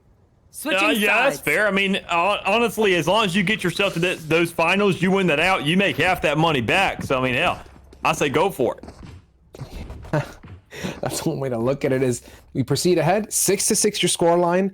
I couldn't have predicted this one, Mick. I mean, even if you paid me and called me a psychic, but getting into this, anyone's matchup, of course, you couldn't get it more even. Let's see what they can do here. Now with a change of pace, we'll see if the struggles of the last half kind of disappear and some of those early rounds work in the favor of what I hope to believe is Taipan, who kind of struggled a little bit, dare I say, on in the beginning of the match, but I don't know. It's too close for comfort, honestly, Mick. I'm going to reserve my thoughts as we proceed ahead into the second half. Yeah, and I'm kind of with you there. I mean, you're going ahead and relying on one of your teammates, and that's kind of a big point I want to mention is relying on Conrad. He's such a great player. He's absolutely going off tonight, but I mean, you really got to imagine how much gas is in his tank. I mean, he can't do this forever. He can't be that one man relied on for all night. Otherwise, he's gonna go to sleep tonight, and he's gonna be so exhausted he's not gonna wake up till Sunday. So I mean, everything kind of leading through for this. You got to sit there and reserve your guys' stamina. You got to give him a little bit more openings, and I feel like with the reliance on him right now, it's not exactly enough to give him too much momentum going into these next couple of matches if they do find themselves winning this one out. Planted. Oh, this is it. This is the textbook pistol front B plant, my guy. This is what I love to see. When used correctly with the utility, which they have an ample amount of, it's actually deadly. Like, to retake this, it's frustrating. So we'll see how they capitalize here. In a one-on-one big pick. They know that they've played it for front B. They know when they come out big, but Slammed, who suffered so much on C last half, comes out with 2 picks, gets traded off by Sogo. Oh! Hello? Oh! Fonder with the finesse, man. Looking good. Oh, was that important? And another clean start here for Valor's GGs. I mean, that's concerning. I mean, you find yourself in a great little spot. You go ahead, get yourself caught up into the game after you're already in a 2-round deficit. But I mean, the back and forth, the 2-3, 3-1, 1-2. I mean, it's just so much back and forth of a little bit of consistency. And then anytime, so every now and then, you're making sure that every single time a round goes through, it's going to be traded somewhere else down the line. And that alone is really what's put the game into the situation it's in right now, this case scenario. But I mean, going forward, I mean, knowing these are two different sides of the fields, that being Valors, they seem to have that Cypher plant. So I mean, I feel like that alone is going to be a lot more influential for this defensive side, and I feel like they're better prepared for it with Astra as well. I agree with that statement 100%. And with that Astra utility, it's strong. I mean, especially on this map, given that there's so few, I guess, default plant spots, given the size of the sites, people just find a comfort in putting the spike down in familiar spots. And we're getting, okay, talk about rinse and repeat. We go right back on to B. Oh my God. Valors is not interested whatsoever in even playing a slow post. They just come in swinging in a flawless retake. And flawless being the keyword right there. Going ahead, making sure to keep every single man alive, saving that money going forward. Nobody's going to really be buying rifles next round, but that's a hell of a lot of money to be playing with in these next couple if they can go ahead and find themselves out with, I'd say, at least just a pick or two going forward. Because I mean, we saw them last time around. This is where they got shut down, is when those rifles came into play, because Conrad found himself one and he just went completely off with it. And that alone, I mean, it was a very fortunate situation for Taipan in that case scenario. But going forward, I mean, can you exactly do that same thing once and once again? I mean, can you get an ace as continuity? I mean, honestly, you can find yourselves kills. You can say that, you know, my duelist, he's definitely cracked and he can get kills. But I mean, in this kind of environment, in this kind of competitive situation, and kind of whole scenario of a tournament, albeit where money is on the line, can you really just be that consistent to go ahead and get aces and clear out a whole entire squad? I mean, anything's possible. You just got to be playing absolutely out of the goop. I mean, you saw in the last matchup with Akuma, they were so consistent as a squad, and that lent itself to a really good set of rounds and obviously a dominant win. Like you said, you're leaning on not, you know, multiple players. Nice, exotic, really flexing the one ways, and Slam pays the price for that one. Down to 41. Shock dart from downtown tickles him further, as they're just looking for more information here. Long C, big one into Cubby, and that's going to do a fair amount of damage to the Taipan Sova. Feb now sitting on 40 hit points. That alone, I mean, that's super concerning, knowing that, I mean, he's kind of looks like he's the main man over here towards the seaside. I mean, obviously there's rotations coming through, there's alternate avenues being discovered and kind of being explored right now, because Dream's going to go ahead and find himself one towards the middle of the map, kind of pulling a trigger there and initiating somewhat of a rotate, as I'll be damned, he gets out of there alive. There's just so much to consider right now. There's so many different options that are up in the air. There's so many questions that have to be answered from both sides, and I think Valor is going to be answering them pretty darn quickly. Responses every which way it seems. Ine can't even get the Odin to fire before getting shot in the side of the head there from Dream. Sogo now in the hot seat. 2 lit members to work through, and he's got a bit of a hunch now. He's going to pick up the Odin, spam away through the paper mache boxes. Doable, very viable round. We'll see if he can make it happen. Oh no! Oh no! I mean, honestly, as much as I like this matchup, that's kind of what you get for picking up the Odin. I say just keep the op. I like it, man. I think in that particular round, too, given the hit points, it felt viable. It really did. But I think Odin really exclusively excels on the wonders of the paper mache walls on Ascent. Yeah, and I can kind of understand where it came from. I mean, it's really the same. It's the same kind of mechanic, right? Go ahead, spam yourself through that box on C long, or really anywhere on the map where you have those crates out to go ahead and manipulate that new mechanic, that kind of paper mache box, as you mentioned. But I mean, there's just got to be a little bit more, and I just don't like it for the little spam. But I mean, Prof over there on the edge towards A short. I gotta say that kind of clipped the shoulder, but I mean, hell, whatever gets the job done at the end of the day. Seems like Taipan is just so strong on these opening picks, but they just fail to close out a little bit as we're watching the back and forth. Slam is, you know what, I'll say it. Slam is kind of like that lonesome wolf. He kind of just does his own thing, connects, transfer. Oh no, his positioning was good though as he picks up the one. Conrad, well placed blade storm to the forehead of Exotic with following on to Fonder, and that's the Taipan esports we'd like to see. It is indeed, and it's definitely a clean little close for them there. I mean, a lot of the guys still standing, everyone really having those guns to still play with. Not exactly the best economic situation across the board, but grabbing that operator and being able to hand it over to Conrad, I mean, that's enough of the trade-off as it is. I mean, that's essentially 2 rifles worth of money. I mean, I'd say just a little bit under, but it's still just such a hard-hitting weapon. It's such a hard hitter on your wallet. So, I mean, the trade-off that's coming through, Slam grabbing that Spectre as some kind of compensation, I got to say it's definitely worth it in the long run, as long as they can find themselves a pick or two with it. Fab spamming with your favorite gun of choice, the Odin towards Garage. Yeah, let's got it. He doesn't get much out of it, as we're just taking it slow. Bomb drop down deep. Everyone's just looking steady, hoping to get a pick here as the side of Taipan. Yeah, and I mean, with Taipan, I mean, looking at this, I mean, the way they get the bomb down, but the more they really just struggle there in the end to not really follow up and keep it on site, Brimstone Slammed has that ultimate this round. So that is such an extremely good hold. It's almost like a Viper post plant because it's just a lot better, does a lot more damage, and it's a guarantee to be a lot quicker as well. As long as they can know the right time to use it. You don't want to find yourself using it to get onto the site. You want to make sure you have all the resources allocated correctly before you go through. Absolutely, as Ine opens it up onto Conrad with a second Fab trades. Going for more is exotic. And before we can even blink twice, take a sip of my water. It's down to Slam now in a 1 versus 3. And look at the shock dart. Someone's definitely been attending math class.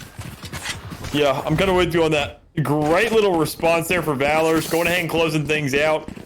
I mean, I gotta say, personally, besides the Blade Storms, I mean, there really just has not been enough ultimate usage that's super impactful in this game. I mean, we haven't been screaming about a Hunter's Fury. We haven't really seen any Sky Seekers that have just been absolutely game-changing. Any Astro Walls that have actually cut off the map in a kind of way to where it's forcing either rotation or it's really just sitting there forcing combat to completely change the flow. I mean, I think right here, though, but looking with complete 5 across the map, obviously allocated towards the sides of the both teams. I mean, you just got to find a different way to utilize these. And with the lockdown for Taipan, I think if they can find themselves a great spot to throw it through with Conrad rushing in, this is definitely a time for it. Conrad is so aware of what is happening. Gets a nice pick onto Fonder. Exotic from CT responds quickly, getting a hold of Garage. This is the replay, or sorry, the retake technique you want to see coming out big with the support. They have full control of that now. And with the Neural Theft popping from the side of Valor, and throw a bit of a Cosmic Divide on top of that. It's looking probable here as Exotic comes out. Fab with the 1 of the 2 Vaughns now. What? What? Hello? Oh! Nick, you gotta hit that magic button there on the good old mix deck. Oh! that's literally it. Can we please get a replay? Production, send us the gabagoop. That was stunning. I actually like started to slur on my tongue for a moment as those frags went down because I just saw it coming. It looked so picture perfect, and in the end, I mean, geez, just beautiful, beautiful shots every which way. Yeah, I mean, that's great. I mean, that's exactly what you need for these responses. Type in, find themselves that. And I know I asked for ults last round, but Jesus Christ, I didn't ask for 10 of them. You know what I'm saying? I mean, just everything following through. Dream opening up this round and looking like Type in is really feeling themselves after that last one. I mean, going forward, you just got to go ahead and get this site. Yeah, okay. Oh, my God, dude. What? Talk about popping off. It seems like both these teams are just feeling good at this point. Vaughns! Crosshair placement on point, doesn't connect with the 1. Sheriff looks like he was kind of mid-strafe now. 2v2, the attacker is going to quickly diddly bounce away and get over to A, and it looks like the defenders have not a single whopping clue what's happening as they're pushing long C. So if you're going to lace up your Jordans, it better be now or never, as the rotate's going to be a solid 5 to 8 second rotate. Not even 5 to 8. What kind of math is that, Strive? Add more. Make it a 10 to 15 second rotate as this bomb is taken away. Lace up your Jordans. I like that. Are you a Jays guy? I'm a Jays guy. I got a couple pairs of Jays. They're good shoes, man. Yeah, I feel that. That's a vibe. And you can see, look how quick they got to A, man. It's all because the Jays. Oh, but he's got a sidestep. He's got a cross. Oh, Vaughn's over there trying to cross up and actually maintaining some kind of a trade. And that honestly, those weren't J's. Anya is over here wearing black Air Force Ones. That man just completely violated Prof. That was criminal. That was a vibe, man. I mean, like, talk about connecting there. That flash, the pop was really good. That's what KO is known for, with that bit of utility, kind of that Counter-Strike, right-click, lob flash type activity. But Ine choosing to firmly put his Air Force Ones on the mouse 1 key and delivers with a nice frag. I think he was just teetering on his last couple bullets in his magazine, too. So 10 to 9, folks. The race to the 10 goes to the side of Valor, but quickly hot on the tail is Taipan, just 1 away. And unfortunately for them, Taipan now sitting on an eco round. This is pivotal as Valor's just creeping up on that dub. Yeah, that's really concerning to know that. I mean, typing, they're finding themselves rounds. They're just not finding themselves leads because we see them catching up time and time and time again, but we've never really actually seen them flip the tables where they can go ahead and get that lead. And if they keep following suit, I mean, they could find themselves at an overtime or they could find themselves at a close. And I think right there, Exotic finding one and Prof charting him out. I mean, there's not enough influence over here.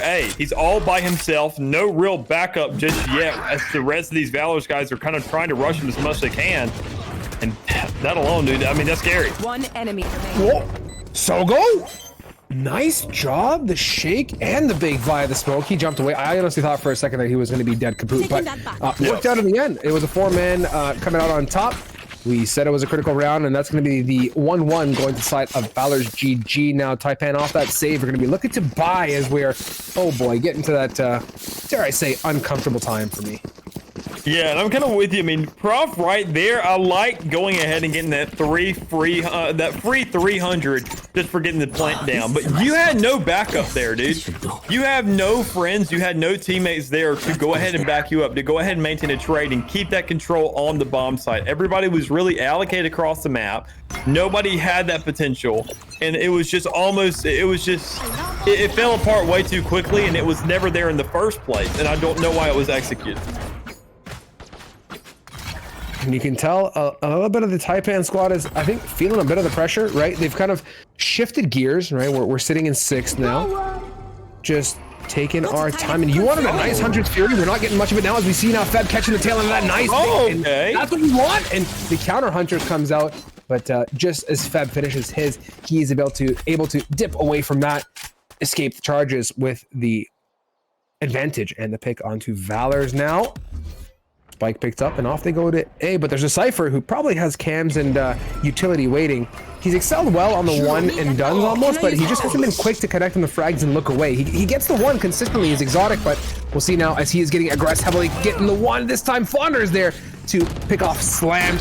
Everyone's shifted their gears over, and oh boy, here's the KO utility. He's forced to dip, and that's troubling. That's where KO excels in tight proximity like that. Yeah, but he's going to keep on following it through, making sure those flashes are coming out, making sure to use those grenades to choke up the enemy team and make sure they have a little bit slower push. But I mean, Taipan, as long as, I mean, Sogo can be held out, things should be fine. But I mean, with these recon darts coming through, the rest of the team following up as well, and the share of plays coming through, not able to finish it out, there's just not enough there to bring it home just yet as Taipan can manage another round on the board. I mean, it's scrappy. I mean, we mentioned this time and time again. It's not exactly the cleanest rounds, but they're finessing things and they're catching up. And I feel like with this, you know, kind of back and forth as we see if we follow suit and go ahead and say 2-2 and then go another 2-2, Valor's is going ahead and close this out. So I feel like this round alone and the next one are of a hell of a lot more influential than this whole entire game has been. Totally, and I'd like to see Exotic a bit more passive, right? He's doing a good job at putting himself in positions that are kind of not what you'd expect a Cypher to play, so it begs the question and leaves the enemy team guessing, but maybe a bit more passivity, right? Put the wires, the cages down, camera, and just chill. Let the rest of the team come to your aid and then aggress. But as we yet again, doesn't really matter at this point as they've opened up a nice pick onto the side of Taipan. This is critical. We'll see Conrad, nice, good response, and that he's so patient with that op, man. Such a good player. I mean, the payoff is definitely, I mean, worth it. You find yourself a shot at the operator, go ahead and get a kill with that. Find a collat on Seeker and just absolutely shut down an ultimate like that. Just that shot alone and slam shot on the Fonder. I mean, payoffs all over the place. Go ahead and take my trade all day. Stocks, worth it. Any kind of investment, I mean, it's paying off. We're making it positive at the end of the day. Enemy remaining. Slammed is just bringing Thor's hammer down with that ultimate, followed up with 2 more frags. He's sitting on 3 this round. And now Vaughn's looking to pick up the most expensive gun on the floor, and he does collect that op now. That K-Tac looking fresh. He's probably not too keen on aggressing. He wants to save it, as it's going to push us to the 11-11 score line. I'll say, man, single-handedly Slam just finesse C there so well with that ult too. Yep. Yeah, I'm kind of with you there. I mean, just go ahead and let it close out. I mean, the little knife right there, given the intel that he's not even really near this bomb site. It's a free round for the likes of Taipan. But I mean, right here, they've caught themselves up once again. So this is what they've done time and time again this whole entire game. They're going to hold it out. I like the play. Don't get over aggressive and get shut out by that operator. But I mean, knowing that Valor's on this defense, they just got themselves an operator to play with. I mean, Vons is probably going to hand that over possibly to Sogo because he's the one who's actually kind of been performing with it so far. It's just like, I don't know exactly what Taipan could do besides just playing off the guns they have in their hands, knowing they had the economic advantage to go forward, but they also have the advantage of these 3 sites, and we don't see them really utilizing every site, but we definitely see them making the tour. We see them taking a detour through every single one of them, and I think that's slowing the game down a little bit too much, and they just need to find these picks in this round. Go ahead and close it out and catch Valor's off their toes. Oh, Vons with the elbows, waiting for it. I had a feeling that was some funny business coming. Getting up close and personal with Slammed, who is now fully awake. I mean, he suffered on C on the last half, and now he's just a monster on the attack as Ine responds with the Sheriff. 4v3. Prof now a chance at redemption with the pop flash. Goes in big, pushes Exotic away. Spamming. And he falls back to sight in a good bit of discipline. Oh, Sogo! Oh, no. Right click too, not like this. One enemy remaining. Prof, this is it, my friend. Is it the time for the knife? No, but he does disable Exotic, who doesn't have much kit to begin with. A shake and a bake. Here we go with the patient play with the spike planted.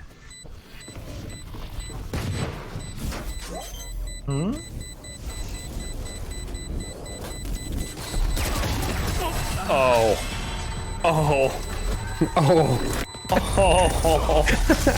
You can tell point. Prof is definitely killed a few spike diffusers in his time. He plays it so well, executes the timing, knowing that a half and dip is a potential. He got it right up to that 3/4 mark before really being in the crosshair placement or visible location for the enemy to see him. And it's just really good timing all across the board. Prof coming in clutch, man. We push ourselves to match point. Taipan after a joust back and forth. Look at that battle pass of a scoreline, though. It's just back and forth, man. Yep, that's literally what it's been. And I feel like it's crazy as it sounds. I mean, they finally proving something. This is where Valor's has been in their first situation all game where they're the ones playing catch up. And at the worst time possible, when you have the other side of the field on this match point situation, able to close out this game, if you make one kind of mistake, that could trip up the whole entire round. And that this whole map is taken out from under you in this best of one, and you're going home after this. So everything leading up to here has been one hell of a ride, but I feel like Valor's, they maybe their seatbelt's kind of slipping up a little bit right now. I mean, the seatbelt may slip, but there is that locking feature that could be their saving grace in what is appearing to be a bit of a crash into the wall for them after a long battle up and down on this slippery mountain slope. 12-11. Look at the patience from the side of Taipan now. They have spike in hand. Slam your hot target. Crosshair in the right vicinity. Nice job. Good reaction time onto Vons. That's a critical pick now. The attackers are in the driving seat with the lockdown now coming out too. We'll see what they're going to do, if they're going to capitalize on B. Fonder again on the board. 30 seconds Repeat left. as Prof trades it. That's just unfortunate. I thought they had multiple crosshairs looking that way. Guess not now. This is a choice. One enemy That's a remaining. choice. Requesting manual reset. I mean, the intel's there. He reads them and everything. Yep. I mean, you essentially have a cypher cam that's living and breathing, telling you exactly where the enemy's at as they try to make a push. And it's just so much pressure, and it's really not too much of a follow-up for these guys. It's Taipan. I mean, what a hell of a showing for them. I mean, they've had a rough day. They've had a rough map just across the board, playing nothing but catch-up. And that's super concerning because, I mean, as we see now, looking at the scoreline, everything how it led there towards the end, I mean, you can't let that team play catch up. If you sit there and say, okay, it's fine, we're ahead, we're falling back and forth, eventually it's going to be back, and then you're not going to have a chance to have that response to go forth. So, I mean, that alone is really what sends Valor home, because they're not the ones going forward. It's going to be Taipan here today as they find themselves in the winning situation. They're at one hell of an end, just tied as it is hectic. I mean, I'll say it's really boiled down to what I think. There's a couple rounds where I had my eyes peeled on Slam. Like, he just went upside down full bananas. Nice 3K on to see his positioning and discipline on that Brimstone. And you have to appreciate the choice of utility and when not to use it. There was a lot of good plays coming out from the Cyphers too. We saw a fair amount of one-ways. And I'll say Exotic had me wondering what he could have done differently. There was moments where I had really hoped he was a bit more diligent and patient, maybe played more to his utility, work on the retake, but you can't dismiss it, Mick. We can sit here and microanalyze all day, every day, but really considering we came down in the end to what you see on the board now, 13-11, you got to commend both these teams for putting up a fantastic match on Haven. Yeah, I'm definitely with you on that. I mean, I've never been too much of a fan of Haven because it always feels really one-sided. You get that attack, you get that offense, and they just absolutely just really run through, and you're lucky to get, 3 or 4 rounds. But I mean, getting yourself a 6-6 and going to a 13-11, I mean, that's as close as you could ask for before you get there to that overtime situation. So a great showing from both sides, and really just kind of showing the promise and somewhat of a standard here for a defensive end for Haven. I mean, with a lot of these teams kind of struggling on it, showing exactly how you can react and find yourself on favorable angles on such a tightly folded map. Yeah, tightly folded indeed. You know what else is tightly folded? The $100 that we're going to be giving away tonight. Big ups to NXG, !NXG in chat on Twitch to check them out. Thank you for sponsoring us for that 100 bones. As always, guys, don't forget Player Zone tournament coming up this weekend, August 21st. So that's going to be a saucy one. Stay in tune with our socials at GL Gaming Loungers on Twitter to stay up to date when on the broadcasting and the events to follow. We're going to send you guys off to a snappy break. Mick and I are going to be back hot on the desk for one more matchup before we hit the good old BO3 grants for that $100 prize pot. Don't go too far. Back to you momentarily.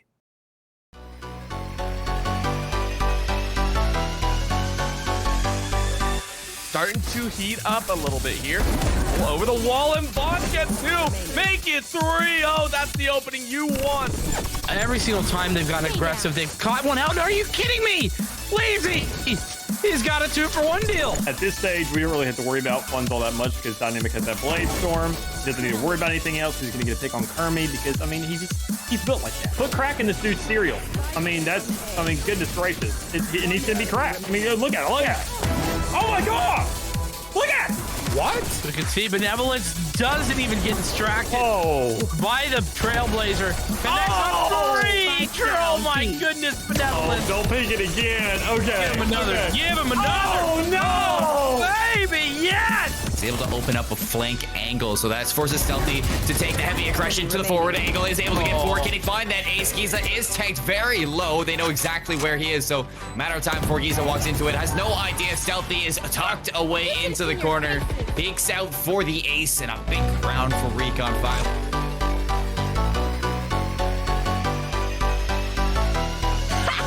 I didn't expect that.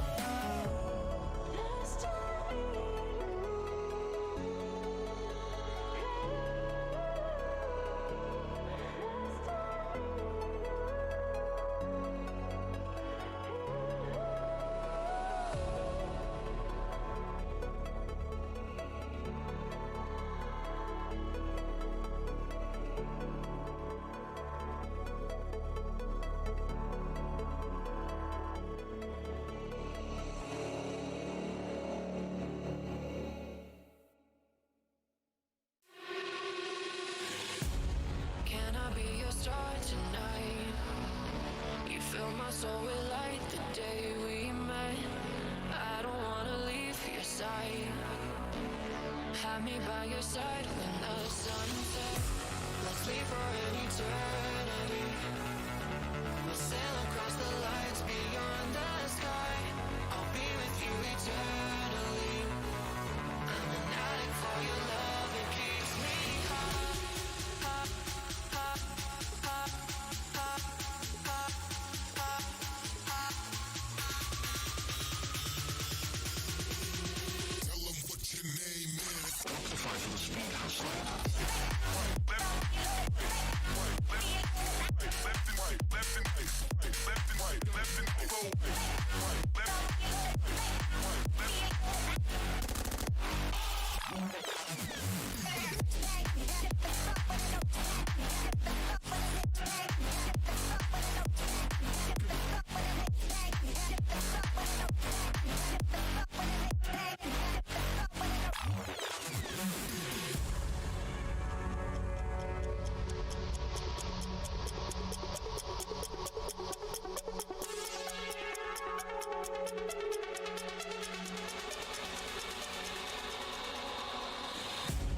Can I be your star tonight?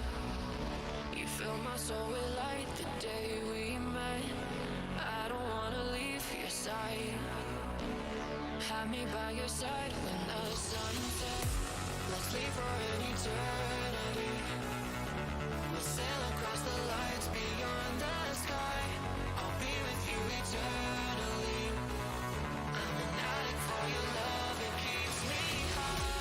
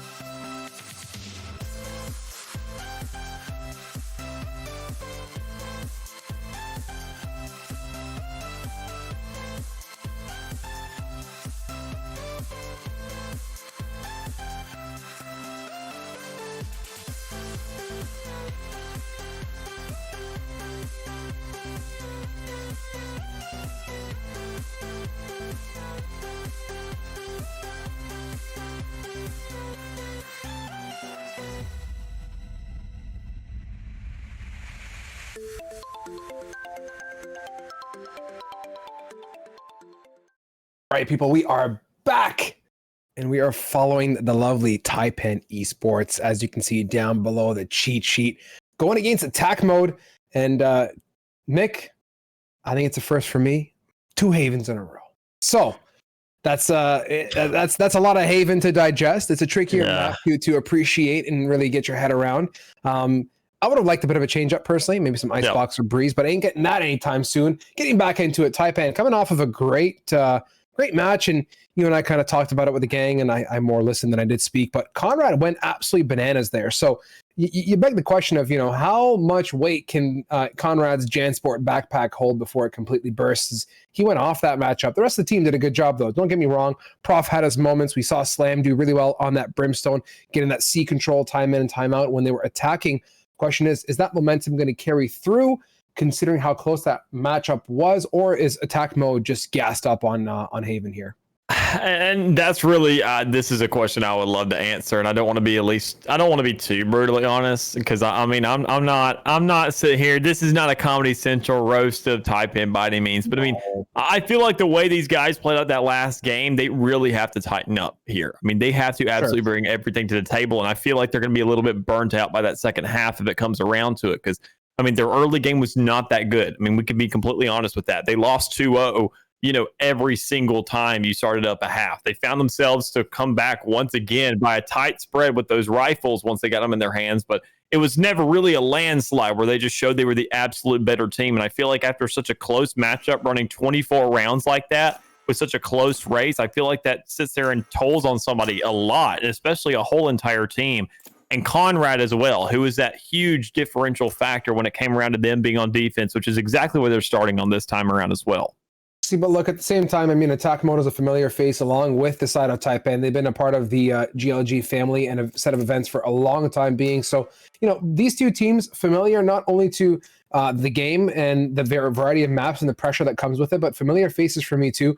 I'm expecting a good matchup, right? Yeah. This is Haven, and similar to what Ascent delivers. I mean, you and I may have some slight differing opinions. You say, the attack side is biased, towards the attack. I kind of sit on the fence, right? I think certain teams with the correct composition just excel better, and we're seeing what I believe is one of the most kosher set of agent selections on the attack mode side at this point. Yeah. The Cypherjet, Sova, Astra, and Sky. I mean, it's a great utility combo, to say the least. Yeah, and that's a very passive combo as well, especially for a team whose name is, attack. So it's like that alone, it's super shocking to me. I am going to love to see exactly how this pans out because, I mean, with the amount of utility, it's not exactly too much damage dealing utility, but it is so much that can impact the game. And I feel like looking at how confident they are being in this, being in this kind of round, going this far and saying, we're going to run something like this. I mean, it's cocky. It's, not exactly orthodox. And I got to say, it's unique enough to really grab my attention. You can see that on the opposing end of the spectrum, right? Taipan is not too far away with the composition too. They themselves have gone with more utility base, leaving it on the shoulders of Conrad. Zuto is the jet on that opposing end to manage the barrage. We'll see what he can do here. As the bomb now in a nice change of pace, to say the least. We're not getting an aggressive pistol round to start our off. As Prof already dumped that charge towards the entrance. Not sure what the motive was there. I don't think he heard much of anything, to be honest with you. But the attackers looks like they're getting situated for what I believe is an A lobby to A pinch. Yeah, I mean, A is really going to be your main play every single time over here on Haven. We see it most of the time, unless your team is stacking on these ghosts, able to sit there, manipulate C long with them. A is going to be the play, so you can go ahead and find those right clicks, get those easy little kills. I think with Dream sitting on 59, actually able to find a trade. I gotta say, it's a little bit more questionable now. Enemy suppressed. Double suppression coming out for Prof, now sitting in the smokes, waiting, and he dips away. Gonna wait for the rest of the team to rotate. That's a good decision now. In a 4v3, there's no reason to fall and for Prof to get aggressed on. Zuto, nice right onto slam. I wish I caught that from the other. What? Oh my god, the pain from those right clicks. And now, oh no, Taipan, just one member to manage the barrage. It's the lonesome Conrad. Oh my god, dude. Okay, I mean, managing one with this ghost in hand, there's definitely a lot of promise here. There's a lot of outplay potential once you have this kind of weapon. But I mean, you got to consider there's going to be a trade. I mean, on each side of the crate, they're going to find a way to just really swing on you at the same time. And Hawk, the placement, I got to say, Conrad had the right idea, just the wrong spot to look at to really follow through with it. So, I mean, that's going to be a first round for attack mode. And I mean, what looked like was favoring Taipan there for a second. I mean, you had Zuto say, no, I'm good. No, I'm just gonna go big here, man. And you can see now he's gone full on big, still got a lot of money too, so he's gonna build up his economy. I will say that when we were watching Dream there for that first pick, his crosshair placement was insanely immaculate. I mean, it was right on his forehead. He just aimed to the left and it was boom, click to the face. So that was really well done. You can see that Taipan, very fluid in game mechanics and understanding the motions, but it seems like with the jet diff attack mode come out on top on round one. I think that's really just going to continue through this second round. I mean, looking at how they all have Spectres in hands, unless Dream can find himself another perfect shot placement, missing both of those triple clicks, sadly enough. Now being up 5-3 in terms of min allocation. I think, you know, attack mode, they're feeling pretty attacky right now. Oh, look at this. Hawk making sure his presence in hell is known as he sends Slam right back to where he came from. Nice dart too. That's critical, man. Hawk just, you know, absolutely annihilates Prof with a 90 hit point dart. And with that note, it's Feb, the Lonesome Wolf, against 5. dare I say, we're gonna get a flawless on round 2, Mick. Yeah, that'd be super rough. I mean, knowing that they're on attack, they're grabbing themselves that extra money from the bomb plant as well that you don't really get from the defensive side. And so, I mean, already having somewhat of an advantage here, going with that flawless, everybody having that same amount of money and not too much utility really allocated out. I mean, that's just leaves a lot to question. You gotta never underestimate the importance of staying alive as a team, right? Yeah. It's when it comes down to economy, saving once, you know, force buying twice, all these things add up in one way or another over the grand scheme of potentially, you know, 25 rounds before you get a dub, right? So it's critical as a team to be united when it comes to making a play. In that case, aggressing was a decision, and not getting over peaky is also just as important. So let's appreciate the financial control that goes into these matches, especially when things heat up towards the latter end of really tight matches like we've seen the 13-12s. Yeah, I agree. And I mean, looking at the stat lineup right now from all these teams, just how they're really pushing on this A side, just Tecmo doing a great job getting there. This is where Taipan has stepped themselves up time and time again. This is where they've really brought themselves back. They played a good game of catch up in that last one to go ahead and flip the tables right there at the end. But I mean, this is a completely different squad. This is a completely different flow. This is a completely different kind of composition that they're looking at right now. So there's a lot of questions still be answered on this defensive end to really sit there and realize what they can do if they're going to find themselves a win. Because I mean, Spectres, we've seen it tonight already over on Ascent. In this third round, as long as you play your Spectres right, you can still win this fairly easily. The patience though from Conrad. Whoa, hello. Nice pick and dip. Love it. As J Sol's a thing of the past now with Hawk planting the spike.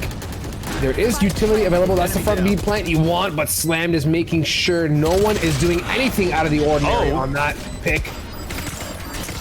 Jismer. Last player standing. No longer here with us. As it's what? Reed! Look at this dance. We'll shake, a bake, doubles lined up. Does he get it? Right click, left click, every which click possible. 1, 2, Oh my God. Don't interrupt my work. You got to back out there, dude. You got to dance a little bit harder, Chief.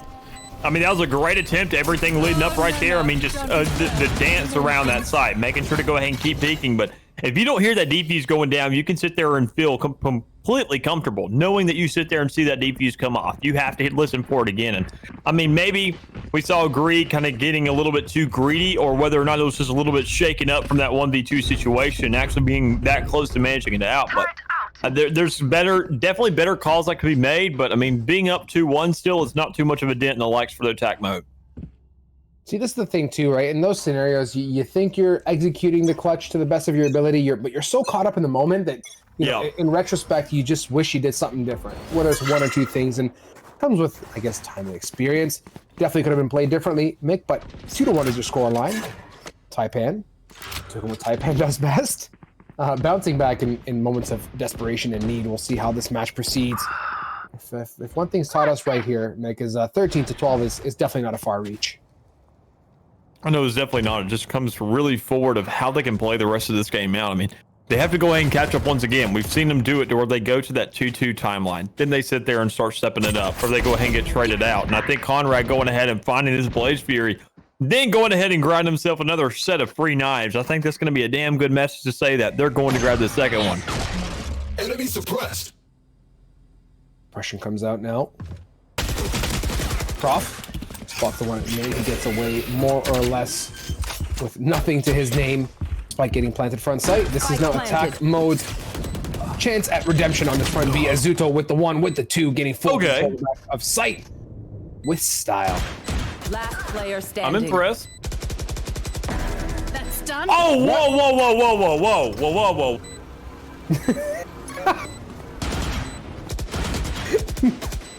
Oh, my sides, Mick. That was a good one. Oh man, that's exactly my reaction, by the way. Just like, whoa, hold on a second there. Did he just like chew on his mouse 1 key, or what happened there? Slow down there, cowboy. Take it easy. Ooh, he was on par for another. So, I mean, hey, Dream, flexing his reaction time a bit, but it's not enough. 3-1 your scoreline for attack mode now. Looking good and healthy financially, weaponly, and everything, Lee. I should play some Astral Stars in this reality. It's been good so far, Mick. I mean, attack mode is doing what they do best, and they're excelling really well with Zuto's opening fiasco in the first round or two. That's a good way to set the pace and really show precedence. We'll see as we advance ahead what Taipan's going to do. This eco, I mean, given the bit of, I guess, broke buying, shorties and all, I'm not expecting magic here, but we'll see what they can make of it. Yeah, I think it also really comes down to how they're playing their lives out. I mean, we look at attack mode, we look at their deaths, not really their kill-death ratio, just their deaths alone.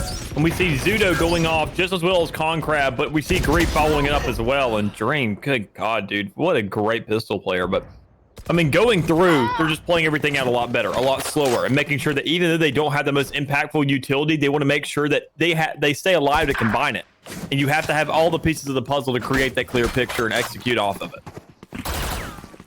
I love that analogy. All the pieces of the puzzle to create a clear picture. Mick, that hit home.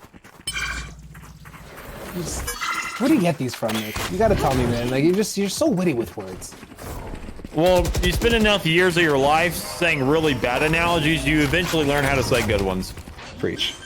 You miss the shots you don't take, right? Exactly. Why not take a shot if you get a drum mag? Last player standing. Getting into it. Kismer. Onto the ever so powerful Conrad with the pick now. Poor old Slammed, who's just trying to just have a leisurely time towards outside of A lobby on the garden beds. Just gets packed away, mailed out to the depths of the Bermuda Triangle. 4-1 now. Attack mode looking stronger than ever, but now, alas, after saving, after packing away the money in the piggy bank, Taipan Esports going to buy up their weapons, hopefully for a chance at redemption. Yeah, and I mean, with that, that's great and all. You have all these weapons. You've now gotten yourself a little bit more cash to play with, and you can actually get back in the game. My two biggest concerns is Conrad going ahead and saying, all right, I'll save a little bit more. I'm going to be going for this operator play, which is a much bigger dent to be made if you go ahead and get closed off. And on top of that, look at attack mode. Look at those Christmas lights, man. We're looking at 5 ultimates. They can use all those, burn that out, and they can just shut these men out for the next 3 rounds if they feel like it. You said Christmas lights remind me of the festive season, but I also think of Christmas lights like a drag strip, right? That ready, set, go type mentality. And when they hit all green, it's a party. One of them is hit so fast. Waiting for 4 more. Zuto! Guy's a monster, man. Day in, day out, he connects on these nutty, aggressive peaks now. And there's still 4 more Christmas lights to trick off into the green. We'll see if attack mode's going to send it here on this round. We say it time and time and time again, don't pick it up, but I mean, Zudo, he says, nah, I'm built diff, and he just does it anyways, and he finds a way to win it as well. Zudo, with his Giga headphones, here's one. Jousting, crosshair placement's good, but Slammed is now warming up that mouse 1 key with a response, and this is a 4v4. Shake and bake right back to A, the lockdown. Dream's got a hunch, and his hunch is very much right. It's a great little hunch to be going off of, but I mean, there's still 2 more ultimates available for the side of attack mode. They have 4 men. They have 1 guy advantage over, and that Killjoy with not too much help to play with. It's really concerning because with the setups already through, the heals coming through as well, everything through and through, attack mode is definitely feeling themselves. They're feeling like a unit, and they feel like they're going to execute this round as well, as long as they can check these angles and then make sure that everything really lines up for their favor. With the Cosmic Divide blocking off Heaven. This is, in my opinion, the best usage of this ultimate. It lends itself to blocking off Link, ensuring no one does any funny stuff out of Heaven as well. It does fade away quite quickly, though, in retrospect, when you think about it. I know when it first came out, people were like, holy cow, this is hella broken. But if you're just patient and diligent, it quickly dissipates, but not before the spike itself also takes away to nada. Looks like attack mode. Just gonna walk away from sight, pack their bags, and just play to save. Yeah, and I mean, that's really what that wall comes down to. It's a very post-plant kind of deal, or slowing down an initiation. It's more of a stall than it is an actual impact. And I feel like right there, attack mode, making the most of it. Gree doing a great job to say, let me sit there and find the most impactful place to put it. Right there on Heaven window, right there on CT spawn, right there on C-Link, or A-Link, excuse me, and find a way to say, all right, as long as we can slow this down, by the time they really want to fight us and say, all right, let's pick this 3v4, the timer, by the time they even sit there and win that engagement, per se, if they do, theoretically, they're still going to have to worry about that bomb, and they've already sat there and really tripped themselves up over whether or not they should initiate there.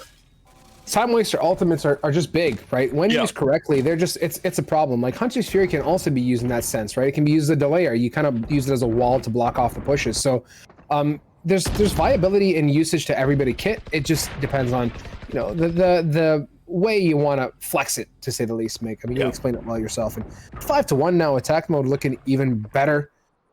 And just holding steady at this point. Status quo for the Taipan squad, and just being patient as best they can, but they're just getting finessed so well. Slam now. Just got jabaited so big there. Oh, okay. Okay. But wait, the ultimate still went through? That was one hell of a... That was that one hell of an APM right there. See? Not that scary.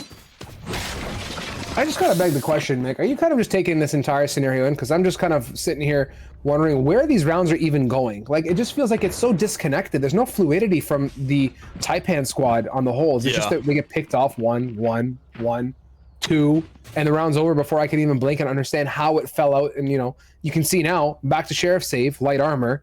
Yeah. Money is hemorrhaging. Is this the play? You're down 6-1. You're buying Sheriffs to accomplish what I think is going to be more or less a lost cause, because attack mode has built up so much money. What is the benefit in this besides potentially getting around? I don't know. It doesn't drive in my head. I have this uncomfortable feeling. I'm with you, dude. I feel like it's not exactly going to vibe too well. You don't see them playing collectively. I mean, look at this Taipan split. They all have Marshals, but yet they're playing like they all have Odins for some reason. Just very split up, very defaulty. I mean, it's what you want to do to get that coverage, but rely on your utility for that. Make sure to spend that money there and try and get that, because classic right click is a menace in itself, and we just don't see them really playing out the game right, because you see Fab grabbing one, albeit. So, I mean, credit where it's due. So maybe going forward, and with Zuto being the one who's already shut out here, there's definitely a lot of promise, but you got to make sure that to have that post plant, we've seen them slack on it time and time again, and we got to see them go ahead and get it down to really kind of count it out. Yeah, here we go. That's the Hunter Spear we talked about. Now going to use the Fitted Kit to get that bomb planter away. The third charge goes out. 46 on the clock, so nothing to panic about. Now double dart. Here's Fab with the 1. Spike planted. And it just falls slightly short as the spike gets planted. Look at this scene. Oh, darts and birds. Okay. Vines and walls. Now Dream forced to drop out. I love this. Rained on. Look at that ultimate. Look at that ultimate from Slammed, who absolutely slaps his own teammate. What was the play?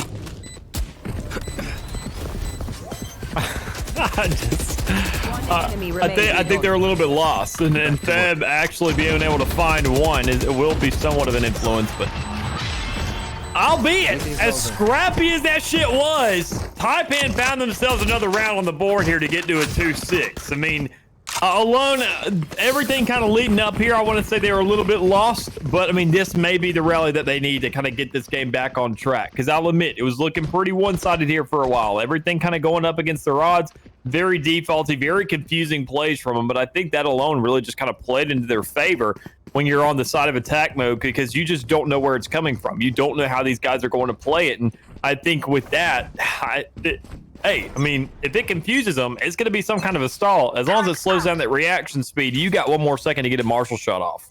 I wasn't aware that ulting your own teammate in heaven is a method of confusion, Nick. I mean, we were confused, were we not? Jeez. Yeah, I was confused. I'm not gonna lie. So, there you go. you get the point for tonight, man. That's one in the books for you. Yeah, that was just something. I was trying to just keep my cool and really just have fun with that one, but I was super perplexed at that the way that worked out. Poor old Dream. He's going for a leisurely stroll. Just absolutely slam a jam, and now lots of damage. Trying to be sent towards the way of attack mode. And they do such a good job. I love the positioning from the side of Conrad when he plays on those boxes at short. Gets some good information. That verticality is typically not the first angle you want to peek. You're more worried about down below. And this is, I was going to say slammed. The Sea Master eats the dust of Zuto now. And we're just going to pinch right on through. And poor old Conrad just having a look left and right cannot make the magic happen. Yeah, and it's a really rough situation to be in. C is such a wide open side, and especially with those crates being such a wide open shot, they're able to find one. Thing is, there's just got to be this go ahead and get this fight down. The plant already came through. Attack is sitting up 4-2 in numbers of men right now, just absolutely closing this out and giving these guys a run for their money. Prof now suffering on the scoreboard, coming up from CT there. Has support from the side of Fab, but they're so lit as Zuto and Hawk one apiece close it off. So at this point, attack mode, yeah, they definitely know how to attack, man. Without a doubt, beasting their way through this matchup and looking better than ever. And this is what I was talking about, Mick, right? The round that they bought the Sheriffs and the Light, would it not have better to save 800 and 400, 1,200 bucks, add it onto your 29 you're sitting on now and buy full? Yeah, I'm kind of with you on that. It's just like, there's times where I'm all for the buy. This was not one of those moments. When you're in such a deficit, every bit of money counts. Unless you're really feeling yourself and you know you're going to be the sheriff or Deagle God, right? It's more viable to play the money game a bit smarter, I'd say. I think finding Zudo in that one round was is super influential as it was, but I think that wasn't even much of a kind of just outplay by them. That was Zudo kind of being on that offense saying, you know what? They're buying marshals this round. We know they're going to. Let me go ahead and get aggressive. And he just kind of trips over his own shoelaces. But, I mean, going forward, I mean, that's not going to exactly play into your favor too much. So as we're going to go for a scrappy plan again and really rough things out over here on A side, we're going to see attack grabbing all the frags right up front. Last player standing. One man standing now, trying to finesse his way left and right is Feb.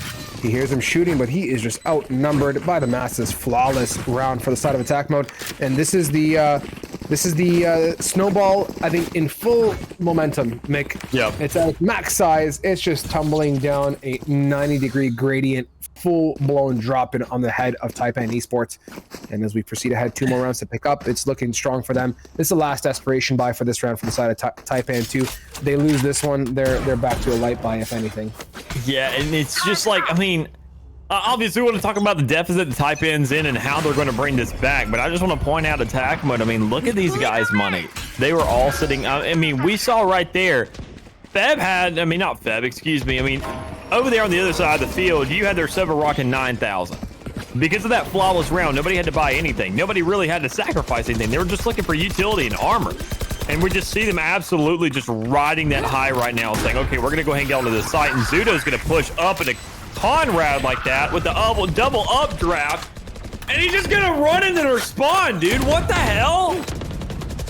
This guy's on a whole different level. The confidence out of him, Dream finally responds back, but they're actually going to stabilize the core too of KO. He hears him pushing, the dog comes out. He actually digests that to the forehead. Oh, no. Oh, it was just a buy time. Oh no, that's so well executed, and it was the right play. I mean, he was getting pinched. He had to commit to one thing or the other, and yeah, he falls away. So Taipan decisive on giving up sight, but they just get absolutely annihilated in the process of doing it. Last round in the half. Yeah, I think that was so well played by attack mode. I mean, you know that they're in that scrappy buy. You go ahead and find yourself 3 picks up. Zudo alone, just shutting down an ultimate as well. I mean, you know at that point, you got the confidence. Even if you didn't get those kills, you feel like you're pub stomping, grabbing your team, that kind of KD ratio. Everybody absolutely just steamrolling, feeling just insane right now. They feel like they're smurfing and they're just absolutely just enjoying themselves. And honestly, that's really, once you break down Valorant and see all these teams and how well they do, I mean, we see it even in Sentinels in the T1 League. The less serious you take the game, the more you enjoy being around your guys and really having that great atmosphere to be in. You don't get tilted and you play better, and we can see that already. It is vital to be cool, calm, and collected. You got to stay grounded as much as possible in these types of scenarios, right? It gets hot, it's competitive play. But the more, like you said, Mick, you're, one with the team, one with your own mind and your mouse and keyboard, things just kind of feel better. And it's hard. It's hard. We're going to see Taipan now having to do a huge fight back. They did an excellent job jousting in the last matchup against Akuma, but we'll see proceeding. Attack mode is just, I think they're just flexing at this point, man. They have such good control of sight, albeit JSol's lit here on the bottom of mid. The knife just going to miss him away, and they're looking for opportunity. That's pretty much it, I feel. Yep.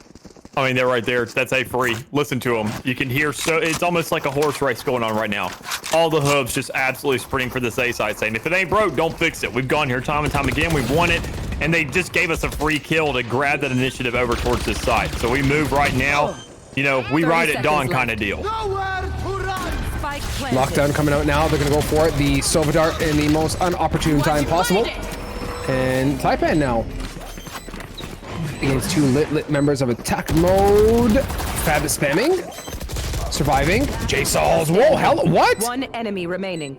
The 1v1 we wanted.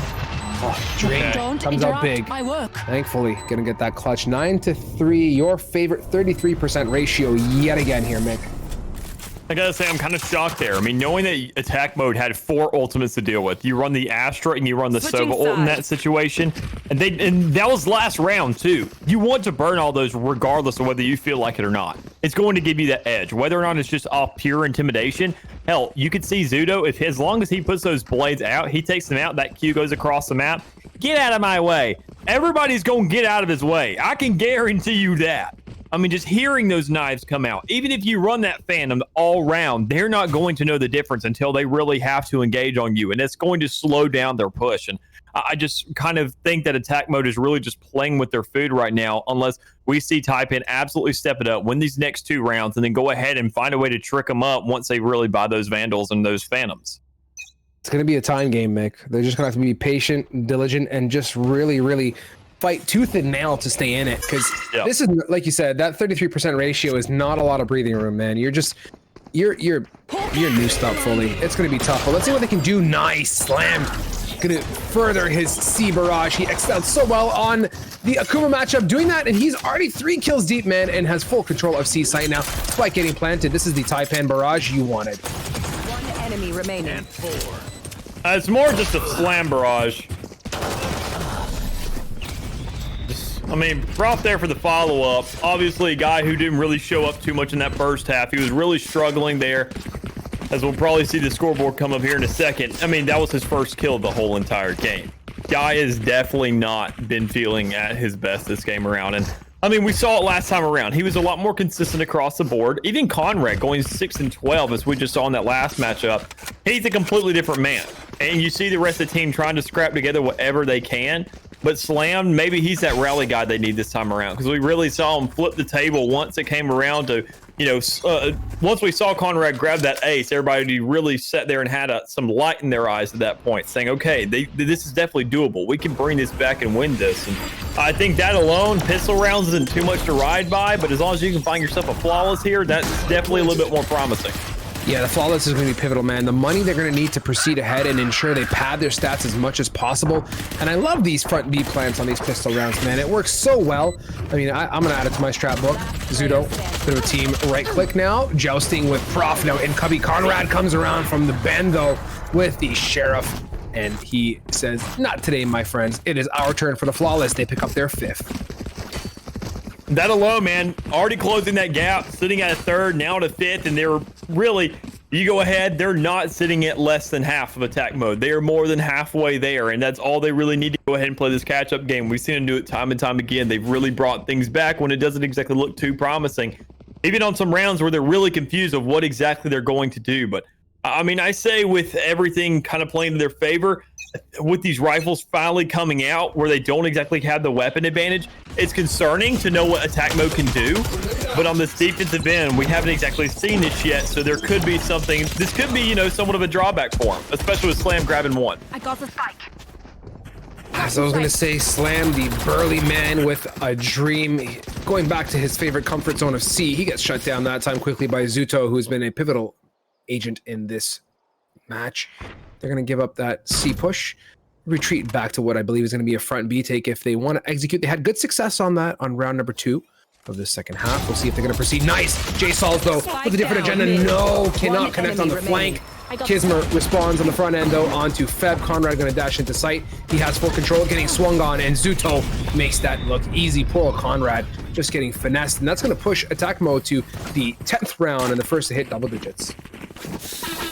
Let alone that double-digit checkpoint, man. Going ahead and grabbing those rifles. And the most concerning part about it is seeing how many guys died in the process to get there when you had that advantage to play off of. Obviously, Taipan, kind of having those Spectres in hand played to their favor. I mean, kind of being in this desperation point where you're trying to just claw as many rounds as you can out. You're going to be playing as a group. You're going to be playing just collectively, hoping that everybody can sit together and grab those shots. And when you have, you know, 3 Spectres, 2 Spectres alone is scary enough as it is, but having all those shots going on at one time is really scary, just as much as Zudo is grabbing that double there in the center right off the rip. Good God.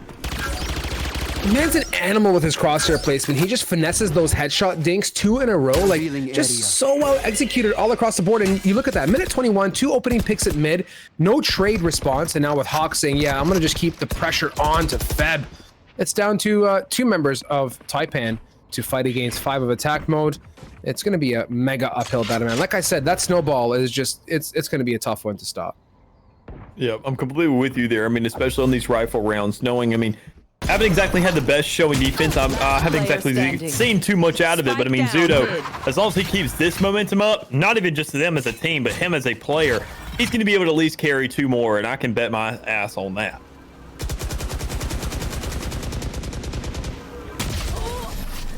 And Zuto, the man on the 4K mission, yet again. This guy popping off, and this, you know, he tends to do it nice and early in these halves too, pushing us forward to that 11-5 scoreline.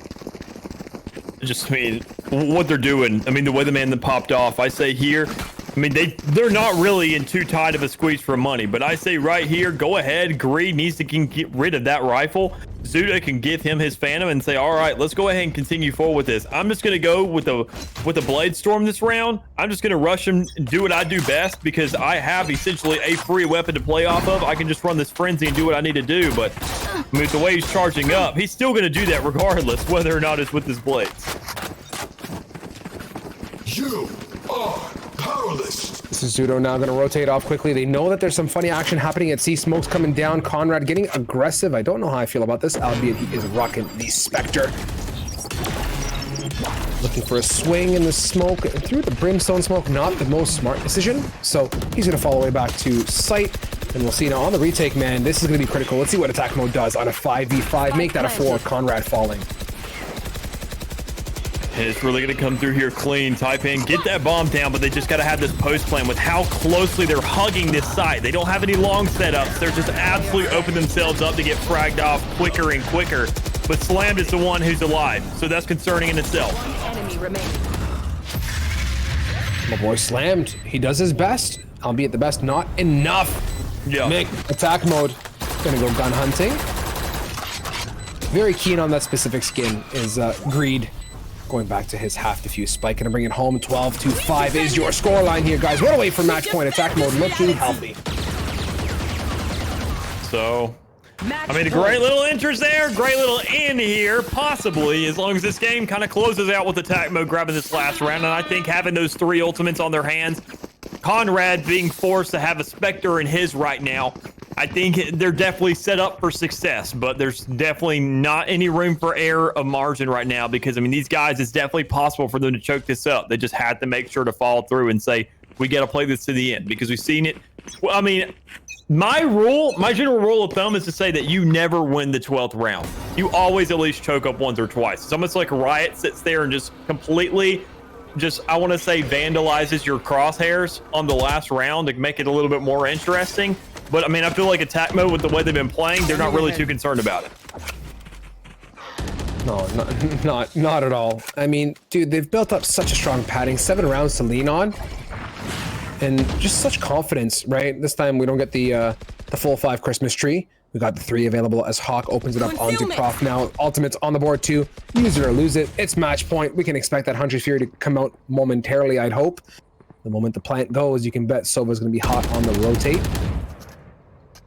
And you can see now Taipan getting situated for the A take, but this is Cypher now, the critical hold, and yeah, this is what I like to see. Look at this patience. He knows that he's got to wait. There's no reason to get too peaky. Let the team come to his support, and then they're going to retake as a squad of 5. Yeah, I think this is definitely doable. Looking at the Hunter's Fury coming through, is also he can grab 1 tap somewhere, get any kind of damage onto the board, and that's not exactly manageable just yet. But I mean, Greed grabbing that kill at the follow-up, putting into 4v3 is definitely making it a lot more doable. Shake, bake left and right. Greed response. Conrad now is the Lonesome Wolf. He goes for the fadeaway, and not before Feb from short end is gonna take his frag away. They pick up a gun or 2, and the Christmas lights continue to mount on the side of Taipan now. 3 ultimates available, and good ones at that. We'll see if they can hold on, man. This is it's about as good as holding on to 2-pound fishing line, to be quite honest with you. I told you, man. I told you. Riot, they vandalized those crosshairs on the last round. Those spray patterns, they're like, it goes left to right. Then on the last game, it's like, no, it goes down, then up, then to the left, then to the left again. Like, they just do something to it so the game just goes out longer. Swear to God. Get out of my way. That's the thing, man. Just put it on the head and click. Honestly, just don't even spray at this point. Yeah. 2 taps and bail ship. Don't mouse 1 to victory. Conrad, though, my God. A hawk on a mission, flying high onto Zuto. Sauls is gonna do his best to joust around that smoke as well. Responds, but not before getting shut down. Taipan make this round look like easy come, easy go. Now Kismer retake Shorty against 4. Bomb planted up front. This is pretty much signed, sealed, and delivered. If yeah, this Shorty not gonna work out too well. Yeah, that's a clean, almost perfect sweep there for Taipan to follow it up, and knowing you got that blade storm to come through and help out and assist there. Only issue is Prof isn't exactly there for it. I mean, the guy, he needs to go ahead. He's a pseudo duelist, technically speaking. I mean, whenever you sit there and consider what his ultimate brings to the table, it's almost like a Reyna ult, because instead of him not dying at all, he dies and he can get resurrected, and he gets that fire rate boost. So, I mean, everything considered, when you see that Conrad and Prof are the 2 who are at the lower of the board, they're definitely managing right now. But you have these guys, you have these controllers, these sentinels that you are relying on, and they're just not used to being in these shoes. You're so right, and with Feb opening it up, especially onto Zuto, who's been playing that aggressive mid-post time in and time out, it's been great. Jay Salzo leaning heavily on his utility. Gets 1 on short, falls away to Cubby now, 55 hit points, avoids the dart. He's not in position for that, and this is now a problem. He's been pinged. They know he's lit, and for him to cross, he does have Astra utility to cross through, and he hears them running away, so he's probably calmed that out at this point, and they're shaking and baking. You can see Astra is leaving. Sky getting ready to leave, has a bit of a different opinion towards the last moment there, and they're going to get ready for the Taipan standard ejecto-cito button, where they aggressive. Just quickly back off now. Let's see what they do. With a credit card play, it seems, is... Oh, boy. I would have loved if they went B here, Mick. It would have been just so good, but they're choosing to walk into a Sky and Cypher on A. And the tripwire is going to give a lot of intel right off the rip to just go ahead and say, okay, this is the plan. This is what's going on here. It also comes down to the split. The A short push right here. No tripwire being there, really no intel just overall to kind of really diminish anything. That pick is also just big enough in itself. Taipan with 10 seconds on the clock. I mean, it could have been worse. They get in position. Feb is looking for the dart.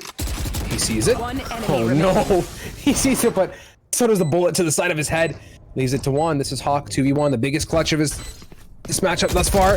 Does he swing on 1? He does, and Conrad luckily doesn't let Slam's death go to waste. He gets that round, and Taipan holding on, man. 2-pound fishing line is just beefing up now. We're up to that 10-pound. Just closing the gap. Yep, I mean, they're making one hell of an attempt, I'll admit. I mean, the way they're kind of bringing this back, I told you, man, they sit there and mess with it to make the game more interesting, because Valor is very momentum-oriented. And as long as you get that first round, Lord knows what could come out of it. And from what we've seen in terms of chains of ultimates, these gunfights really just playing their favor and giving you that one more round to sit there and adapt and say, finally had that light bulb go off and say, okay, this is what's going on. Here it is. Now here we go to the good old faithful B front take, dashing in. This is Conrad. His shoulders must be feeling the pressure, getting nice and aggressive. He is doing what duelists do best. Prof, though, is awake. Feb with a shock dart. Hawk 2 is feeling a bit electric himself. It's down to 1. J Sauls. Spike planted. He's in position for the front B frags, and they do know exactly where he is. So, for info, Feb. He's doing what Suto does best. Time in, time out, plays that headshot angle to AT. Jesus. They have just got 7 or... No, not 7, excuse me. I can't count for crap. Need a drop. 4 rounds in a row. Thanks. I mean, just the way they're bringing this back, though, even that alone, grabbing those initial 2 to give them some kind of momentum to play off of. Because if they can... keep this in mind. If they didn't win any of these rounds down this road, when you really consider that, you can't leave any kind of space at all if you really have that cockiness. We saw attack mode film themselves earlier. We had some questionable plays where we're thinking, oh, are they just kind of messing around? Are they trolling? Well, if they were, this is really starting to bite them in the ass, because that one round is really keeping them from ending this game or Taipan creating one of the craziest comebacks we've seen in a long while. Prepared for hell. The round The one-round crutch, man, it's a thing. Don't let anyone tell you otherwise. It's more than often one of the trickiest things to close is Slam does his C combination. Zuto, no, not like this. He falls quickly off the top of boxes. The rest of the team is just doing their thing on the opposing end towards garage now and on short now. Lockdown coming out. Dream, he's got a feeling there is some rotates going to be coming over to A, and he puts a lockdown, but this is the Taipan special, man. If I'm going to expect one thing with 50 on the clock, they may actually fall off here, but no, I lied. They're going to fall off, or sorry, commit with the ultimate, get onto site now. The retake, Zuto still alive, a critical impact here with that op. See what they can do. This comes down to this hold, and I think with all the stall coming through, the KO nade stalling things out at least for another second. Slam getting a kill, stalling out those other two for another couple seconds. Everything's going to add up as time and time kind of goes on. And it comes down to Kismer just winning this fight, and he's really got a lot to get pinched from. And they're just chasing, man. Kismer jumping, one, dink, not enough. Dream sends him away. So 10-12, your score line now. Taipan getting a bit of traction and taking a look at the scoreboard. Oh boy. Double digits, man. Familiar moment here, Nick, with the money. Look at now. To no surprise, we're gonna probably see Sheriff Light Armors from the side of attack. Yeah, there it is. Almost. Holy shit. So it's like history's repeating itself at this point. If we're gonna talk about money, we're talking about alternate timelines where the other side of the field is. You know, that's like the Americans being the Nazis. Like, I don't. This is not repeating itself. This is something completely alternative, some crazy universe, alternate timeline deal right now. Talk about momentum. Holy cow. Prof just sends Hawk packing. They're swinging Kismer on backside. Why are they not swinging as a squad? Okay, alas. Slam gets the one. Greed responds, but the trade from Prof is available and alive here. 3v2 big guns against the light sheriff by Spike getting planted in a nice spot to avoid the defaults of any darts coming in, but there's none of that available as attack mode is sitting on a Jet and Cypher here to retake the knives. Bladestorm active. What are they gonna do? Zuto. One enemy remaining. Zuto. Oh. One enemy remaining. Oh! What? Excuse me? This is a Sentinel, my guy. Zuto, the man, the myth, the legend of this game just got shut down by Dream. He just got put to sleep and is now dreaming.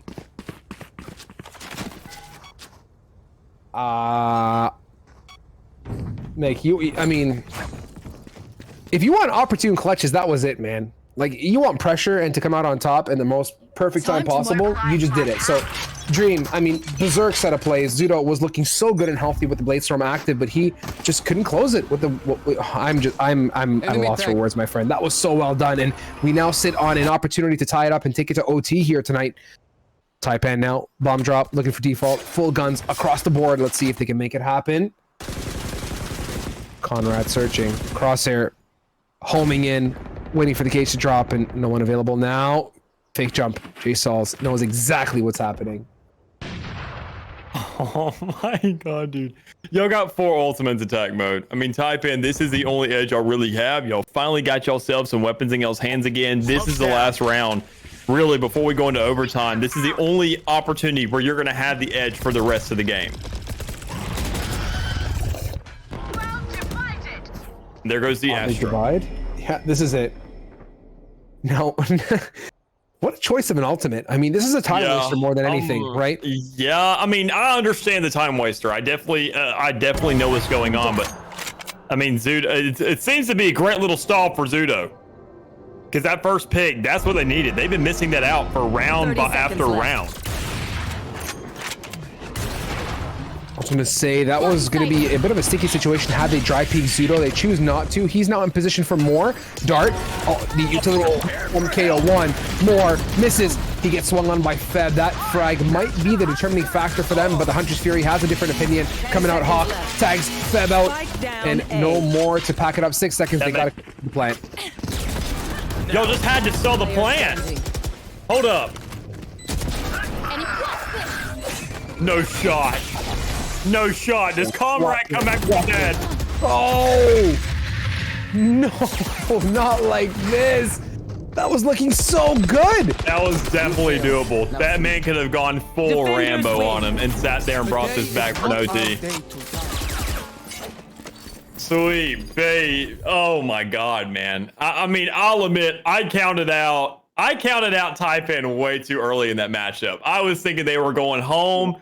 You know, five on the table with how rough of a start they had. You know, GG go next. We did something. We were on the scoreboard, but I mean, to go ahead and put us where we were once again 1 round away from overtime, the same exact lineup of rounds that we had in the last game, but they just really cashed everything out there in the end. I mean, they're a second half team, but that's only because if you got Dream. Dude, it was honestly like that one clutch was just like the lifeline. It was so darn close, but in the end, I mean, my hat goes off. Attack mode just excelled and closed it out in a very tight matchup. I'm gonna reserve my comments because Mick, there is another one to come in typical GLG fashion. We're gonna be bringing you more than we bargained for tonight. One more to come. This is gonna be the semi, so you guys just witnessed quarters, semis to follow.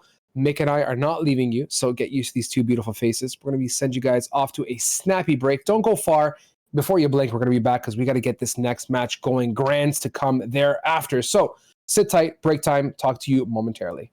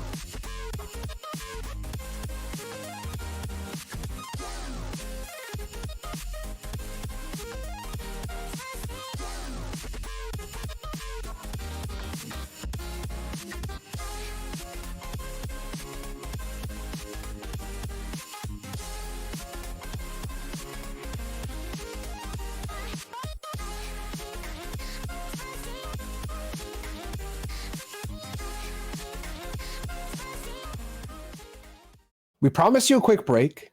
It was quick, and we are back this time. Mick and I going to be guiding you through the semis. So you can see down below, Goomba going up. Oh boy, it's going to be a good matchup, man. I'm like, just take a moment here for a second, and let's just talk about this match, right? Goomba, a familiar face for me, and if I believe they are a GLG resident, right? They've been around the block for a hot minute. I don't know what you're thinking, man, but we're going on a nice change of pace finally. Going to be Haven. Whoa, I was saying it's not going to be. Don't do me on Haven again. No more. No, business, man. Please, no. I want to go letter of the alphabet that doesn't include C. So getting into the matchup, we're going on Ascent, about to hit that agent select. Mick, talk to me. What are you thinking? I'm thinking with the picks already coming through and everything being laid out, I got to say, we're looking at a mirror matchup. So this is just team diff, man. That's really what it comes down to. Who gets these rotations out? Who gets these better kind of plays? Who manipulates the map of Haven to the fullest, or not Haven? Good God, we've ingrained it in our heads now. I'm telling you. Ascent! Whoever plays Ascent better. And I think looking at Vanquish and how they've really been performing these past couple of weeks, I feel like they are on a high right now. Not just from a game-to-game basis, but just from the week-to-week basis. I mean, I feel like these guys have just been, we've seen them in grand finals here a couple times just within these past couple of weeks. So I feel like they are definitely here to run things out. Yeah, without a doubt. I mean, familiar faces too on the side of Vanquish. I mean, same goes for Goomba. So these are like, it's nothing out of the ordinary here on GLG. We built such a great community and squad that show up week in, week out. And getting into Ascent, we'll see what these guys do. Lots of utility early on the turret and drone, or out and about, looking for some early information, getting in control of market. I love this pizza play on round number 1. It's so strong. Pizza plate. Pizza party? You know what? I'm here for it. Thing is, I'm also here to go ahead and close out some rounds, because with the first pick coming through, to follow through with a quick second and third, good God, feed-a-lee-to-lee.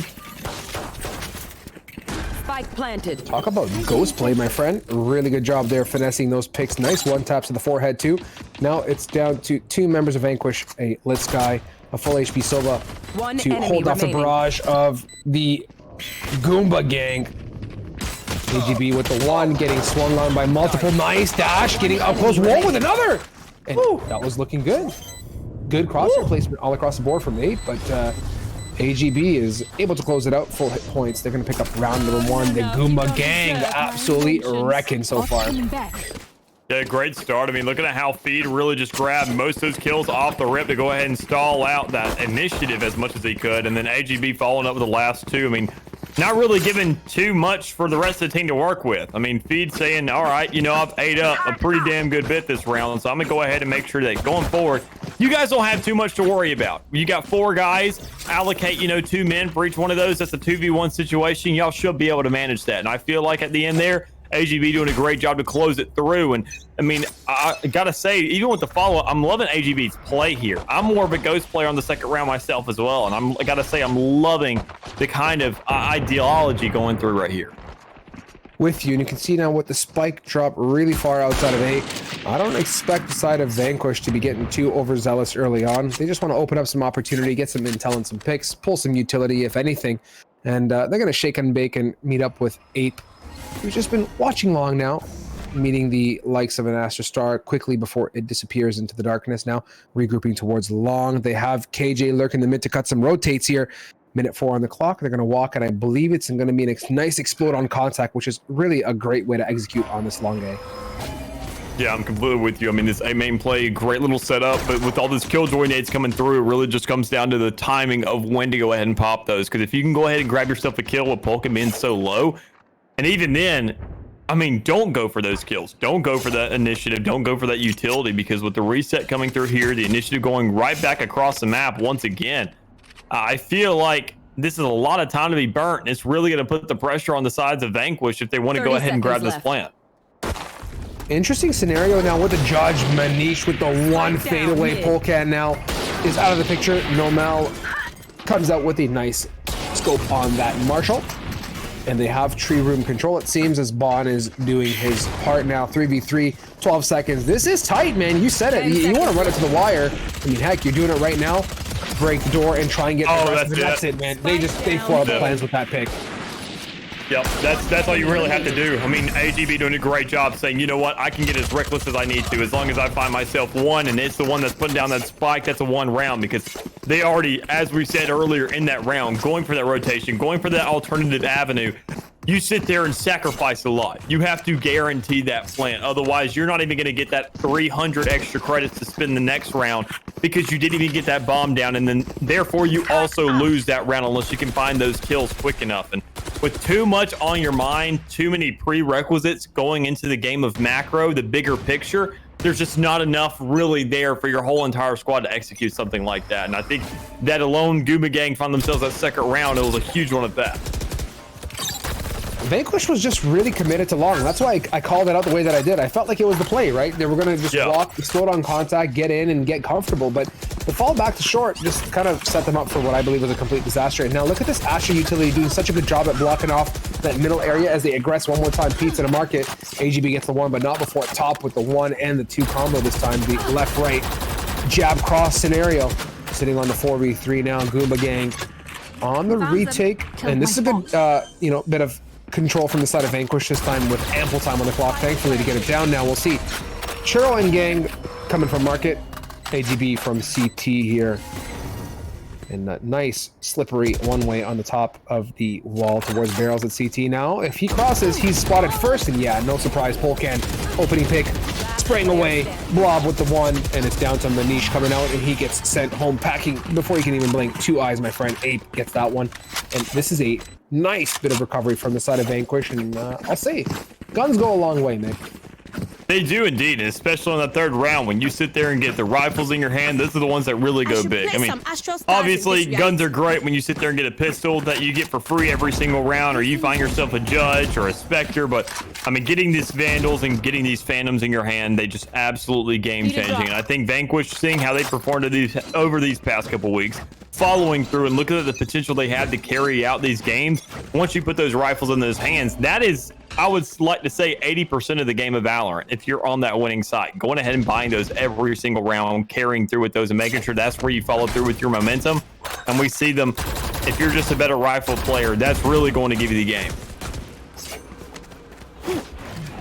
Manish here is a bit of a drone coming up his way. He's okay and safe as he sends the smoke for the one way now, getting contested with multiple. If he's gonna contest this, yeah, the one way is definitely the way to do it. Nice, good decision from Manish, getting that onto Nomel, and he's getting pushed with more. Still has dash available too, peeking out. Oh, maybe a little bit too overzealous. His Top's crosshair placement is one step ahead of the game. 4v4 ultimates now available too on the side of Vanquish. One lockdown too for the retake on Goomba. 50 on the clock. Getting to that uncomfortable zone though for me, Mick. They got to make a decision here and execute.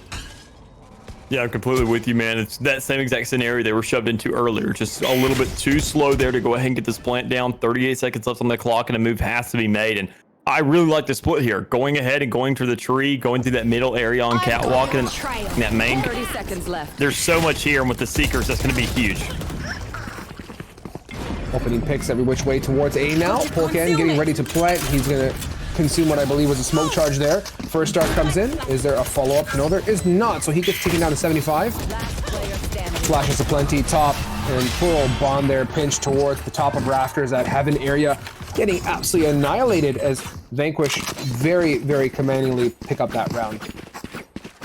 Yeah, great little finish there. I think they really just learned their lesson from the last time they went for that, saying, all right, we need to probably give ourselves a couple more seconds just in case, you know, we have a little unfortunate circumstance where we don't exactly have enough time to go ahead and get that first plant down. They get a little bit aggressive. That's also going to hold things out because, I mean, that's really what that pressure comes down to. I know at least if I see 6 seconds left on that clock, I hear that spike going down, I'm turning into a straight zombie, dude. I'm turning all my brain cells off, even more so than they already usually are, and I'm making sure I grab that kill under any circumstance. Come on, don't say that. Your brain cells are always on, my guy. You're with us. I know. Like, let's just take a moment here and think about what it's going to take for the side of Goomba now to bounce back. They're getting overrun by Vanquish, it seems, time and time again, and you can see they've basically walked into an uncontested site. Albeit Manish has an opinion, picking up one on the lurking 8 towards long on the flank now. So, as I spit out my words, we'll see what Manish's Blade Storm is going to be able to do. You are divided. He just walks through the Cosmic Divide and now back away. And that's a lockdown too. Oh boy, it's just a lockdown on lockdown Fiesta. Top with the one onto Fideli, Nomal, top. And this is now down to Manish taking the high ground and fully spotted too. Get it? Oh! Oh, hold up! His literal fingernail got locked down. That is unfortunate. That's tough, man. I can say that's happened to me time and time again. Just when you think you're safe, you just briefly, you know, tickle the barrier and surprise, it actually just completely sends you home packing. So 3-2, Vanquish just really looking stronger and stronger as these rounds pick up momentum. Yeah, I mean, I'm completely with you, and especially having that Blade Storm now in the hands of Lemon, I mean, that's scary enough in itself. I mean, the guy's trying to catch up, and I feel like an ultimate is exactly what he needs. A little bit of a, I would say, frosting on the cake to go ahead and get a little bit more sweetness in there. So I feel like everything kind of panning out here for the side of Vanquish, going ahead and getting these last 3 rounds. They're sitting really good on money as long as I can just keep their guys alive, play a little bit even more into it. Goomba Gang having these rifle buys this time around, though. This is kind of the first round where they can really maintain themselves after a while. This is definitely doable, but they need to make sure to win this. They got to take their time here, really finesse the rounds. Oh, AGB with the support of the turret sends counterpart KJ top packing. And this is a bit of an eye-opener now for the side of Vanquish. Is, oh boy, I completely eat my words. Trades coming out from the side of Ape and Churro. One apiece at this point now. Fideli jousting. Picks up 8, but not without taking a boatload of damage himself, down to 4 hit points. So count him out for the most part as they're going back to the Vanquish comfort zone, which is yet again that A site. Yeah, I mean, if it ain't broke, don't fix it. They feel really comfortable over here. We've seen a lot of teams feel really comfortable on this A side. I think it's a huge hit amongst all the attacking side, and I feel like it's definitely warranted because the plant definitely goes down. You get that guaranteed 300. You just got to get that post going through, and Polkin's really struggling to get it as he goes ahead and gets closed out, and Goomba finds himself the first round after 3 unanswered. Gun here. AGB to pick up that defuse and continue to build the momentum for the ultimate.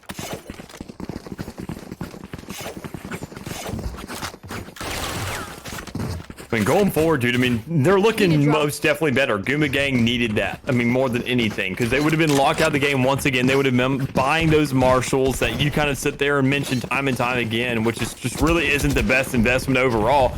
And going forward, I mean, that's what they need. They now have guns in their hands. They have another follow-up round. And I'll admit, with how many kind of fell them out, they don't have too much money to back themselves off of. So Vanquish can have another buy to really play with this round, but with everybody still standing, oh, I stand corrected.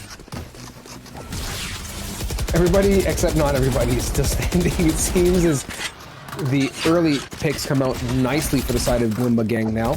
They've managed to get Jet down to little to no HP, and oh boy, Polka and digest the majority of that one. Had Jet eaten that dog, there would have been a whole different conversation. Manish now spotting. Nomal, knives. Ape gets the one. Bond, nice shock dart response from him. And with the support of the Odin, leave it to Manish to make it quick and simple. He takes the Odin away too with that. A good investment to walk away with at the end of that round. 4-3.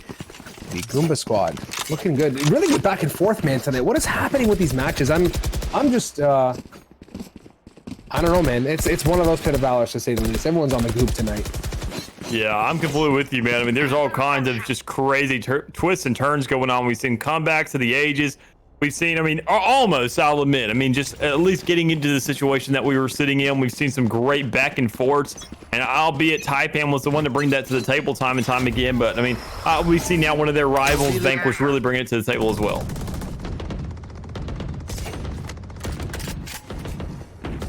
Taking it slow and steady now with early damage yet again. It seems like the early pokes and harassment is really strong with both these teams. It's going to force the Sky to use a bit of that healing support onto Sova for the side of Goomba now. Concealment. You can briefly hear the Odin just burring away on your left ear cup there, looking for information. That is Ape spamming towards short. But no one's there to receive the brunt of those weapons, or the brunt of those bullets, rather. And I think they're going back yet again. Surprise, surprise here, Mick. And well orchestrated A pinch. Follow the bird. We go and get onto site. And once again, lo and behold, we're over on A side, people.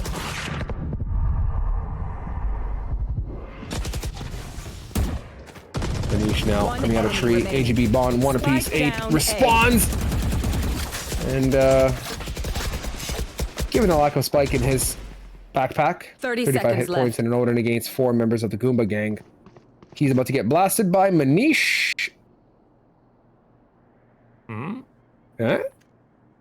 Interesting. I thought we were lagging for a second, dude. That was what was that? What's going on here? Is he gonna peek? Not gonna peek, and yeah, in the end comes out on top. 5-3. We proceed further.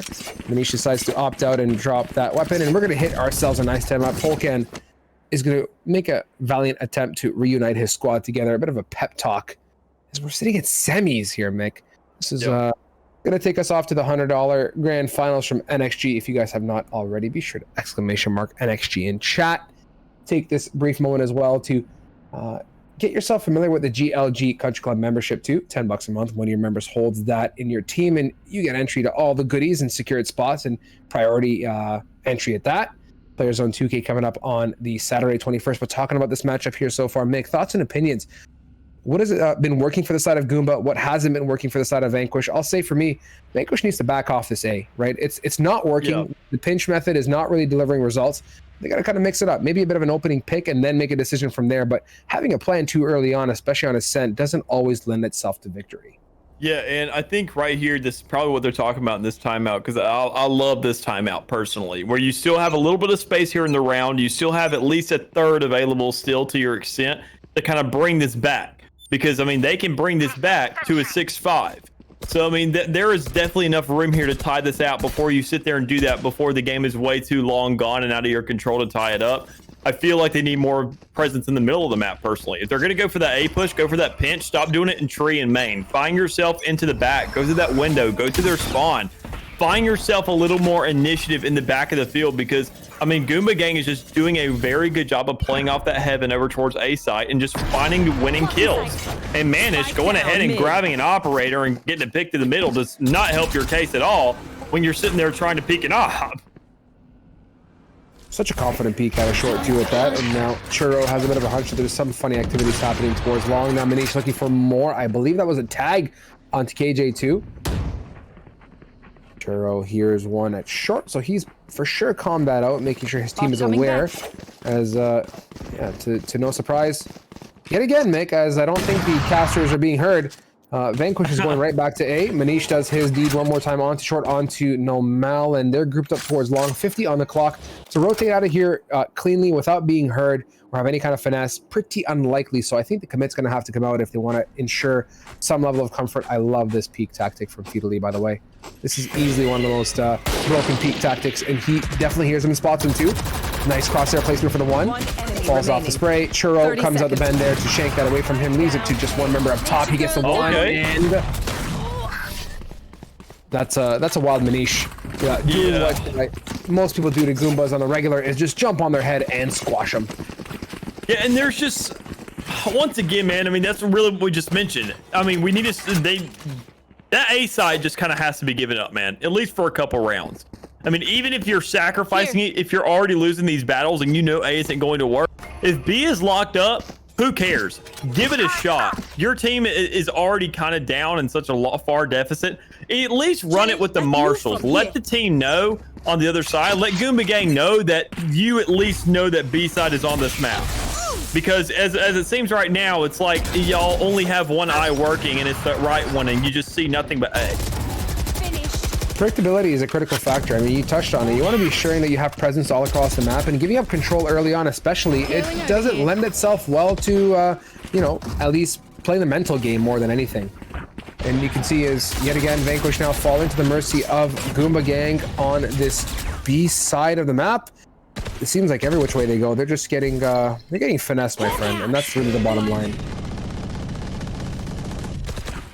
Yeah, and I mean, even then, going for this, actually, Ape could be able to close this out. I mean, looking at how much utility he has in his hand, had Hunter's Fury for that post plant. My deal is if they go for this rotation now, like they've done time and time again, they were going to be locked into that A site because they can't rotate again. They can't play around the map. They have to look for that mid control, which they've really just been choking up on so far.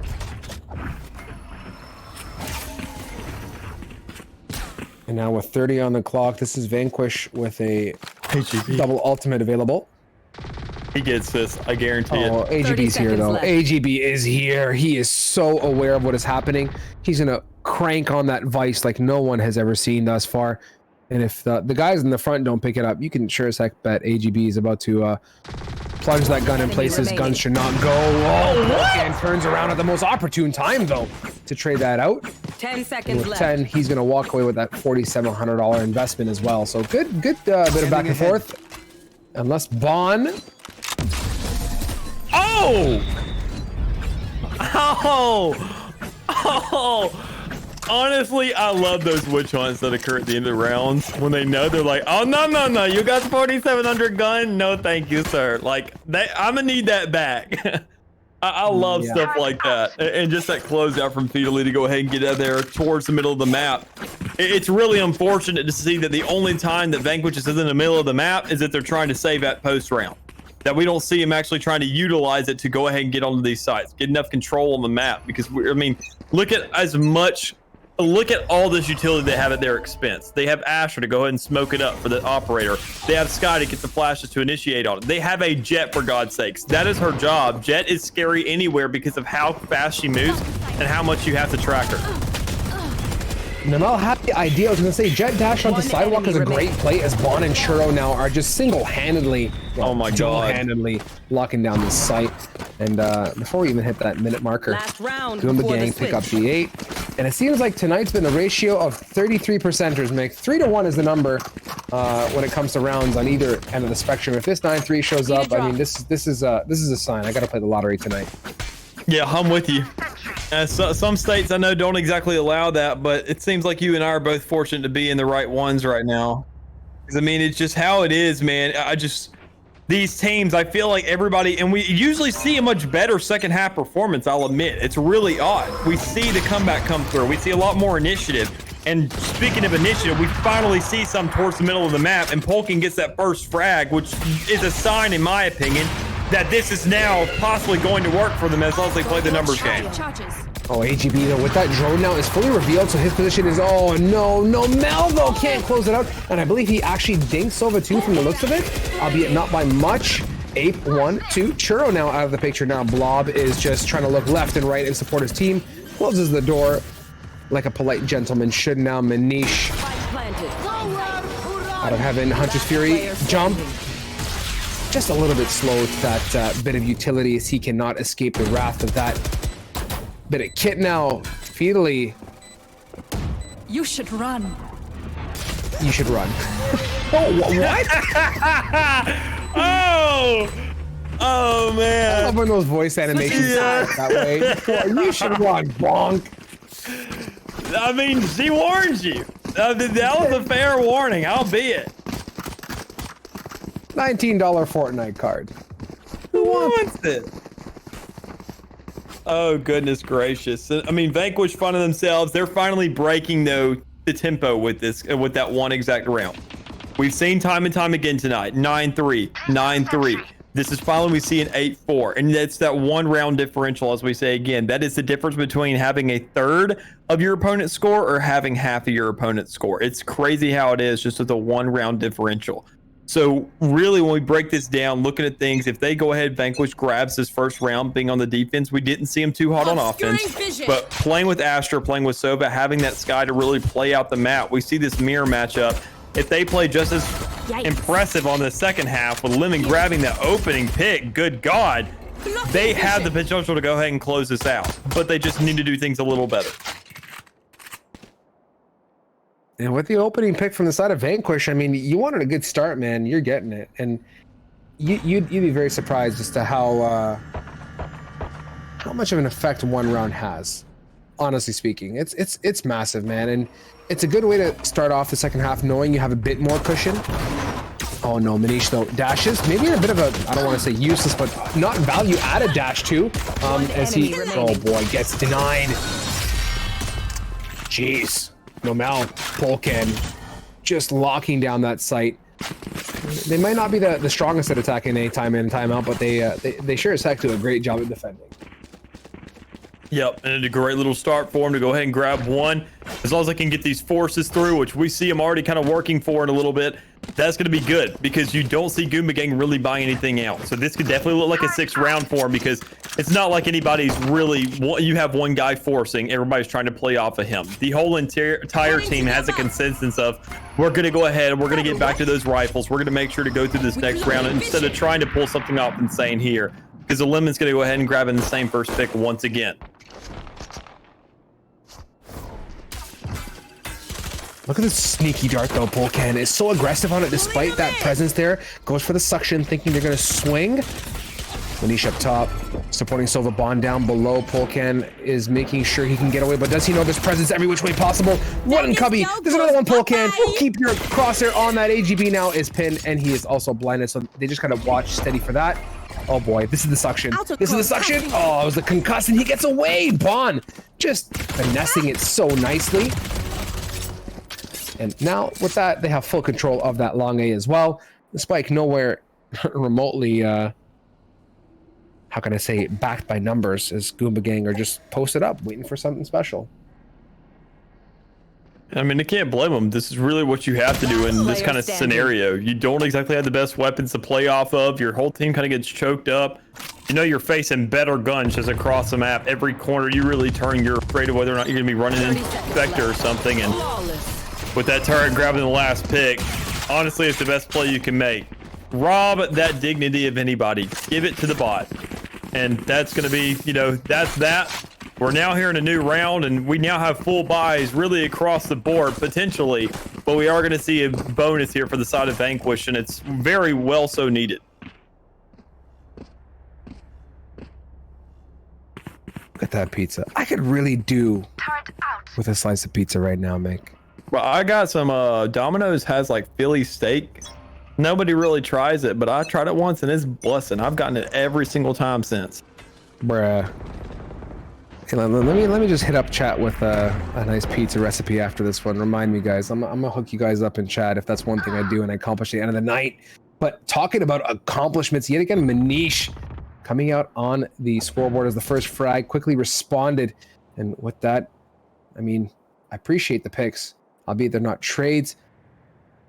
And I like that KJ has now kind of shifted some of that action towards A, right? Abandon the B, keep that utility mobile, and more than often, that shake-up on its own is worth a lot in itself now, Mick. Yeah, I completely agree. And I think with this initiative going over towards A side, it's a little bit shaky for Goomba Gang, knowing that Sky's at half health, and she can't really heal herself, but she can the rest of the team.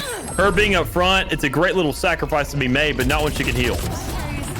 Wow, despite the pull towards short, they're able to do a bit of damage back and forth and trade. Churro just gonna basically dance through that smoke. Time of hunt. I lied. Take the dog for a walk is his play. He is able to spot the one, closes the door, has support from KJ Turret now. He's gonna go get into position for a bit of an unorthodox plant. Expecting the shock darts. Good choice from him. AGB supporting him. Door's about to break through though momentarily. AGB, nice crosshair placement onto Ape. 2v1 is the play. Two lit members from the side of Goomba Gang against the lonesome Polken now. Oh. One enemy remaining. Oh. Easy one. Does he have the two? One of two places, Polkane. He's either behind the box or he's under help. Oh, what? No, Polkane. He was so dead. Dude, no, what are you talking about? Polkane's right. He's totally like A main, dude. Hold on a moment here. No one calmed that out to him. So if he was behind the box, why did Polkane not spam? Like, someone should have definitely said something about the hit points on the board there. That would have for sure changed his mentality or something of that nature. But, dude, nonetheless, 9-6. What I truly thought was Polkane's round ends up falling short, and we keep the pressure on. Goomba Gang are just slowly and surely building some more momentum again. Yep, and in itself, that was definitely a very good shutdown. Knowing to go ahead and get all that money out of a player's hands, they still have to buy this round. Only one man sticking that gun that he's really riding out from the last round. But I mean, to go ahead and win it yourself would have been a lot better scenario, especially with as scrappy as it was. Shutting down those rifles in the third is massive. With Top's contribution onto Bond thus far, this is Vanquish's chance at redemption, and they're going to fall away, rightfully so. Good discipline from them, and it seems like Goomba Gang have a bit of an agreement when it comes to passivity and just reconsidering their action plan. Recovering it. Cosmic Divide now about to get activated too, so that's going to ensure some sort of control between the map on a more defensive scale. We'll see what that lends itself with 50 on the clock. It's a bit of a time waster now. AGB lockdown in hand, and off we go towards this A site. And right off that KJ, I gotta say, that's the best play you can make. There's only gonna be really two places that these enemies are going to hide. It's gonna be over there towards hell, and it's gonna be in the back of heaven. You've got to check those going into them. We just don't see that just yet. One enemy remaining. Spike Pop, down though, A. with his first pick early on, and now followed up with 3 more, sitting on that 4 feedily. He's going to pack away Polkane. Top still has a chance at acing here, though. Unfortunately, Ape has a different opinion. He gets the first dibs onto feedily. So, like I said, man, Vanquish, with the early pick, seems to work out well for them as they continue to... how can I say, make a conscious effort at keeping the Goomba Gang at bay. Look at that early battle pass, though, that early 6th round in the 6th round, how can I say, rally in the first half. It seems like they're just falling short at this point, though. Yeah, and it's a really good trade-off to be having. I mean, even in that one round they lost, it wasn't by such a large deficit by any means. And as I said, I mean, it really shut down the economy of a lot of those players. Only one man still standing, and that's exactly why they're in the shoes they are now with their money. So going forward, if they can go ahead and close this out, I mean, I'm sure they should with the weapons they got, and Lemon grabbing that operator shot, getting really cocky with it. I mean, you can't blame the guys. 5-3, go ahead, close this one out. 9-8, and it's going to be a great little setup for a comeback here if they want to go ahead and close this out, because things are definitely not impossible now with a 2-round deficit. No, sir. I mean, we talked about the criticality at half, and just how every round honestly counts, and, you know, every team's part counts, right? You come into these rounds, you know, you have a set of tasks in mind, and almost like a task force. You just want to tackle every little of this map one by one and just quickly check off the boxes and see, you know, what is the real root cause to these failures that we're experiencing day in and day out. And it seems like Vanquish is just slowly adapting and learning. Yep, I completely agree. And I mean, everything leading up here, Vanquish just absolutely just closing out more and more so. I mean, it's a little bit slow of a round because you expect these guys to kind of get closed out a little bit quicker, but trying to finesse something, you really can't blame Feed. Trying to at least get one, that's all you need. Try and shut somebody's money down, get that rifle out of the hands. And I mean, even though your team didn't even spend 2,700 collectively, if you can go ahead and knock that out of a player's hands, that's going to be huge. But not able to really manage anything just yet. But Vanquish is definitely managing something, somewhat of a comeback right here, because I mean, not 8, especially after really sitting down there at the half, as we saw it being an 8-4 half in the last one. It's such a great run here that they got going so far, and I gotta say, it's really scary to see because a momentum is definitely the biggest threat that you can find in Valor, and it seems like Vanquish has it in their hand right now. Oh my god, Blob takes a whack load of damage early on, and oh my god, they're forced to fall away, so their plans get completely foiled at mid. Look at the marvelous bit of aggression coming out from the Goomba Gang, and that might be very well the differentiating factor. Top, though, your ace master, or close to ace master, now gets the one onto AGB. He's having to just look left, right, shake off a turret, and people attacking him every which way now, and getting back into position in heaven. Last player standing. Top against 4 members of Goomba. Every entranceway, pathway, whatever you want to call it, seems pretty much locked down at this point, and Top's gonna have a bit of a hard time getting in. Yeah, I mean, just he's a one-man army right now. I mean, that's what he has to be if he's going to manage something right here. And being flashed, Bond grabbing the 4th is not going to help anybody's case. And right as I say that Goomba Gang sits there, I mean, is going up against the likes of Momentum and Vanquish's hands, it just seems like they just dropped the ball fairly quickly there. I mean, they had everything really lining up for them. They have the ults to really get themselves onto a site. You got KJ Lockdown, which really shoves everybody into the corners over there on the A site. Then you have that Blade Storm, which is essentially a free kill as long as you can sit there and click one spot 3 times with pinpoint accuracy at full sprinting speed. So I think Vanquish, they just need to go ahead and utilize their utility a little bit better here, because we see him getting on these sites. We see him grabbing these kills, but it's really only at the most opportune moments. Utility usage massive. Nomel though, this is that's what I wanted. Is no harm in repeating something that didn't work the round before, right? If you're confident and you have a hunch that it's gonna deliver results, it's the play. Do it. And he went aggressive towards mid. Now look at this. Oh, nice, dude. That's how you finesse the Odin. Gets another one to back it up, and that's it. That's really where it excels. Time in, time out. Vanquish come out on top on that round. And you said use your utility, man, and talk about using it not only to pick off and reveal, but also to blast them to a different dimension. I was about to say, to some extent, I mean, a gun is also some form of utility. It's something you buy in the game. It's something you have to use to get a kill with, because it's not going to just auto-aim itself. And I mean, everything leading right there, Vanquish got themselves a great round, and we did see that Blade Storm come out. Not exactly too many kills coming through from it, but as I said again, that factor of intimidation, hearing that a Jet is breaking out those knives, that is going to be a very quick kill for the likes of them if they can grab it, especially with the way that Lennon was really shooting out at the beginning of that round. Grabbing that first pick is something you don't want to hear. See, now they learn. They know that Nomel likes to get aggressive, so they quickly give up that post and make sure that they smoke it off and don't really contest him. As Top, yet again, opens it up nicely for the side of Vanquish. Manish, that's it, man. The Jet with the dash away, and you just gotta be quick on that. It just saves you time in, time out. And now with that, Bond and Manish, though, my goodness, have a response. Getting up close and personal. Bond finally onto the Nomel on a pogo stick. They are able to pick up that frag. 3v2 now. And looks like the attackers are gonna definitely do what is prescribed by the doctor himself. Just evacuate that site, right? You got control, you pulled rotates over, you've kept the KJ there kind of baking cookies, and at this point, clear out your corners and hop onto B site.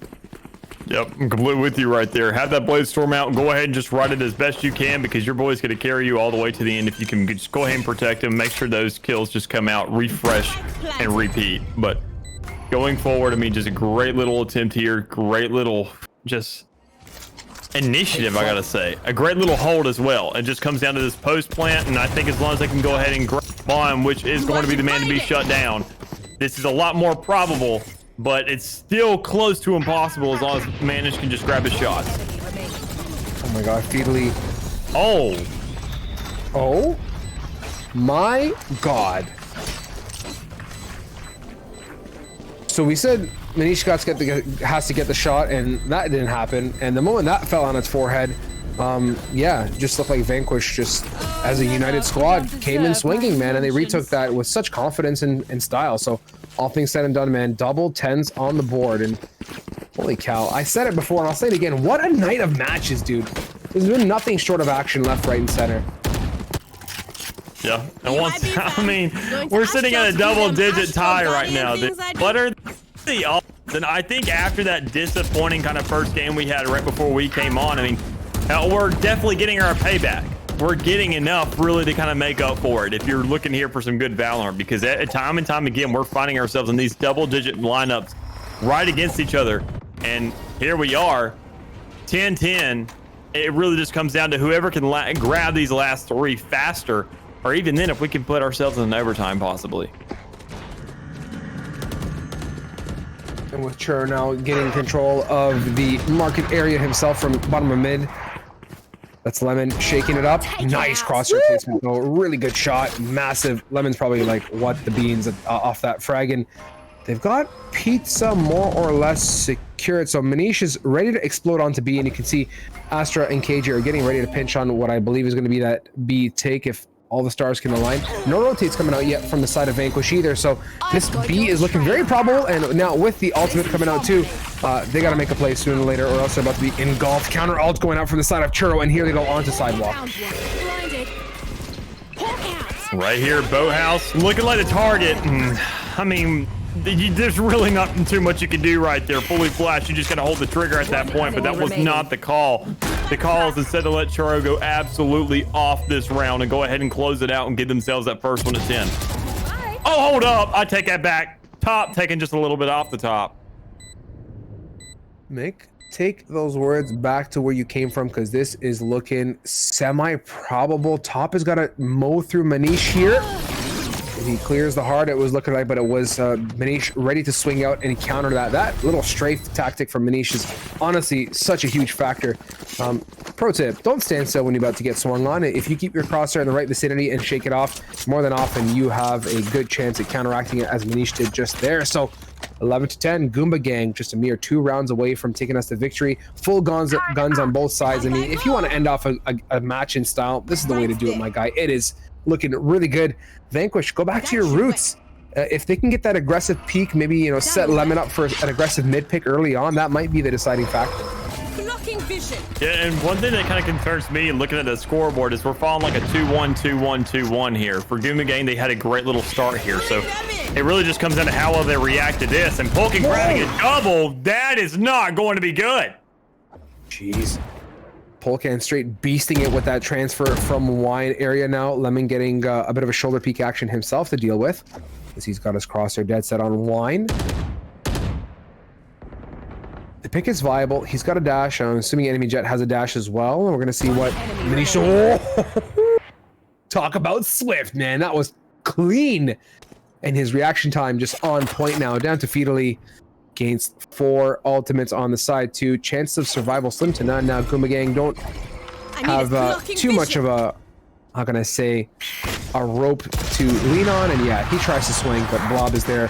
Crosshair placement on fleek, and he even had support from his teammate ready to connect. So 11-11. These teams are just yearning for this dub.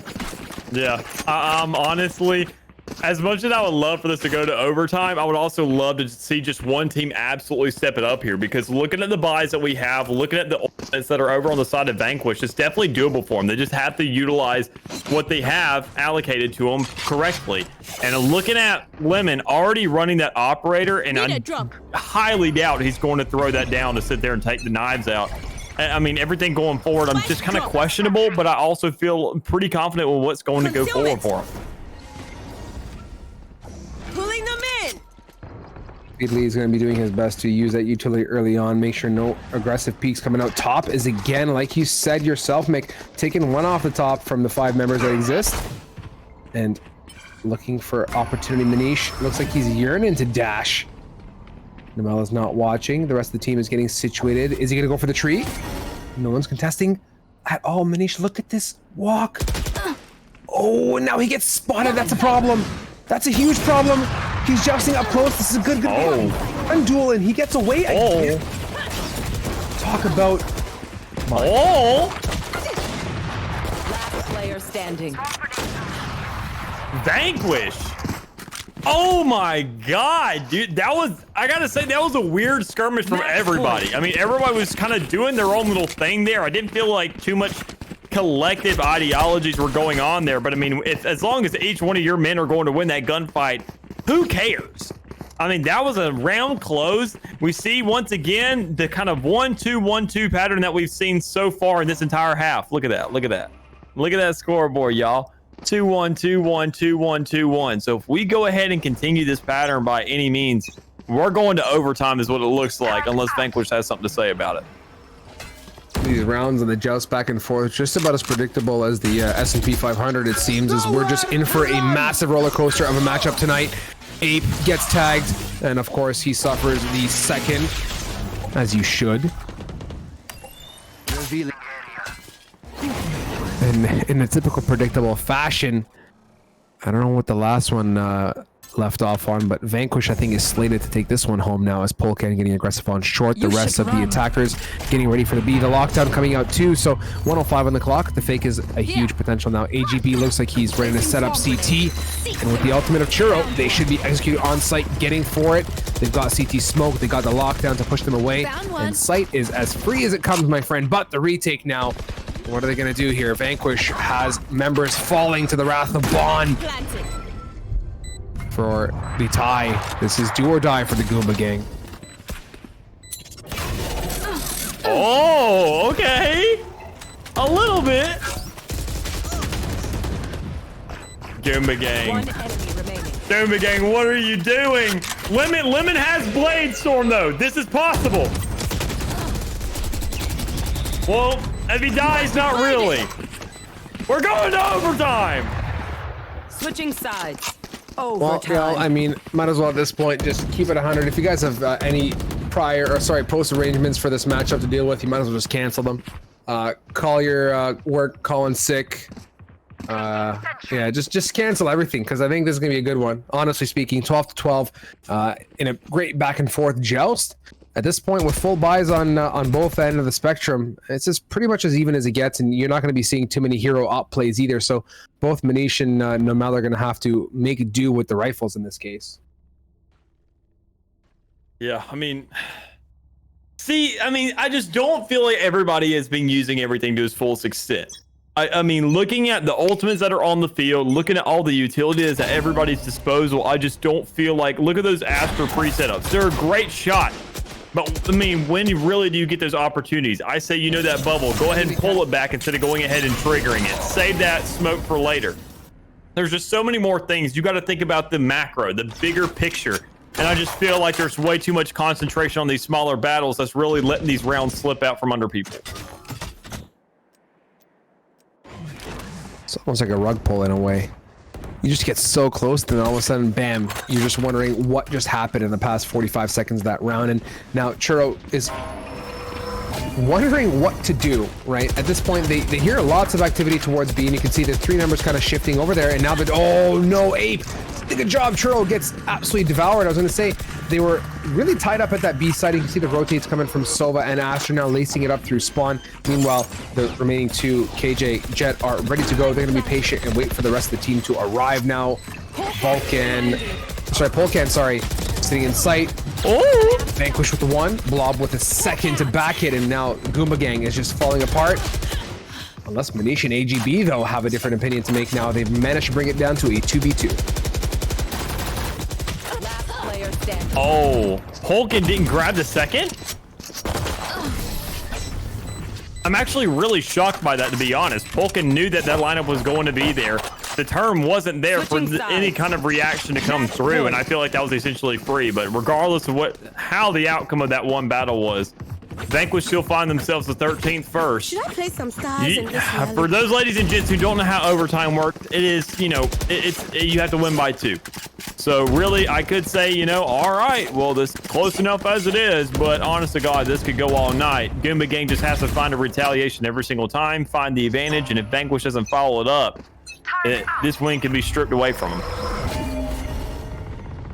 Poor old Nomel, the chance he gets to buy an op, he gets quickly denied that chance to get a pick whatsoever as the Astra utility blocks him off of short. In a typical Goomba fashion, Spike is not on anyone's body specifically as Feedly opens up a nice pick. Oh, Nomel, no, not like this. That is not the pick to miss. He had 2 people to pick from. Goes for the big whiffle instead, and he's got a hunch that they're going towards short. No utility to block it, gets the one. And waits for more. The smoke denies, and just look at that. Just dashing right across into sight is the Goomba Gang. Once again, just striking, trying to find some kind of answer here, and it's about as even as it gets. This is one of those really controversial moments because knowing the Goomba Gang, they have the attack. Oh, but I mean, enough. Straight up grabbing that shot, you're just trying to find every edge you can, and finding the operator shot through the wall, grabbing a little bit of damage. I mean, that's literally enough, but this ultimate is also going to be a great stall. That's all that it is at this point, is just taking it easy with the stall itself. Like you said, AGB, He sits in a bit of his own utility there, but Churro makes sure that he's got his back protected. Top, though, per the norm, is able to get the 1 in his round and contribute. Now it's down to the lonesome Top against 2. Frenzy, is it strong enough? Definitely not, my friend. We're going to go to another round of OT. The Goomba Gang hold on for more. Last player standing. Once again, we're right back in the ringer, right back to where we started. But we also have a little bit more money this time around. We're also, everybody is robbed of some ultimate points, and they have to work for them over the course of the round. So this is something. I will say. I mean, looking at it, looks like it's a very kind of patterned game overall. I mean, look at this entire half. We get the same thing even carrying into overtime. We get once again another 2-1, 2-1, 2-1. So I mean, I honestly, as much as I love this game, I hope we get a winner, you know, by at least next year. Because I mean, school just started, man. I can't miss class for this. Sure you can, Mick. It's as easy as not going in. Oh, sure. Oh, yeah, you're right. You know what? Okay, yeah, you got me. So big, dude. Sometimes I just surprise myself. Oh, guys, actually, though, don't skip class, please. I already missed one class today because I had surgeries to take care of, but AGB may need a couple surgeries to patch up those wounds, sitting at 10 health, and Top actually saying, you know what, I'm just as low, but I'm going to actually engage on it. Full engagement here from the attacker side now. Vanquish going back to the comfort zone of A yet again now with a retake. There is resistance available. Bond sends out the dart early. Oh! Poor old Top. Gets absolutely annihilated there through the floors of Hell area. To even up the bodies on the floor right now. Oh boy, Bond's gonna be massive with this. Watch this Owen go burn. He gets the one onto Blob. Drops down. Nomel patiently waiting. He gets traded off by Manish Polkan. Responds rightfully so onto Feedly in the 2v2. They gotta tap it now or never, my friend, and get ready for the utility. Last player standing. Oh. One enemy remaining. Okay, so clean finish there for Polkan. And I mean, nobody was really going to sit there and go ahead and close this out just yet. But I mean, Goomba Gang, I would say, you know, things could be closed out, but I could also say they could go on forever. So I mean, once again, we got Goomba Gang sitting on the attacker side. I want to say we're probably going to be visiting A again. But I mean, looking at this setup, especially with the way the bomb's allocated, A is definitely looking like the move. Only issue is you have to go ahead and look at all these stars allocations right now. I mean, Killjoy being on that B site is a great decision because you don't have those nades to worry about. You don't have a turret and that watch bot sitting there trying to sit there and trick you up. But it just seems like a little more needs to happen. And it looks like Lemon's going to be the first one to go ahead and choose that. Told you, man, if that op can open up a pick, it's going to be such a good pace setter for the side of Vanquish now. With that opening number 2, they have much less to worry about in the form of attackers, but you know for a fact, and I know too, a united Goomba Gang is a happy Goomba Gang, and they do a good job early on in opening opportunity. At this point, I'm wondering what they're going to revert back to. And I think my spidey sense says that Comfort A, they've got lots of support present, and I like the position of Jet. You can see on the minimap, holding mid, but just getting ready to be quickly flex over to that A side. And yeah, there it is right away. He's going to run away and support that tree room area. Send Astro to cover post, and Bond and team going on to A site now here. Planning away. Here we go. This is half the battle right now. Post plan is always where a lot of teams start to trip up, especially on this A side, knowing how advantageous that heaven spot is, because we already see AGB grabbing one off of it. Blob. This is it, my friend. Do or die. Healing ain't gonna be what it's gonna take to take home the dub. You gotta aggress, and Vaughn does just that. Nomel, Polkan, one apiece. It's down to Churro to clutch. Oh my god, is this it? Is this the one to clutch it off? Oh! This? Churro! He could have. It's not over yet. Why are they timing GG? His finger could slip. All right, never mind. No. It's not slipping anywhere, my guy. He's got a size 14 boot on that number 4 key. Let me tell you, that's gonna close off the matchup here. Churro, that was so close. I just wish he had been a little bit more patient. Maybe not peeked it as much. Yeah. Maybe. I don't know what I'm thinking, but man, that was tough. Yep, it is. It's a rough loss, especially to go that far, invest that much time, especially with the pattern you had going, investing so much there in the end, really scrapping together what you can there on that second half, and only to get it robbed there in overtime once you already sit there and go into the double. I mean, it's a rough loss. I'll give it that, but it was a very good game overall, regardless, especially when you sit there and dealing with the fact that we're in semifinals. This is the second matchup. So Lord knows what the other side of the bracket looks like when we're dealing with what this next team is going to be, what's brought to the table, what map is going to be brought in, because Ascent and Haven has seen a lot, because I know me and Strive have seen a darn good bit today. But I mean, going forward, that just kind of leaves me concerned a little bit, because I mean, obviously Vanquish sitting there winning this match, showing that they kind of now warmed themselves up. And they've sat there and spent a lot of gas in the tank too, because I mean, this other matchup, it wasn't an overtime like this. They didn't have to invest as much time, and they didn't really have to sit there and throw everything out onto the table to go ahead and find themselves a win. And as they proceed ahead further into the bracket, the question remains: are we going to be? What are the Grands going to be in for? Right? Vanquish has done a good job of setting a precedent, and they've obviously fought hard. But you said one point, which I will lean on to, as you get to the latter end of tournaments, the pressure and the gas in the tank starts to dwindle down. So I don't want to really get into too much more speculation. Myself and Mick are going to be stepping away. The beautiful Vincent and Seymour are going to be hopping right in here to take you guys through the BO3 Grands. This is for the $100, brought to you by NXG Esports, !NXG in chat if you've already done that. Guys, stay tuned. Please don't go too far. And also, depending on your choice, you can or cannot skip class. Entirely up to you. I don't condone one or the other, and neither does Mick. So, Mick, closing comments, if any, my friend?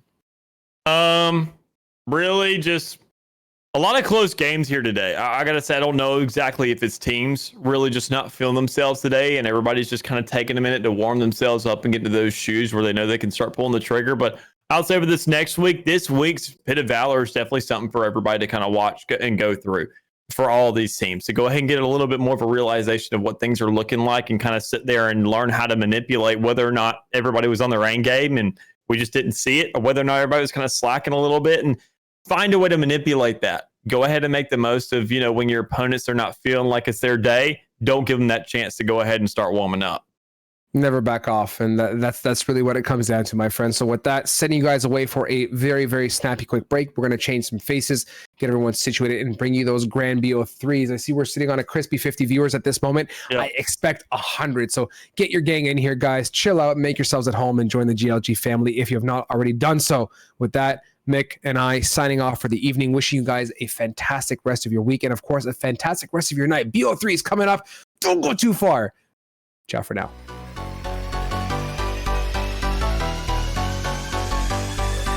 Starting to heat up a little bit here. Over the wall, and Bond gets two. Make it 3-0. That's the opening you want. Every single time they've gotten aggressive, they've caught one out. Are you kidding me? Lazy. He's got a 2-for-1 deal. At this stage, we don't really have to worry about funds all that much, because Dynamic has that Blade Storm. He doesn't need to worry about anything else. He's going to get a pick on Kermie, because, I mean, he's built like that. Put crack in this dude's cereal. I mean, goodness gracious. It needs to be cracked. I mean, look at it. Oh my God! Look at it! What? You can see Benevolence doesn't even get distracted by the Trailblazer. Oh my goodness, Benevolence. Don't pick it again. Okay. Give him another. Okay. Give him another. Oh no! Baby, yes! He's able to open up a flank angle, so that forces Stealthy to take the heavy aggression to the forward angle. Is able to get forward. Can he find that ace? Giza is tagged very low. They know exactly where he is, so matter of time before Giza walks into it. Has no idea. Stealthy is tucked away into the corner. Peeks out for the ace, and a big round for Recon 5.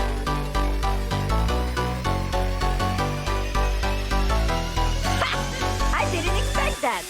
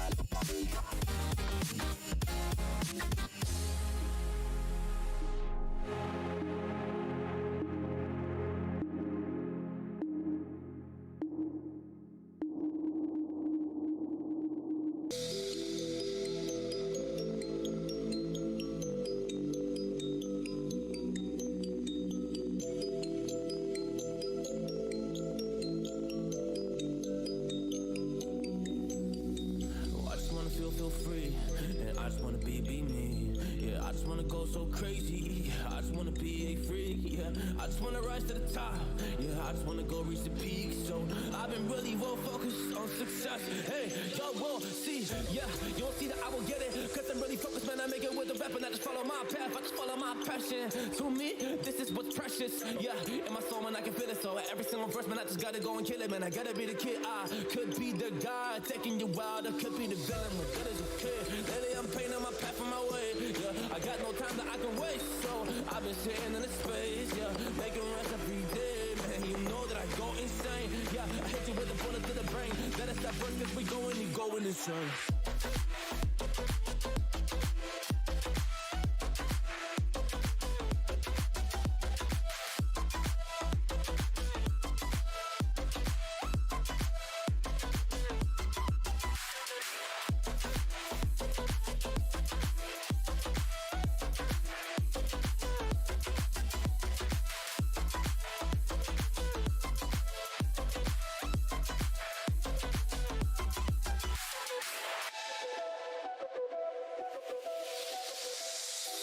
You don't know what I'm gonna do.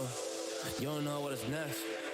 And I'm loving the fact, truly it's making me blessed. Cause I work on my team, no snakes in the grass.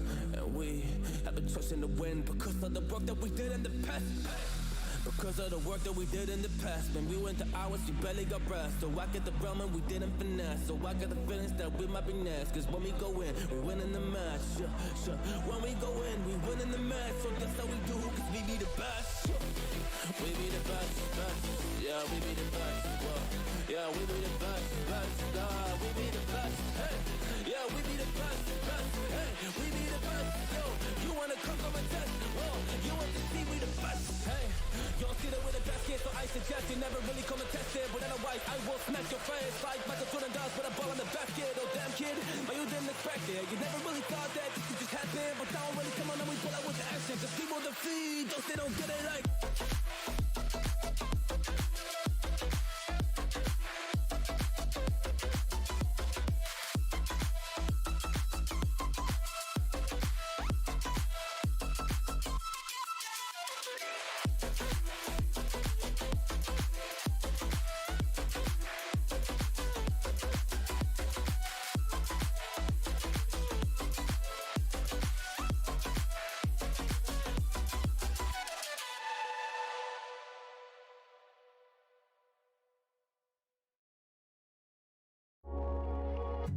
Midnight and city lights on the other side.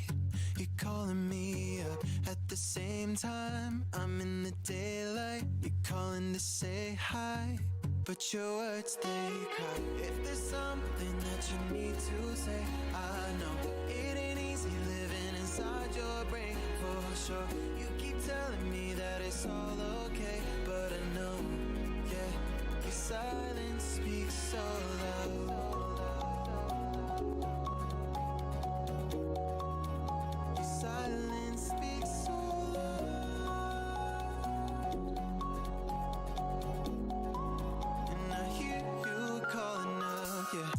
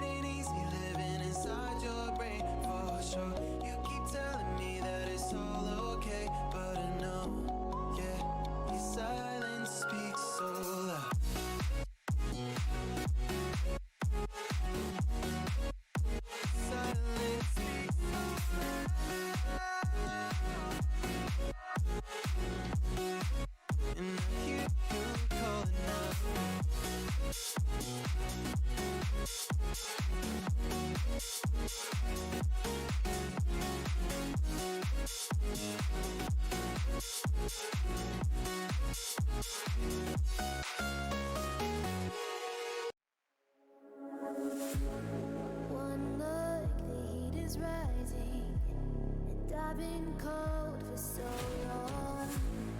One touch and we're igniting, setting fire to it all. You know these flames ain't going out. This building is crumbling to the ground. Don't think that we can stop it now, 'cause baby our love is gonna burn it down. You know these flames ain't going out. This building is crumbling to the ground. Don't think I wanna stop it now, 'cause baby our love is gonna burn it down.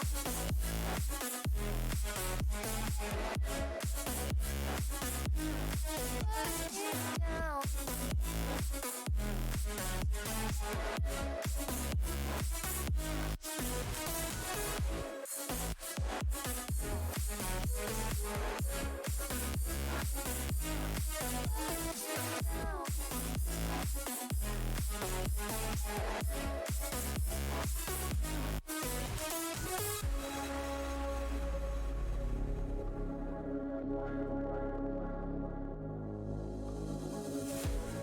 One spark, I feel lightning blazing up through the darkest nights. Hold your breath, babe, the smoke is burning. But kiss me now and I'll be alright. You know these flames ain't going out. This building is crumbling to the ground. Don't think that we can stop it now, 'cause baby our love is gonna burn it down. You know these flames ain't going out. This building is crumbling to the ground. Don't think I wanna stop it now, 'cause baby our love is gonna burn it down.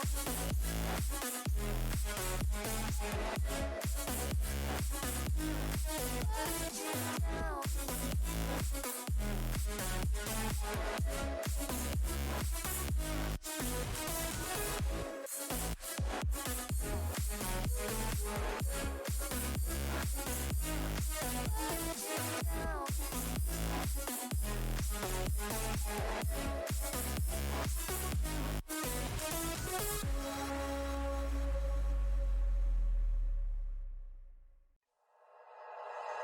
Like you, be strong to hold the powers of the sun.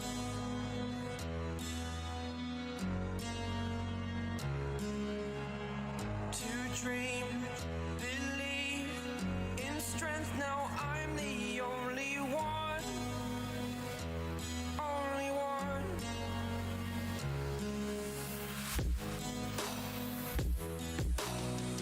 I was an ordinary boy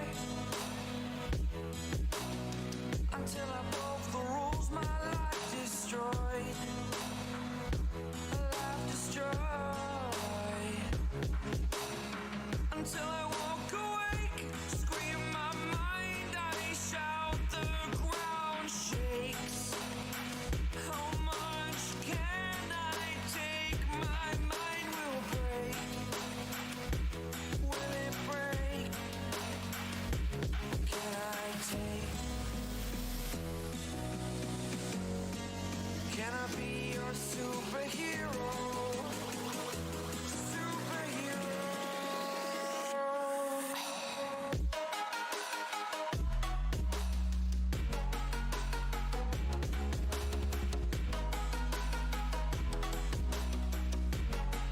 Can I be your superhero? Superhero. Superhero.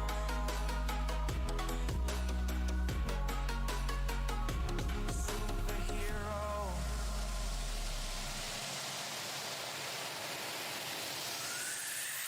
Fly away.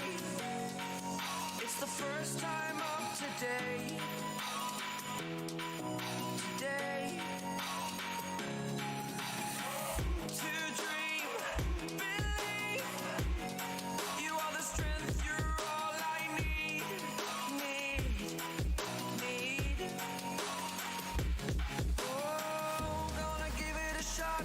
Only one of me to shield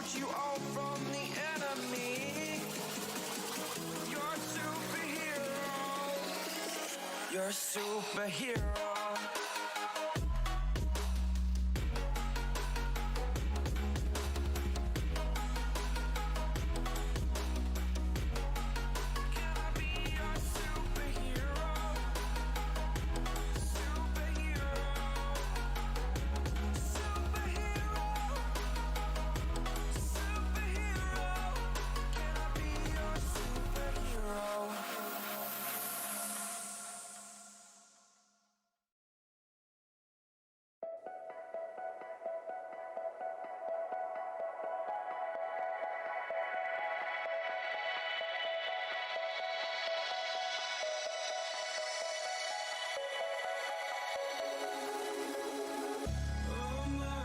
City, still so far from home. I've searched for you all my life. Cast out like a shadow, racing towards the light. I pray to see you one more time.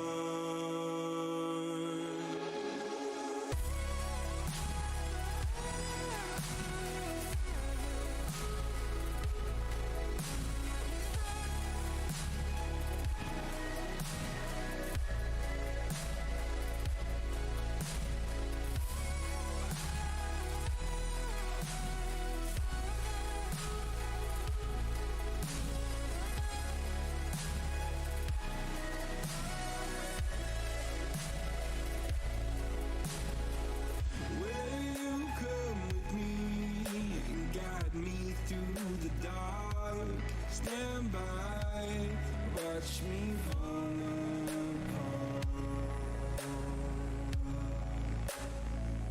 I've always loved you more than you know. Father, don't you let me go.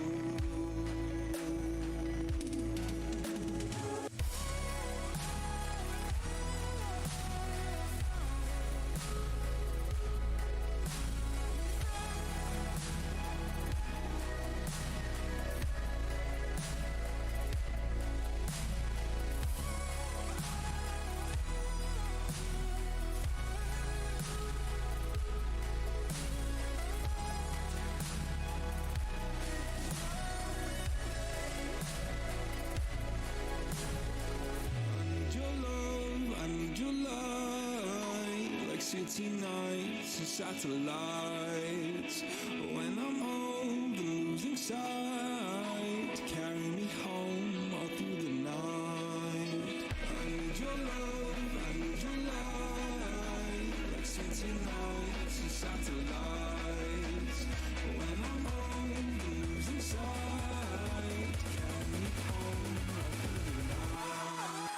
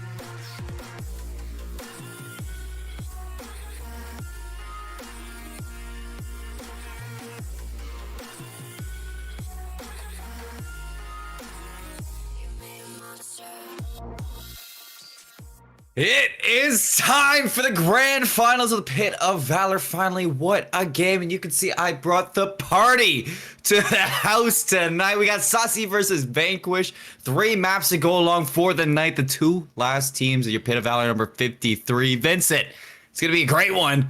Icebox, Bind, Ascent. I can't wait to get into it. Oh, baby, we are ready to roll with this thing. And like you said, Icebox, Bind, Ascent, the maps we're getting to start out on Icebox.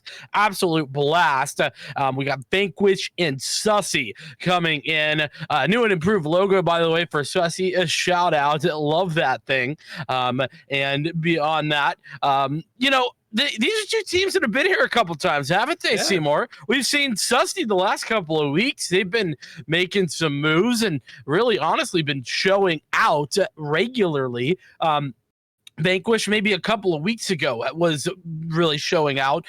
So love to see all of that. But I do want to mention once again, huge shout out and thank you to our amazing sponsor this week. That's NXG Esports, who has made this $100 rather than just the regular $50 prize pool. That is huge. And we thank them, exclamation point NXG in chat to check them out and see what they're all about. They do competitive esports and content creation.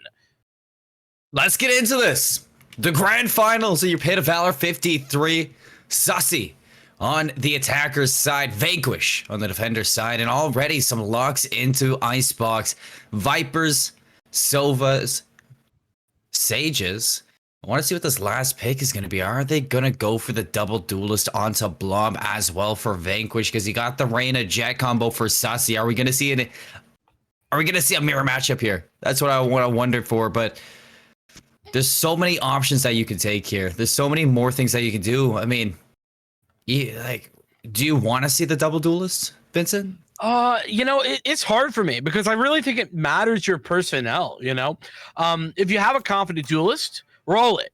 But again, like you said, there's a lot of options. Sky is one of those options, and I love that pick in particular if you're going to not go with that double duelist, right? If you're going to move away from it, Sky's a great pick to go about that. You can gain a lot of information from those guiding lights and, of course, on the Trailblazer. And, you know, Seekers, I think, is kind of an underrated ultimate, if we're being honest. It gives you a lot of info because it forces your opponents to shoot. And on top of that, if it hits them, it blinds them. So, I actually think that this is a solid setup from Vanquish, though I don't think that Sussy should have any problem playing what they're playing. I feel broken when I get hit by a Seeker. I just feel broken when I know that is the end of me when I let that thing touch me. But let's get into this round number 1. We got Sheriff on Nomal. No Sheriffs on the side. Yeah, not Lemon. And we got on the side of Sussy. No Sheriff so far. Ghost in a Frenzy. A Ghost on Ape. It's not too different from anything. Yeah, Apaxi. Yeah, this is pretty standard stuff. You know, a couple Sheriffs. I think is sort of standard at this point. Vigilance with the Frenzy up and over. Nicely done. It doesn't matter who he is. Ape Apaxi, now he's dead. Look for the trade though. Top, lead a chase on in behind the Trailblazer. Right click's not gonna land onto the target. That's 3 down now for Vanquish into the pistol round. Blob soon to meet his demise. Playing for the flawless here, but shots down range with that Sheriff gonna land. Vigilance getting up close and personal, both in an awkward reload situation, but the spray and pray from Vigilance. That's round 1. Done and dusted. Beautiful from Sussy. I love the initiation with the Viper wall down mid to cut off any information that you can see. The Sage wall to reinforce it, and the dash in from Vigilance just to get into that kitchen as fast as possible. Everything was played to perfection from Sussy. It absolutely was, and I'm with you. I think that quick dash, after the vision denial, perfectly done. That's exactly what you want to do on a on an opening round like that. Catch out your opponents, show them that you can catch them off guard, and that's part of the reason that I think I have Sussy on the victorious side of this matchup overall. Lots of weapons actually out this round. A little bit weird, and Lemon has already taken a pick, but traded back. Spike gets recovered fast as possible. Paxi, right click, trying to land on the sways, but that's a double kill to entry into the site and get that spike down safely. Take a look at the mini map. There is going to be a flank coming through as well, but it's being watched. And now Polkin, last standing, last to fall. 4 kills for Sways into this round number 2. Easy as could be for Sussy. And, you know, one thing that we were highlighting earlier in Ascent, I think it was our first match on the desk today, is a double duelist composition against something that's utility based, like Vanquish's composition. They have to be fast, they have to be decisive, and you can't allow compositions like Vanquish to take their time, get the information, slow down your pushes, because they're going to overwhelm you with their abilities. And I like Sussy's pace right now. They're being decisive. They're doing what they need to do to get up in the faces of Vanquish and take the gunfights they want to take. Yeah, they are. And, well, you know, that's like you're saying, part of that advantage gained by playing the, you know, very fast-paced duelist composition. But again, you have to think about it in 2 phases, 2 aspects, right? You have more utility to deny those fast pushes as well if you're playing with the more utility-based composition. And right now, it's just been 2 rounds, so not too much that we can draw from it just yet, especially as Vanquish are just pulling out their weapons. We were in a bit of a pause, had some ping issues, but now they are fixed right up. We're gonna get back into it. Information through. Actually gonna lock down Vigilance with that, give away the position. Polkin's gonna play aggressive and find first blood as well. No trades just yet. Excellent opening there from Vanquish. Great usage of the Sova Dart. Polkin is extremely low, but I was gonna say staying alive for a little bit. Sunny snuck on through here. The Sova right into the mix of it. 3 players gonna peek him, and that's awkward for the Sova. 2 players down, and that's the spike gone as well. Great job all the way around on that timing, triple swinging. Sways is gonna return fire for just 1, but in a 2v4, Seymour, that's not quite enough, at least not yet. No, Polkin was already low. The fact that Sunny couldn't finish him off, I mean, that's just a kill that should have happened already. I mean, you do have the Sky extremely low, but it just doesn't seem like enough right now. Sussy's stuck at the moment. Nomal waiting for it. Vision is gonna drop at the end of that one. Still Sways making some noise off onto the B side, but you gotta recover the bomb. 30 seconds left and eliminate 3 players on top of that, and you got Nomal backed up with this operator, denying you a whole presence outside of this map. And above you, it's Apaxi to peek on in and shut that one down. So Vanquish are gonna put themselves off the board with this 3rd round rifle round, and I mean, that's the first one that Sussy's lost, and really because of that information that was gained off the start, the fact that Polkin was able to take down Vigilance was a lot into the round. Yeah, early picks not going their way, absolutely crucial, and beyond that, the control that Vanquish held over that middle area consistently and over towards B, all things considered, where you had 3 players essentially swinging into 1 on that timing, perfectly done there, and Sussy fall, but that was a bonus round. Got to keep that in mind. So, an Empress available for Sussy, as well as the fact that they had full guns online. Through mid, they go Trailblazer. Gonna get the information. Blob slows them down through that mid slow burn. B side seems like where they want to go. I like this placement of the poison orb from Polkin. It is gonna make it hard to plant. Yeah. As soon as they come in there, it is definitely going to be rough. And, well, Polkin's not even going to let them plant for the time being, using that snake bite. And you can see what it's done. Sussy kind of just falling back a little bit, but Vigilance is in a good spot here. Side by side with Vision, though. Bruh. Like, they could hold hands right now. This is the situation they're in. Top has no clue at all. That Vigilance is here, so here the Viper is going to go in. Vigilance going to push on through. Doesn't check the corner, so the Spectre is going to pick up the Vandal.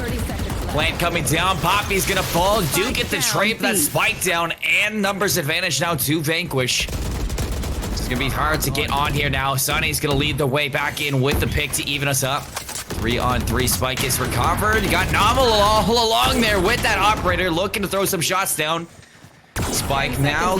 Sunny looking to put it down. Here comes Blob, finds both of them, and they get back onto the side. Vanquish, they answer back with 2 rounds to tie even Steven in the early rounds. Nicely done. Good patience there from Vanquish. Especially considering, you know, they denied the plant for so very long. And in addition to that, you know, Polkin, maybe you could argue overextending just a little bit. Could have gotten out with his life, but either way, it's just fine because they get away with the victory. You do this Vanquish squad. This map is Sussy's pick. Keep that in mind. And Vanquish have an advantage here, not only in weaponry, but in ultimates. There's going to be 3 sheriffs online for Sussy, as well as 2 marshals, and not much more. So realistically, Sussy, you know, just looking for a couple of kills here, and well, that's not a great way to start out. Not at all. Losing out on your Reyna, that's going to be a tough one. And look at the mid-map control as well. From the side of Vanquish, they're going to block that off, rotate back over to the A site. They've lost Lemon, but the reinforcements should be here in no time. And Toxins going up. this is going to be tough with the utility that we do see. Psychic Seeker's going to be right in there. Vigilance eats it. And look at Blob, just one player army getting onto the site, denying the spike plant, puts it in an uncomfortable position, and sets up Vanquish for victory. Not only victory, but a solid round with regard to the anti-eco. You know, you use the Seekers, but that's fine. That's definitely one, you know, an ultimate that you're willing to, you know, give away for honestly an easy victory in an anti-eco round. If I play Sky, if I get a Seeker, I'm using it as quick as I can. Like, you get those things like candy. Yeah, I mean, they're only those 6 ult points, so especially considering how expensive some of these, I'm going to say, best ultimates are now. Yeah, it's definitely important to use those whenever you get them. Viper's Pit available now for the defense, but it's the Blade Storm for Sussy that comes out early. Vigilance up top, ready towards A. Rifles are here as well for the stake. But Lemon, again, it opens up with the first blood on the operator. See you later. And the second one, too. See you later, Vision. That's a perfect opening now for Sussy into this rifle rounds. Or for Vanquish, sorry, how's Sussy going to react? Because they are now at a 2-player deficit. At least they're on the site, and the Empress is popped, so the key is getting the spike planted, but... Oh. That is the tough parts. Poppy's gonna be in there. Sways finds one. And the Viper's pit too. Trying to make it hard for Paxi to get there, but he's gonna just jump on into the pit and take them all down. Excellent from Vanquish again to defend the A site. 2 key moments there in that round, Seymour. Number 1, Novel getting the opening frag. Number 1, and the follow-up as well, shutting down the Blade Storm. Second key moment there, Apaxi with a double kill, denying the Viper's Pit, and crucially that Empress as well.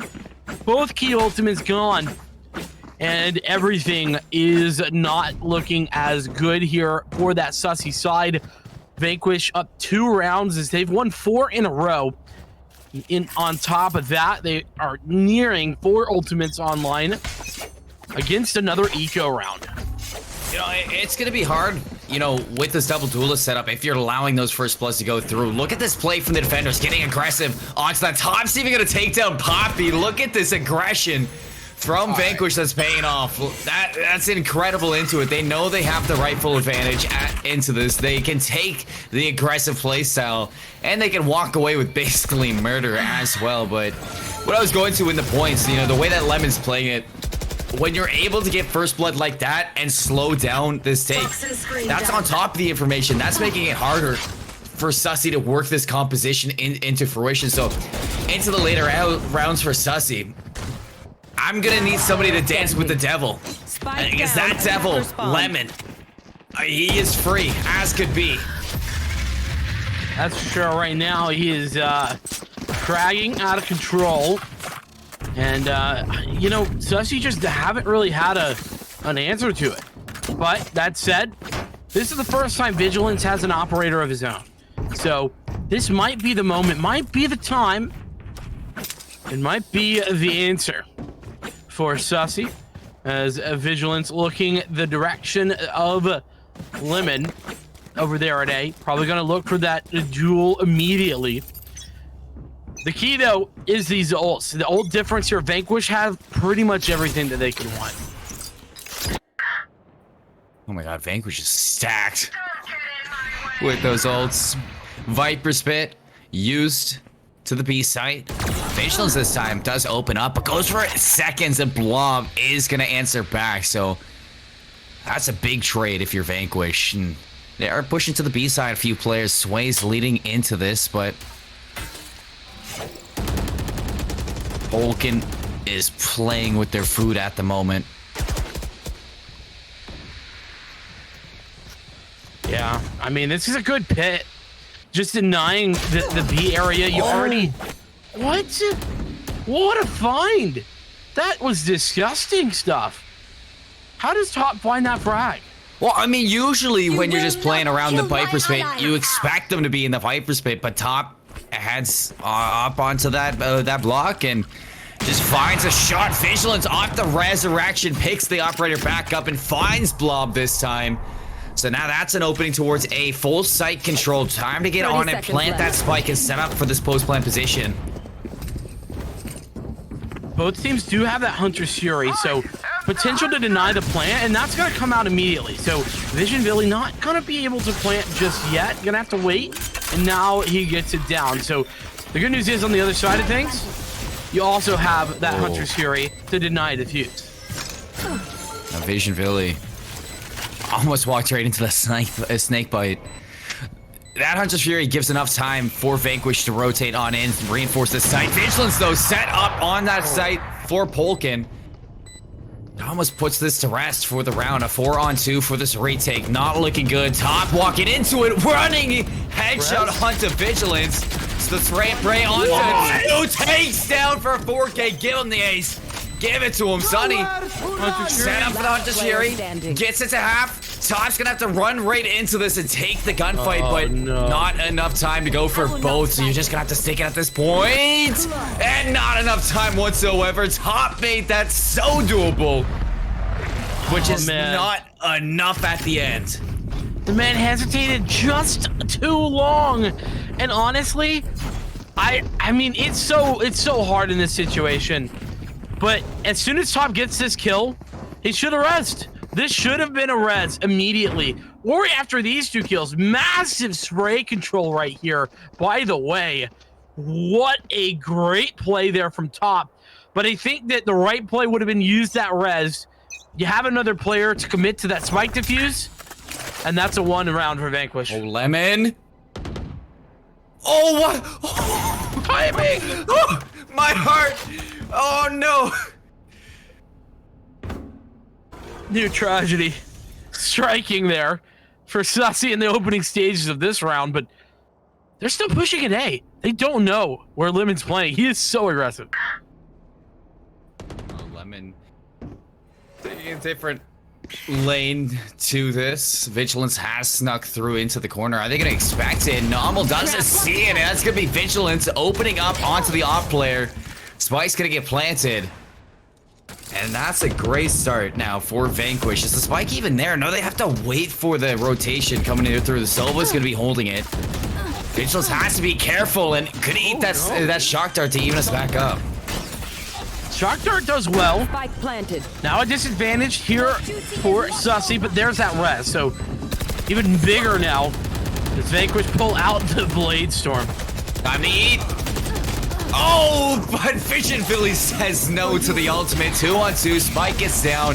You got the aggressive Viper up top, and now it's an even 2-on-2 for the site. Poppy does a good job at relocating. Now that's going to put Vanquish on the back foot. Top has no idea where Sunny is, and that's going to give Sussy the round. A brilliant hold from the attackers after that plant. A great start from Vigilance as well to sneak through. Man, Sussy has just yoinked 2 rounds in a row from Vanquish's grasp.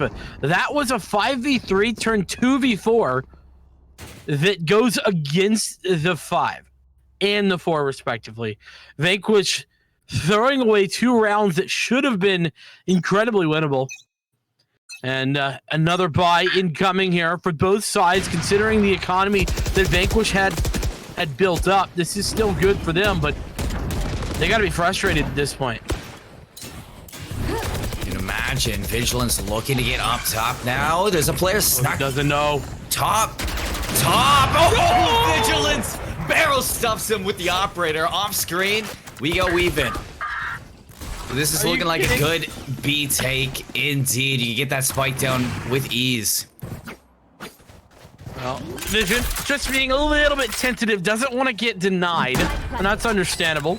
There's a Blade Storm here for Sussy should you want to utilize it, but they already have a player advantage, but Lemon's coming around the back line. Oh, Lemon had good timing, but wastes the shot. So the information is there for Vanquish. Let's see how they react. Great shot from Blob. Walks right into that, and Sway looking to keep this up. Blob is walking into the site with such confidence, now all alone.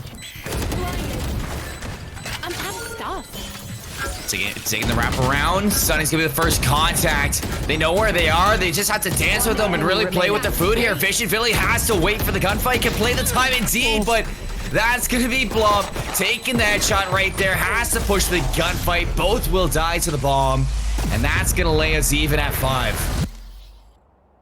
Man, Blob putting on a heroic effort right there, but it's not enough. Not enough at all, and we're tied back up. Now 3 rounds going the way of Sussy in a row. And as crazy as it sounds, that was the best looking round from Sussy in that 3.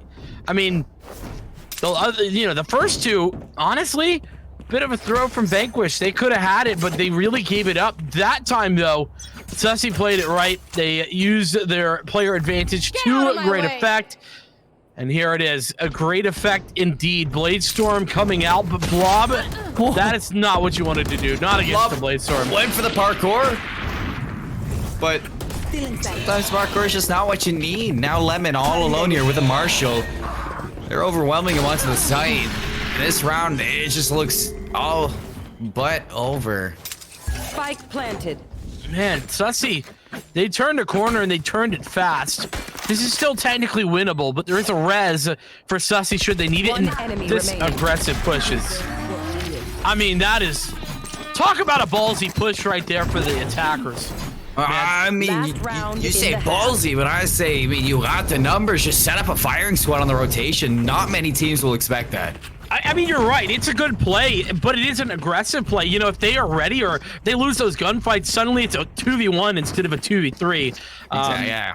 So I think it's still risky, but you're right. It is still a really good play because it catches everyone off guard. Nobody's expecting you to get aggressive like that, and there's a darn good reason for it. But they pull it off perfectly to Sussy. They put themselves at 6. An opportunity now to win out this half, as they already still have that ultimate advantage. The res I've been talking about, Empress in the pit for Sussy.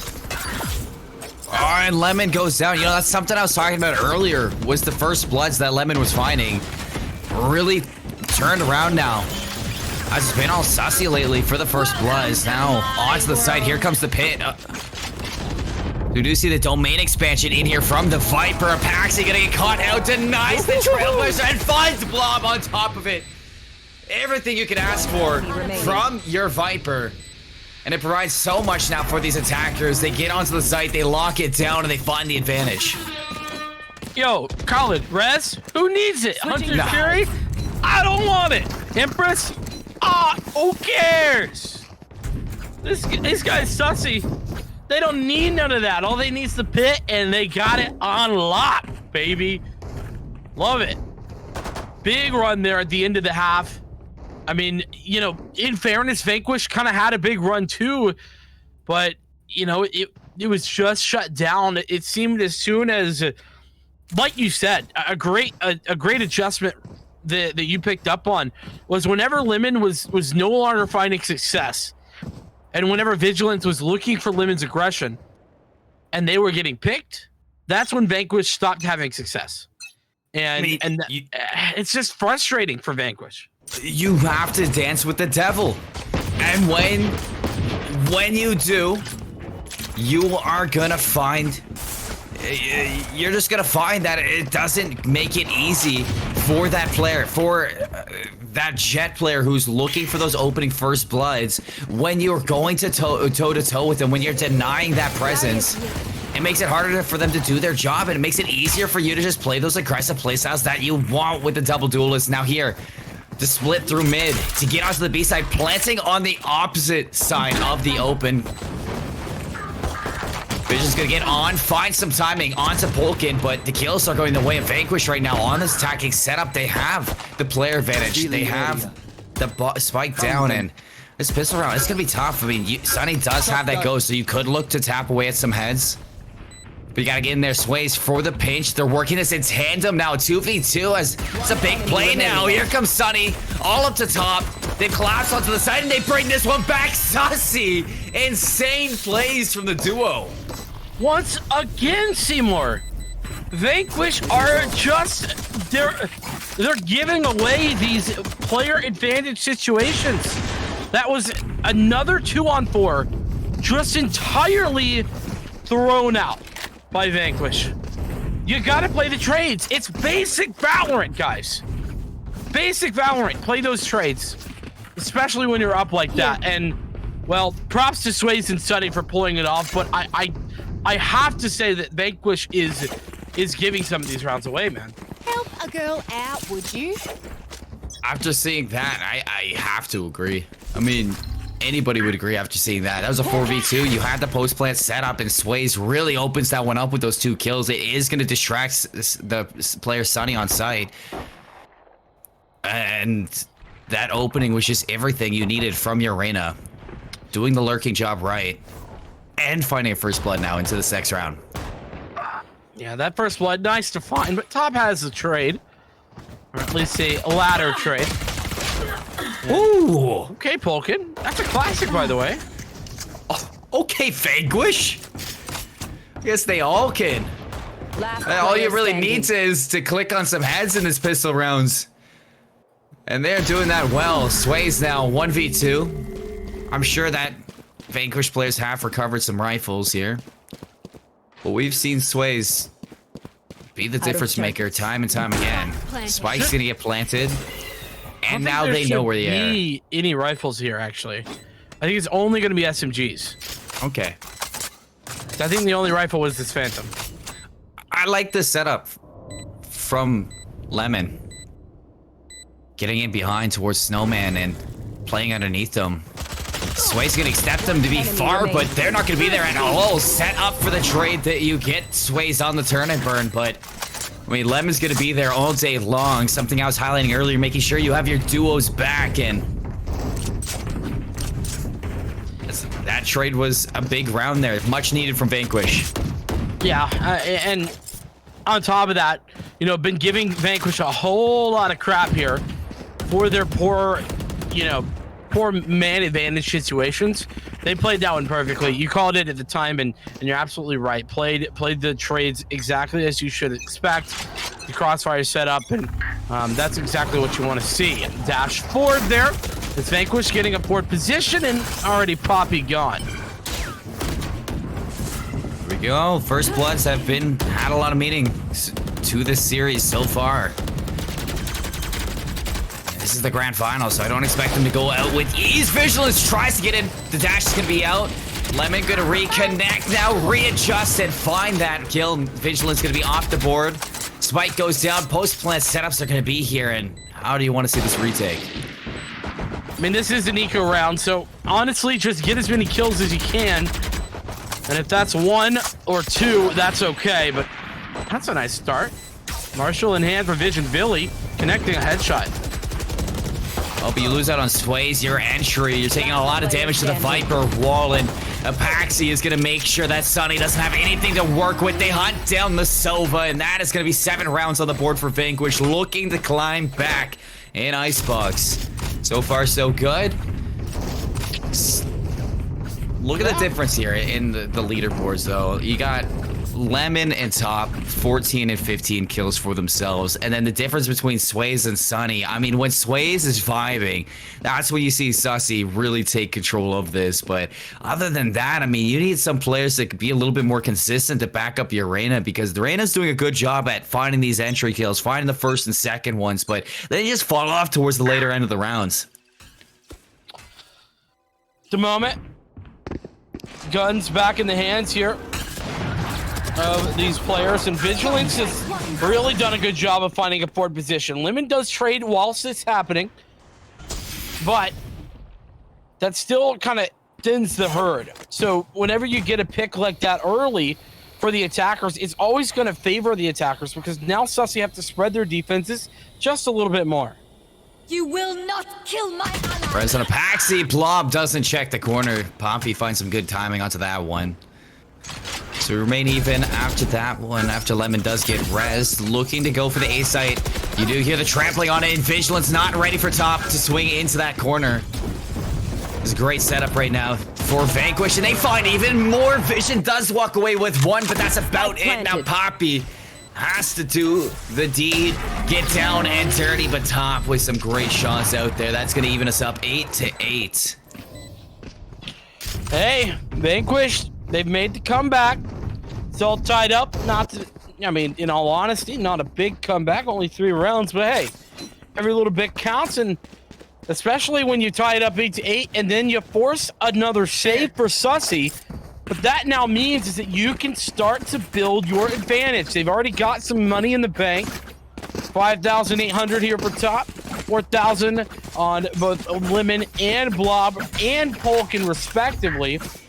So all you got to do is keep players alive here in this round. A bit of a unfortunate miss there from Lemon, allows him to get tagged, but keep things honest. That's the goal here for Vanquish. I mean, he's got the operator, so he just needs 1 good shot. Vigilance some poor timing. He's going to back them up. Finds the shoulder of that, but exactly, Lemon only needs that 1 shot on the operator to take that kill down. Look at, we got a flank from Vision Billy, even taking down Polkin. So now you can see the rest of Vanquish going to hunt down this Sage and take control of their back end so that they can focus on the retake. So you got 3 players from Sussy pushing on into the site. Getting some traction into it as well, but the utility now from Vanquish on this post plan, it is going to be so hard to get rid of.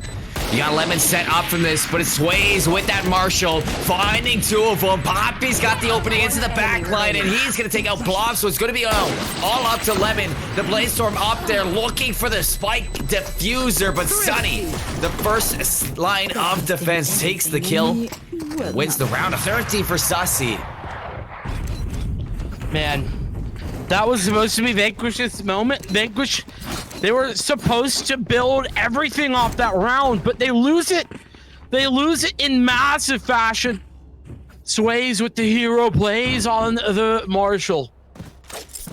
And on the back of that, Sussy's right back in this game, and they've taken the lead again. So Vanquish, back foots, yes, but not out, not by the slightest. Operator here for both Vigilance and Lemon. Ultimates for both sides, as that's the Viper's Pit for Sussy coming out over towards B. Shot misses his mark from Vigilance. Does, but he wants to go for seconds. Lemon this time is going to be ready for it, but Reyna picks up where the teammate leaves off. Finds 2. You give up the site, but with this retake, the 4-on-3, it's going to be favoring Sussy, especially considering you got the Empress locked up for Sways as well, and Poppy on the flank. And the res potentially available if they get in here. So, Sunny making life hard up top. Lemon could have swung out there, but that's where the flank comes out now. The res onto Sunny. Swayze is gonna fall, so nothing coming from the Empress. You get rid of Poppy. Now it's all up to Apaxi. You got the Shock Darts too. And the lineup is there, doing a little bit of trigonometry. You find Sunny on the ropes. Now it's gonna be a one-on-one. Oh, but He's sticking it, and he's not gonna check at all. So that's gonna be Vanquish losing out on another round that they could have won, Vincent. Oh my goodness, we should call this just the Vanquish tragedy hour, because I mean, the amount of times that Vanquish have been up players, have had an opportunity to win a round, but have just lost it in just the worst ways. It's got to be 5 rounds at this point. At least 5 rounds. And it's 10-8. What a close game. And Sussy just continually getting away with things there. Pros don't fake. Pros don't fake at all. Highway robbery tonight on the Pit of Valor.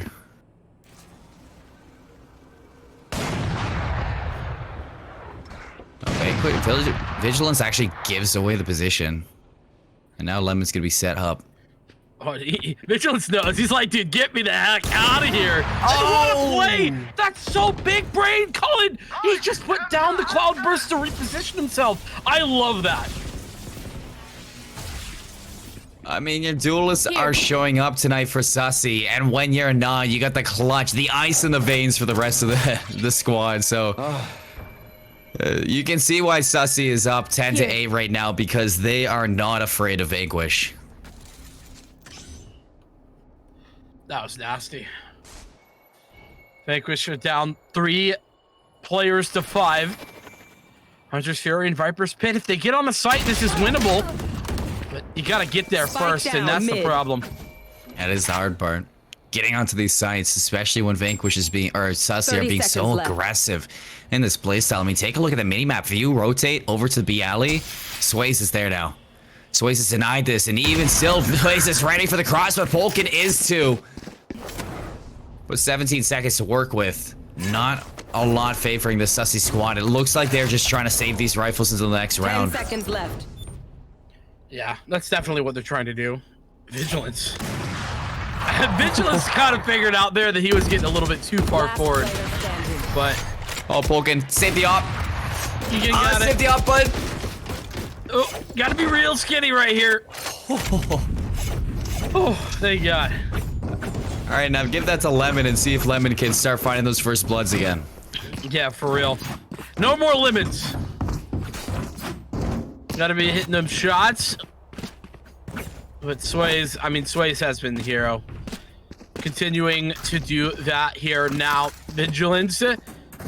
Not really popping off like crazy, but has done his job in getting opening picks at times. It's 11-8. 3 rounds between them.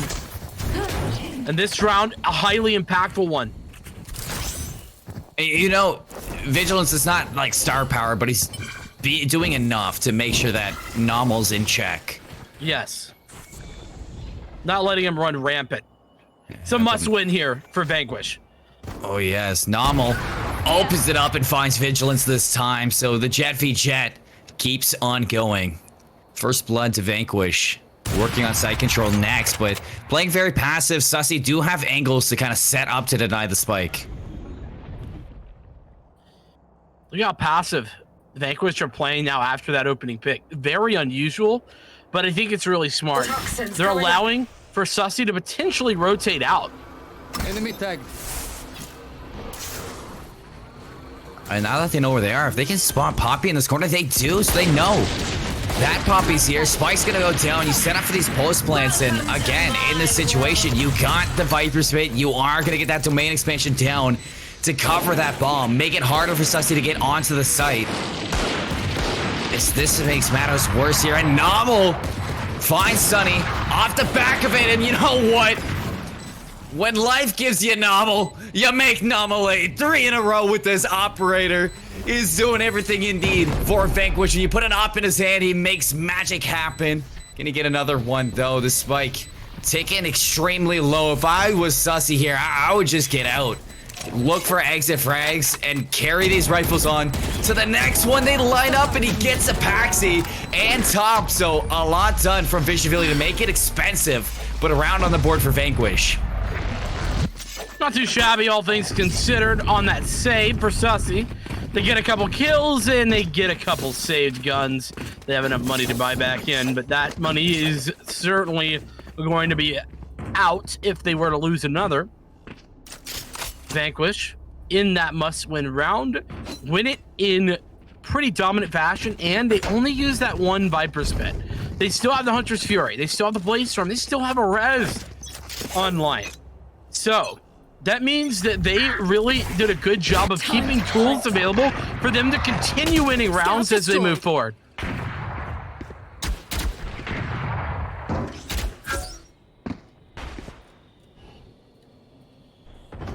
I'm looking to get aggressive again. Finds Vigilance. What a and that's the first blood duel that we've been seeing this time again, going the way of Novel. But look at Sways. Sways can play spoiler, finds Polkin, but the instant trade and the res. Man, these angles, they're certainly crazy, and Sunny has his own. Might have just brought Sussy back into this. The Seeker not doing it, taking Vision Philly out of that aggressive angle whatsoever. Spike gets dropped. We're even in a 2-on-2, and you still get Novel to put that Spike down, but Poppy's going to regroup with their Sage. So good from Vision Billy to deny the plant and then run the hell away. Regroups with Poppy and gives himself a chance on the 2-on-2. Oh. Time's ticking. Novel's still set up too with this operator up. Oh, Vision's gonna stick it. Oh, no way, he gets away with it again. The snake bite and the shot from the operator is gonna land, so it's gonna be up to Poppy, and Novel's gonna make sure that they get double digits into this. Oh man, Vanquish. Little by little, they're pulling it back. And that is another round. That one, though, really, honestly well done from Sussy. They put themselves in a position to win it. Kind of get a bit unlucky there with the shots through the smoke. You know, good lineup there from Lemon not to give that away. And once again, here we are. You talked about Lemon needing to step up, needing to be that player. Now the same amount of frags as Sways, believe it or not. Look at the defenders getting aggressive. And it's gonna pay off too. They dropped that Spike Vigilance and a little bit of an anime duel. Oh, Novel! What was that recovery onto Poppy? They don't teach you that in the academy. Gun here. I mean, they don't teach you any of what we're seeing in the academy, to be honest with you. This is high level, high quality stuff. You have to think that we're about to go even again, Vincent. Oh boy. Are we in for another overtime? Maybe. Speaking of timing, rather unscoped from Lemon. The timing outrageous, but he got it. The second time out. And there we are. I mean, you know, right there. Our producer said that this was going to be a 13-9 on Icebox for Sussy. For a second, I thought we were getting that. But then, Vanquish, I mean, Lemon himself, he turned up for the squad right now. Now top fragging the whole lobby. He's got the Bladestorm. He's got the plenty of cash for Vanquish to work with. They've turned this around. 100%. No op either here for Sussy. No Bladestorm for that matter, though a Res and an Empress. So, Sways, who's been the fragger, could be the tide turner, but it's Sunny, and it's Lemon gone down! That's the Bladestorm, that's the big fragger for Vanquish taken out immediately. Yeah, that's really the differences that we've been seeing. First Bloods have been converting into round wins, so let's see how Vanquish Toxins going up. react to this right now. Player down. And a quick rotation through mid, but Poppy up. Beautiful snake bite. Awkward shot. Standing. He just stopped shooting.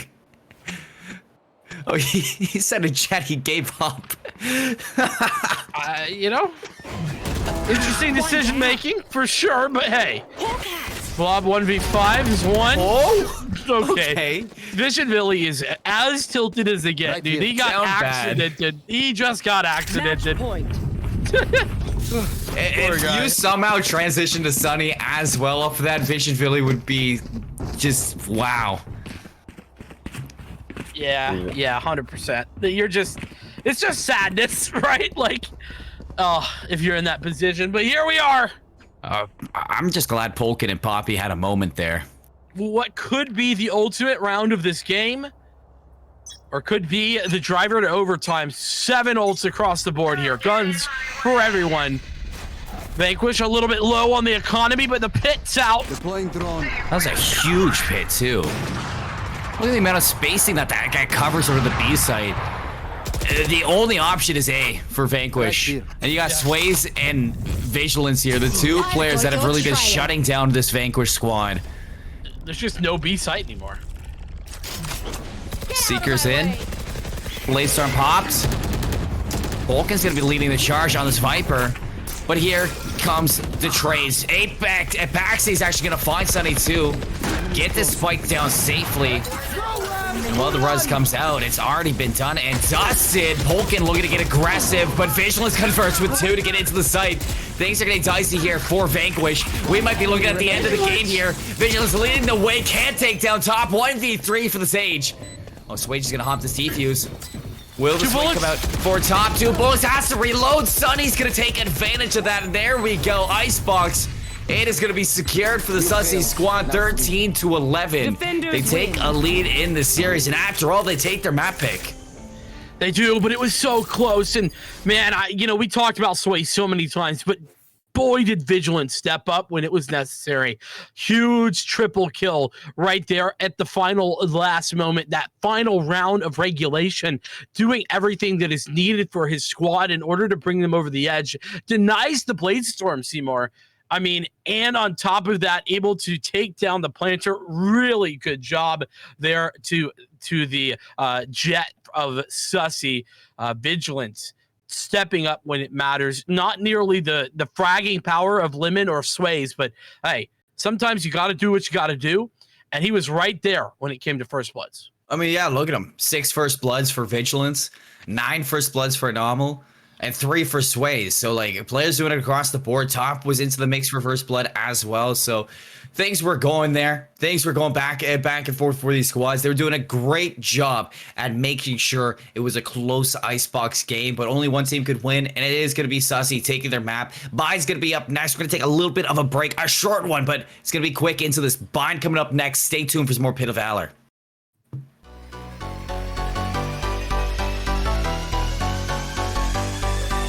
Starting to heat up a little bit here.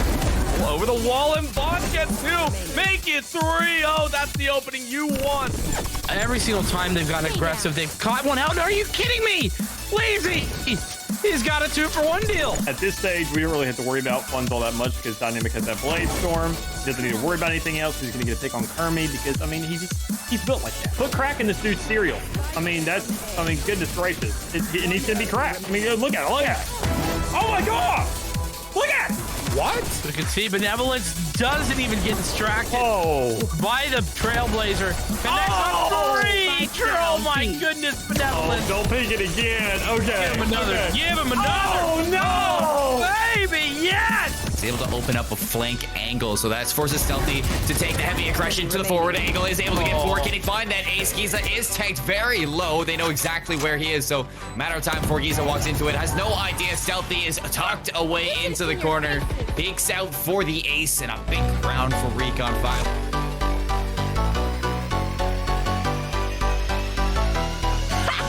I didn't expect that.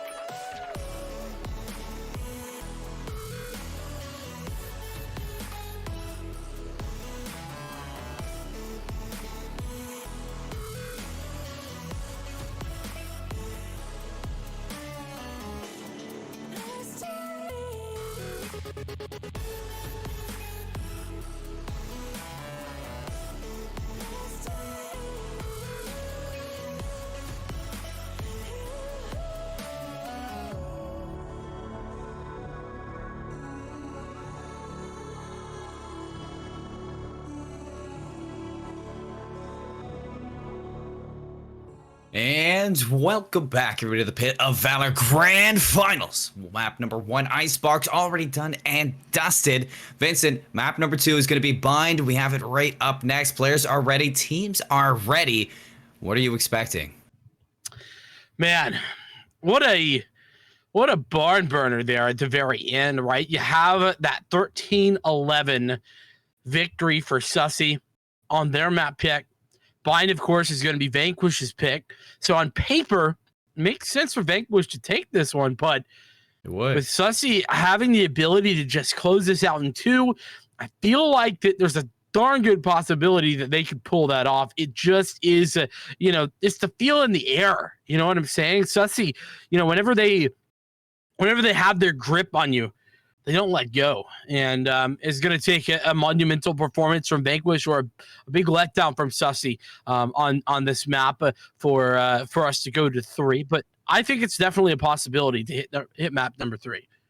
Big possibility. I think he's going to come to the First Bloods, personally, between these two squads. I think First Bloods were really deciding Icebox. So in the rounds that we saw some very hot streaks from either team on that map as well. So not really kind of pound for pound Valorant. It's just kind of counter-stratting each other in the sense. And it really stemmed from Vigilance versus Lemon. Obviously, this is going to be different into Bind because the strat that we see from Vanquish is putting Lemon on the Sage. So it's going to be a different battle between the Jet and the Sage, indeed, between who's going to be pulling out those First Blood abilities. But I do think it's going to stem from the same situation we saw, and I'm curious to see if Vanquish are going to rock with this or lock in a duelist, because you already got Sways switching from the Reyna to the Raze this time. Vision, Villy off the Sage for the Omen. Big switches out here, but do you see it affecting the game? I mean, the Raze is so common here on Bind, and it is definitely powerful. So I don't think that really matters in the long run. It's just a duelist that is better on this map. Reyna is really good over on Icebox, and Raze is good here. Select your agent. But the big differences I'm seeing is actually the fact that we have an Astra and that we have an Astra and Vipers for both sides. By the way, that's another big surprise. But Lemon on the Sage, and you got Apaxi on the Sky. So very wholesale different compositions coming in from both these squads. And my big key here is, number 1, there's not a ton of initiating tools for Sussy. Number 2, what they do have, they're going to have to put to good use to go ahead and get a good start here on the defense. Well, let's see it. Does get locked down. That Blob is going to be rocking the Raze as well, like you mentioned. So a lot of entry potential. You do normally see the Raze onto this map. Would love to see the way that Vigilance is going to integrate this Jet play, as well. That was a very Canadian story right there. I have to give you credit. I kind of threw that out for you. I know you love it. I do. I love it. It's great. But either way, man, this is going to be good. I don't know who has the advantage with regard to this composition. It really is tough.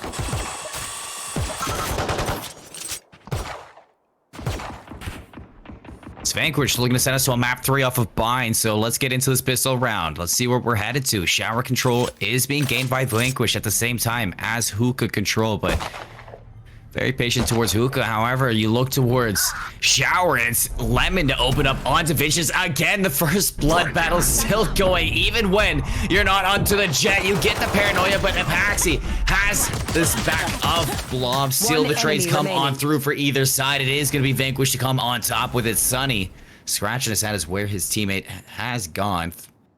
Now you look over to the A side. You're going to get the spike down. Should be a round for Vanquish.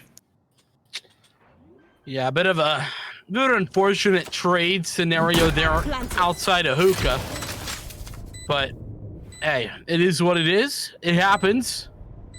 And at least Sussy and Sunny, in particular, in the 1v3, it's going to be met with a Nebula, unfortunately. That's a bit frustrating. but because of the positioning of the rest of Vanquish, they kind of know where he's at, and it's all on. Nice shot from Pokin. Really thread the needle right there. Yeah, you clear out the defender spawn. There's only one place you really need to look at that point. Exactly. I mean, that's the reality of the situation. It's going to be the buy up here for Vanquish off the back of their victory. It is just 3 SMGs and, or okay, no, you got a Stinger in there, and Polkin's going to stick with the Ghost by the looks of it. So while Sussy had a very aggressive buy the round after their pistol victory last game, or last map, it looks as if Vanquish is kind of the opposite. They just go for the aggressive purchase with these SMGs. Ooh, big communication for Vigilance to hop into that TV, vent on over, and find first blood.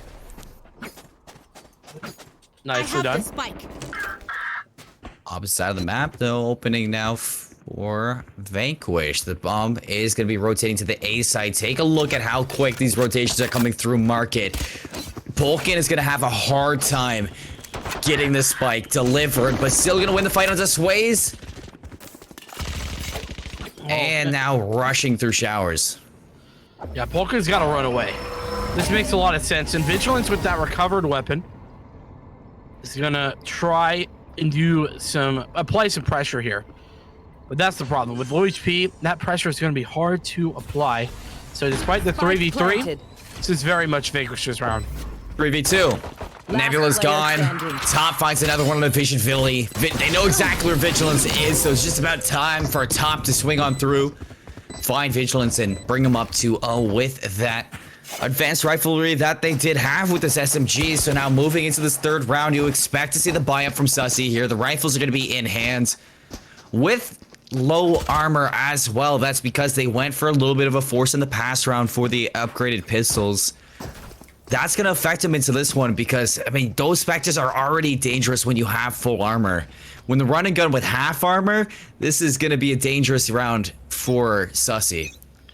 I mean, that's true. You're right. But, I mean, those guns are still very much favored in these scenarios. And look at that positioning.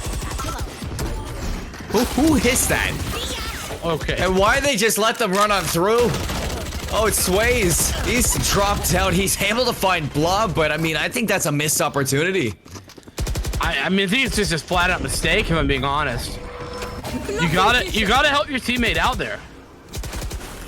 3v3. Can't get the spike down just yet. Vigilance is looking to take this aggression into his sprays through the smoke with that spike Vision assistance. But now it's Vigilance in a 1v2. 1v1. Oh, 1v0. Okay, Vigilance. Everyone's so heavy. Big mistakes there on the opening there. I mean, Sway's having a bit of a weird angle. Poppy getting caught out immediately. And Vigilance is like, no, don't worry, guys. I'll just, put you all in the backpack, carry you over the line. Quad kill here for Vigilance. The first off the back of some nice dart placement, and then the 1v2 as well. Really beautiful. Honestly, bit of a giveaway here from Vanquish, all things considered, but hey, Vigilance will take it. No, I almost just kind of walked into there and stood there. Wait, Sussy didn't buy you. What the hell is happening? Why are they not buying? We live in a simulation. They won the round and they're not buying, Seymour. Maybe. Talk about missed opportunities. They just gave away everything that Vigilance worked hard to give them. They do look pretty poor, so maybe they couldn't buy into that one. But you have to. You have to buy, Seymour. I understand what you're saying, but if you win the round like that and then you save, you just give away the economy game. Well, look at Poppy. Welcome to the party. Oh, Vision Philly looking to bring one back, but it's going to be Epoxy with that Phantom. I mean, those rifles, that's why you say the advantage is there no matter what. You have now 5v2. Like you say, definitely troublesome that you don't buy after that round. There they are. But we don't know their reasoning here. And Nomos, I mean, Vanquish, they're okay with that. I mean, I'm honestly devastated. I mean, that's such a That's the kind of thing I see in my plat games, you know? That's the kind of thing my teammate says, you know, calls, hey guys, we have to save after we've won a round. And I've got to explain why that's the wrong decision. And just to see that here from Sussy is really a surprise. And I'm not loving that. But either way, hey, they did it. They made their decision. And now they have guns in this round. So they got to make this count. They gave away their advantage last time. So now they need to take advantage this time. I mean, you give up a round for a more comfortable buy, and still the buy is just doesn't seem as comfortable as you'd hope for as a Sussy fan. Nam's going to be pushing through hookah. With the assist of the Astra, almost cut off by Visionvili. If that Omen smoke didn't come on through, you might be counting them on out, but still barely on through. Top's gonna find Visionvili. Does lose out on the trades, and Sway's keeping up off that icebox victory. You look at them walk right into this, and they take down the whole team of Paxi backed into a corner, and Sway's is gonna find 4 into that round. So it pays off in the end of it, Vincent, but let's see if they buy this time. Yeah, and well, this time, plenty of cash money for Sussy, plenty of cash money for Vanquish. Everyone has purchases, though Vanquish a little bit light on their cash. It is a judge in the hands of Blob, though Vigilance has one as well, and it worked out pretty dang well last time. And Limit has a Stinger. That one not nearly as good. B looks to be where we're headed. But again, up close and personal with these weapons. Sonny runs away. Are they going to expect Visionvili? They do not, and Spray's going to find 2. That's a big opening now from your Omen. And off of that, you're looking at Sussy to even us up with that. See if you can take a little bit. Poppy's found an opening through Market. So this Viper play could spoil the rest of it, but it seems like Polkin aware that this could be a possibility. You got Visionvili here for the crossfire as soon as Poppy walks in there, but he's going to be taking the far way around Vincent. Stealing sight. Indeed.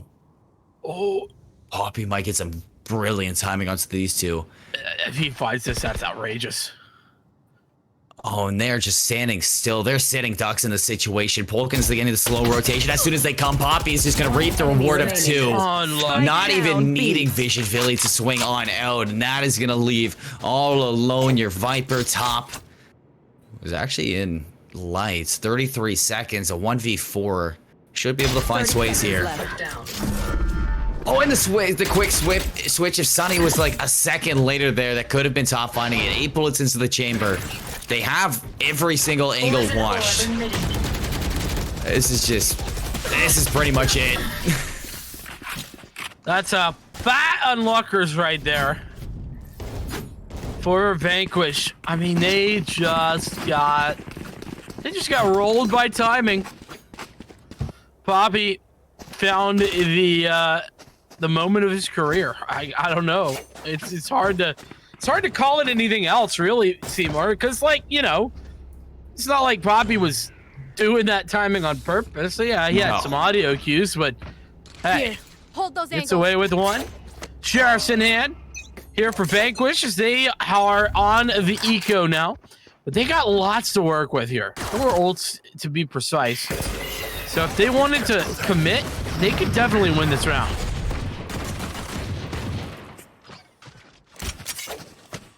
Well, doesn't seem like Visionvili's comfortable in taking that aggressive angle again, and I wouldn't expect Vanquish to make the same mistake twice in that sense, so it was a smart play from your Omen.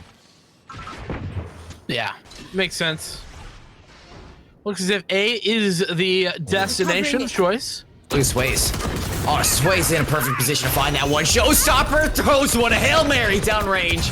That's going to force Namo right into the next pit. Looking to find a little bit extra with these nades, but the paint can's not going to land on Blob. Instead, the Phantom doing the work. Taking them down one at a time, and Sways, I mean, this is that Slay presence that you had in Icebox that you needed to transfer on over, working for the ace. Can he get 5 in a row? Seems pretty simple. Oh, the spray's there through the wall. Polkin caught after that, has to force into the gunfight, and Vision's gonna close it out, steals away the ace, but a flawless round for Sussy. Pretty simple as well. exactly the sort of round they needed. 7K for a couple players, 6K for Poppy. And there's a timeout for Vanquish after losing 3 rounds in a row. But, you know, I got to give credit where it's due. I'm a big fan of the fact that Vanquish didn't utilize any of their ultimates that last round on the Eco. They held on to their Showstopper, their Viper's Pit, their Cosmic Divide, and the Seekers, not giving anything away. And in fact, it was sussy to waste a Showstopper of their own. Now, obviously, you know, it wasn't a waste to use it, just missed its mark. So didn't come up with anything, therefore wasted.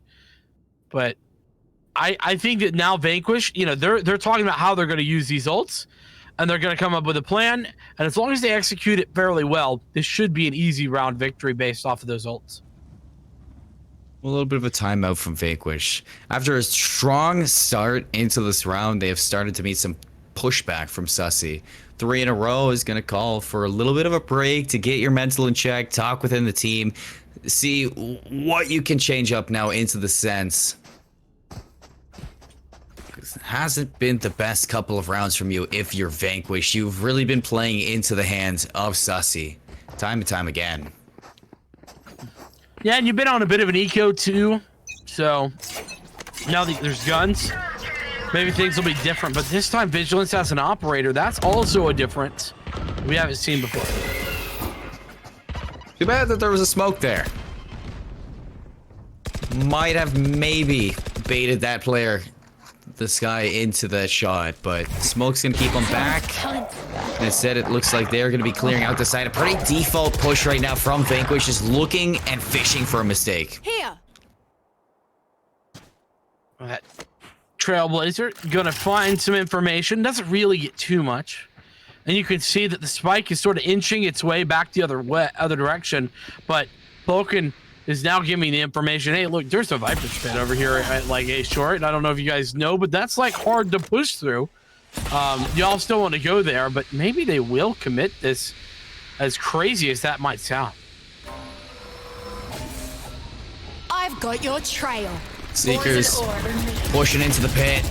Hey, look, Sways lines him up and drops him. Just like that, Pain Cans into the mix as well. They find Poppy, get rid of the pit, but the damage has been done so far from Vanquish, or from Sussy. Cosmic Divide gonna look to allow this spike to get planted. Oh, Sways. Sways is playing with him right now. I mean, he baited him to stop that plant. Now it goes back down, but once again, it stopped. 12 seconds.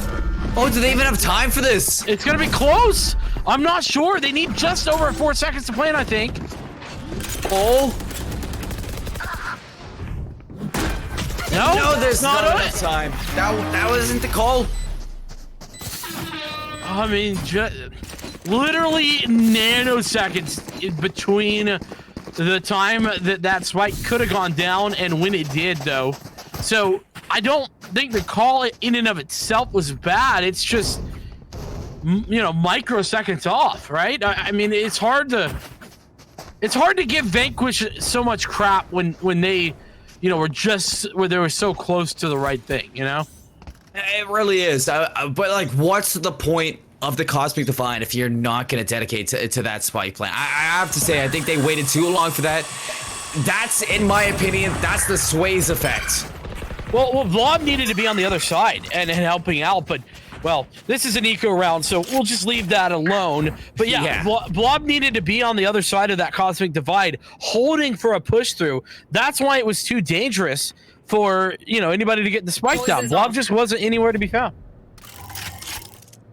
Whatever the factor, I'm just gonna call it the Sways effect, as he's just making it scared to get that spike down. One enemy remaining.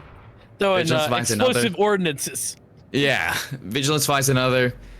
Polkin's the last alive. Has snuck into the garden. Might be able to find a kill with good timing, but Sunny, he couldn't have chosen a better time to go for that little hop over.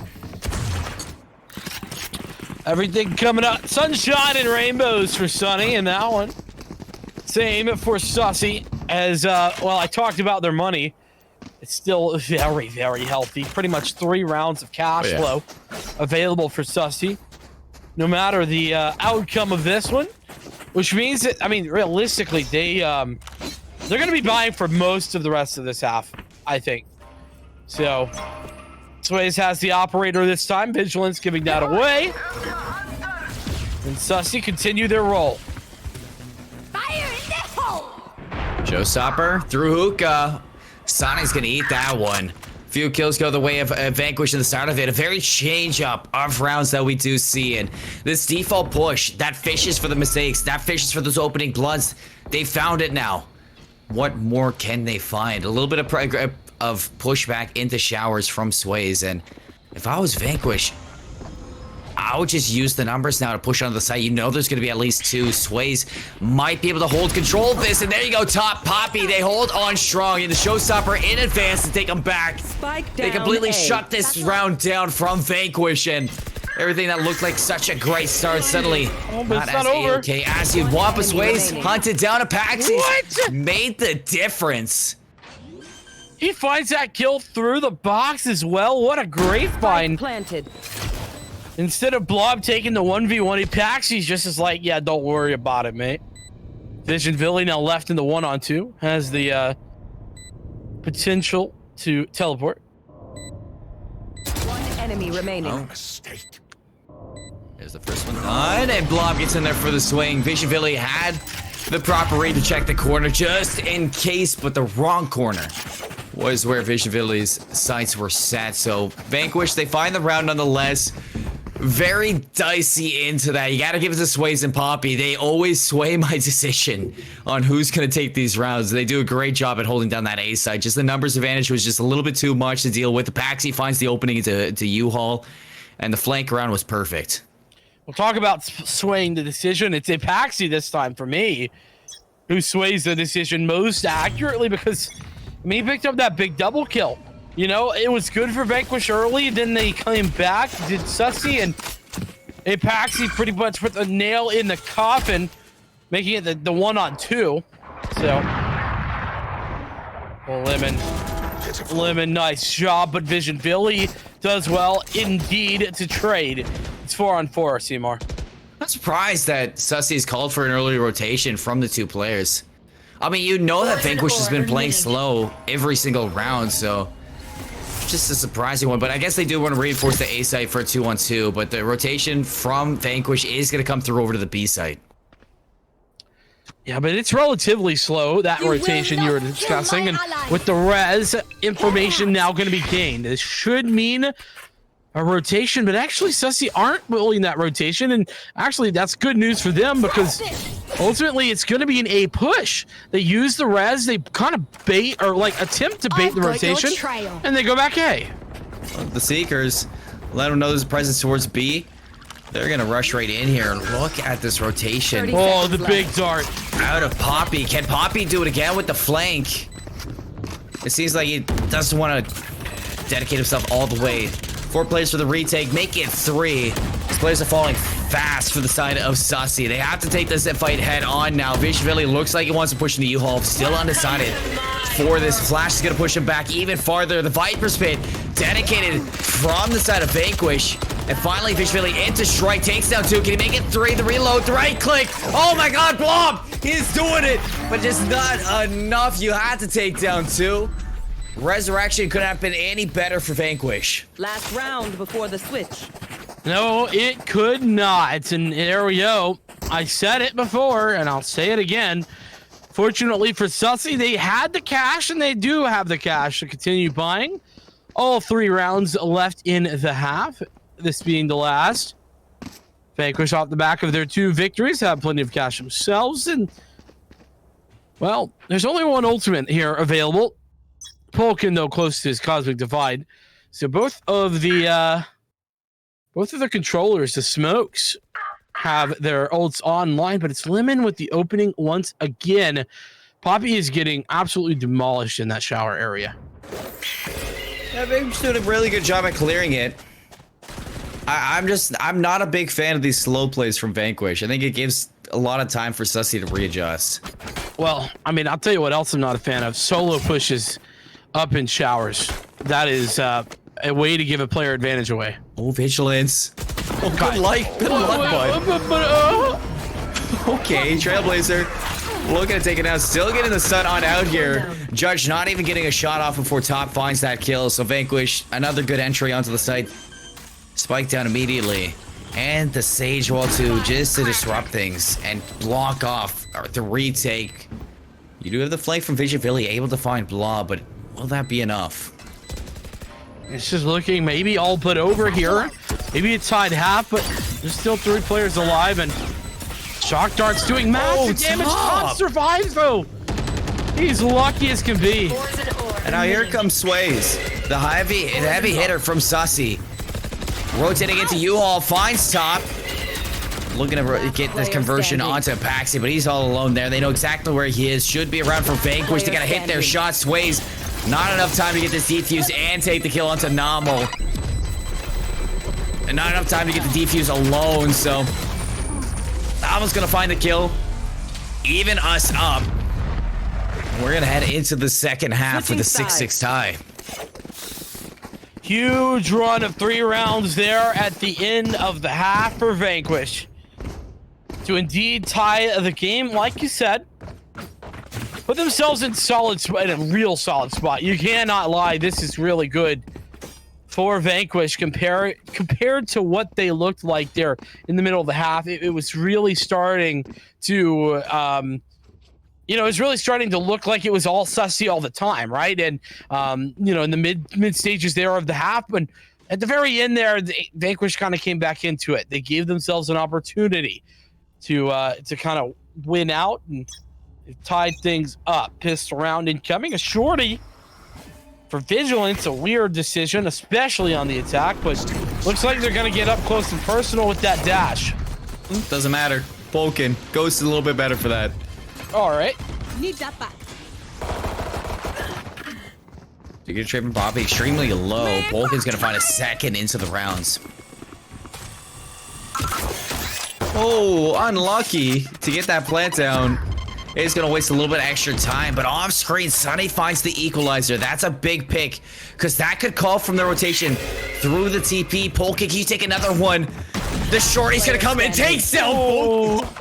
Because it's just a little bit of a shorty angle there. Vision Philly's gonna close it out with a 3K. That is the a big only angle. Sussy.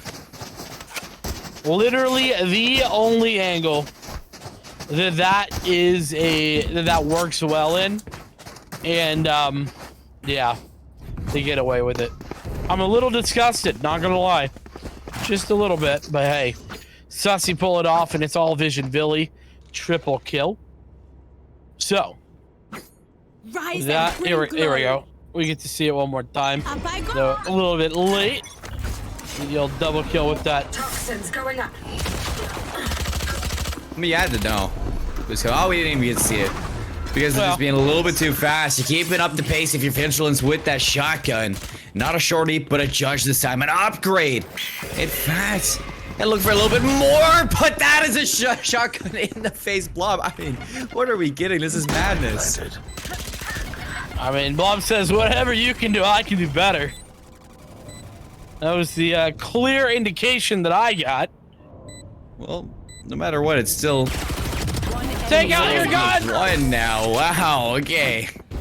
Call with his flash in hand, and Sways is going to pick up that shotgun right back for them. Oh, we get to see this again. Thank you, producer. I wanted to see this. This is just what Vision Philly needed at this time. Polkin thought he had the better of him, but what he didn't expect is a little bit of a surprise on the opposite end. That's exactly what happened right there. You love it. I love it. You love it. The audience loves it. And well, if you don't love it, you better get the heck on board, because it is great. 8-6. Gun round is here. Vanquish with the guns. Vigilance. Not again. Run, Polkin! That's exactly what he had to do. He just had to get the heck out of Dodge and just put some space between himself and that gun. Oh, this is gonna be a saucy nade. A spicy one, in fact. Nominal's gonna fall. And in turn, you don't even get concussed by the Astra or nothing. Just a fantastic trade from Sways. Now looking to clear the rest of Hookah alongside this Owl drone. 4v4. They're just making this tough. But not impossible. Yeah. Still 2 players here at B, 2 at A. The spike is non-committed, so Sussy could just kind of up in the lead whenever they want. Really, just these players in Sussy are being annoying to the Vanquish players, making sure that they don't rotate. But with that, it should be time. I mean, the spike's already at the A side. It is going to be a 2-on-2, so you wait for these players to get back, play the 4-on-2, overwhelm the site, and this should be good for Sussy. Cover going out. Should be. That spray down from Polkin. It's just massive timing. Yeah, Top gets out here too. He even takes back the advantage to the site. You still gotta get it through his sways though. And Top is extremely low into this gunfight. Finds Top in the end of it. 2v2 into this. Paxi hits the flank. Can he take down that spike planter, Sunny? He's taken down to about quarter health. We know where the Silva is. And Paxi's gonna find Sunny. So big round from Vanquish to fight to take this one down. 8-7. They cut the momentum. They stop the bleeding and they bring it back. Don't even stop. Yeah, but cut the momentum is the right phraseology. But the problem is that the momentum could start back once again because that was a bonus round. Sussy didn't have the full weapons, didn't have everything they wanted. They only had their SMGs. And now they're going to have those rifles back once again. Those sways a bit poor. I don't know what he's going to pick up. Might grab a SMG, or actually it looks like Poppy's just going to be throwing his gun over and going to take a Sheriff instead. There's the Cosmic Divide for the defense of Vanquish as well as the Seekers.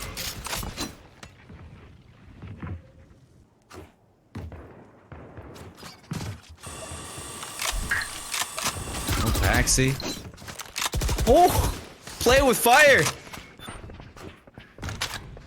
Paxi's like, no problem. How is Vigilance here? How is Vigilance here? Okay, good. I'm glad Top finds that. You can't let Vigilance do that and get away with it. There we go. Spike getting planted. The rotation is going to be inbound, but Sky's going to be late to the party. A little bit plateaued. It is going to be this retake. They have to wait for the player to get into this, and even still push in with this. Blob finds the right click onto the Omen, and the Seekers looking to get the information that they need. Top's going to play this very fast. Find Poppy off the back of that Trailblazer. Now overwhelming the numbers, the transition to sways, and they clean up the rest. Vanquish get right back onto the site, and we are back even at 8. Well, there we go. That is truly taking the reins and turning the tide. You know, before it was just a bonus round. Before it wasn't a real gun round. Before it was going to be guns in the next. This time, though, it's straight up back to the drawing board here for Sussy. And they got 2 judges. That means, I mean, if there's something that tells you immediately, Seymour, that there is problems within the ranks of a team, it's 2 judges on an eco round. What do you call it problems? I just find it different solutions. yeah, but one guy is $500. Well, they'll have more if they win the round. that is a gambler's logic right there. Look at that. So, tell me about those judges now. Oh, well, tell me about the Phantoms. I mean, you were saying? All right, well, he's still got sways, and his judge he's recovered a Phantom, actually, so no longer with the shotgun in hand. Doesn't matter, because Blob is going to find the 3rd one for this round for Vanquish, and they did a good job at stalling out this Sussy roster. Poppy has no clue what to do, except go for a little bit headhunting, and Blob denies it instantly for a 9th round lead change for Vanquish, and yeah, Sussy, that is going to put quite the dent in their next buy. I mean, it forces Vigilance to just buy another judge. It's a bit of a vicious cycle, and I mean, it is sort of gambler's mentality. I mean, Vigilance he's putting it all on 0-0 every time, and that's the judge. And sometimes you win big with that thing, but sometimes, in fact, most of the time, it's a losing battle. Get out of my way. Domain expansion from Top to deny a presence. that is not where the side of Sussy's going. They want this B site. They've opened it up. Now it's trying to convert. Blob's actually set up for the Rats. You got the Blaze Storm from Vigilance, looking for some players down range. Sway's trying to open up through Hookah. And Sassy, really, they're just mixing up the rest of them. If I was them, I would try to rotate off of this and maybe take top out to open up this A site, but they seem pretty set on dedicating this, and I don't think Vigilance has any idea Blob is there. No, he doesn't. Not in the slightest. Tough luck, though. That's the Blaze Storm gone. Good timing as well from top to dodge the Owl drone. They get on the site. The Sussy 2 could use a Viper's Pit, but they got to get there first. Yes, they do. Vulcan just jumping up for information. Cover going on. I mean, Top's providing so much utility over here to deny anything from Sussy. This one way is nasty. So broken. I mean, what? I mean, Sussy's about to walk into their death. Top gets rid of Sways. Finally, you get an opening there, but the repeat from Novel takes down the spike carrier and even more. Get a 1v2. Sunny looking to make the difference, but Blob's going to shut him down, and that is going to put double digits on the board for Vanquish. They're doing a fantastic job in the later ends of Bind. Vanquish making a comeback here, 4 rounds in a row now. And they might be sending us to a map 3, Seymour, but, well, a couple more rounds before that is the case. Back to the eco, Sussy. And honestly, whilst I don't typically suggest using ultimates on eco rounds, this is one of those rare times that I think it probably makes sense.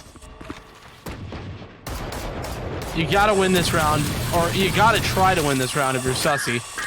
And, well, that's not a great start, but it is a good trade. You have to imagine that the judge will work eventually.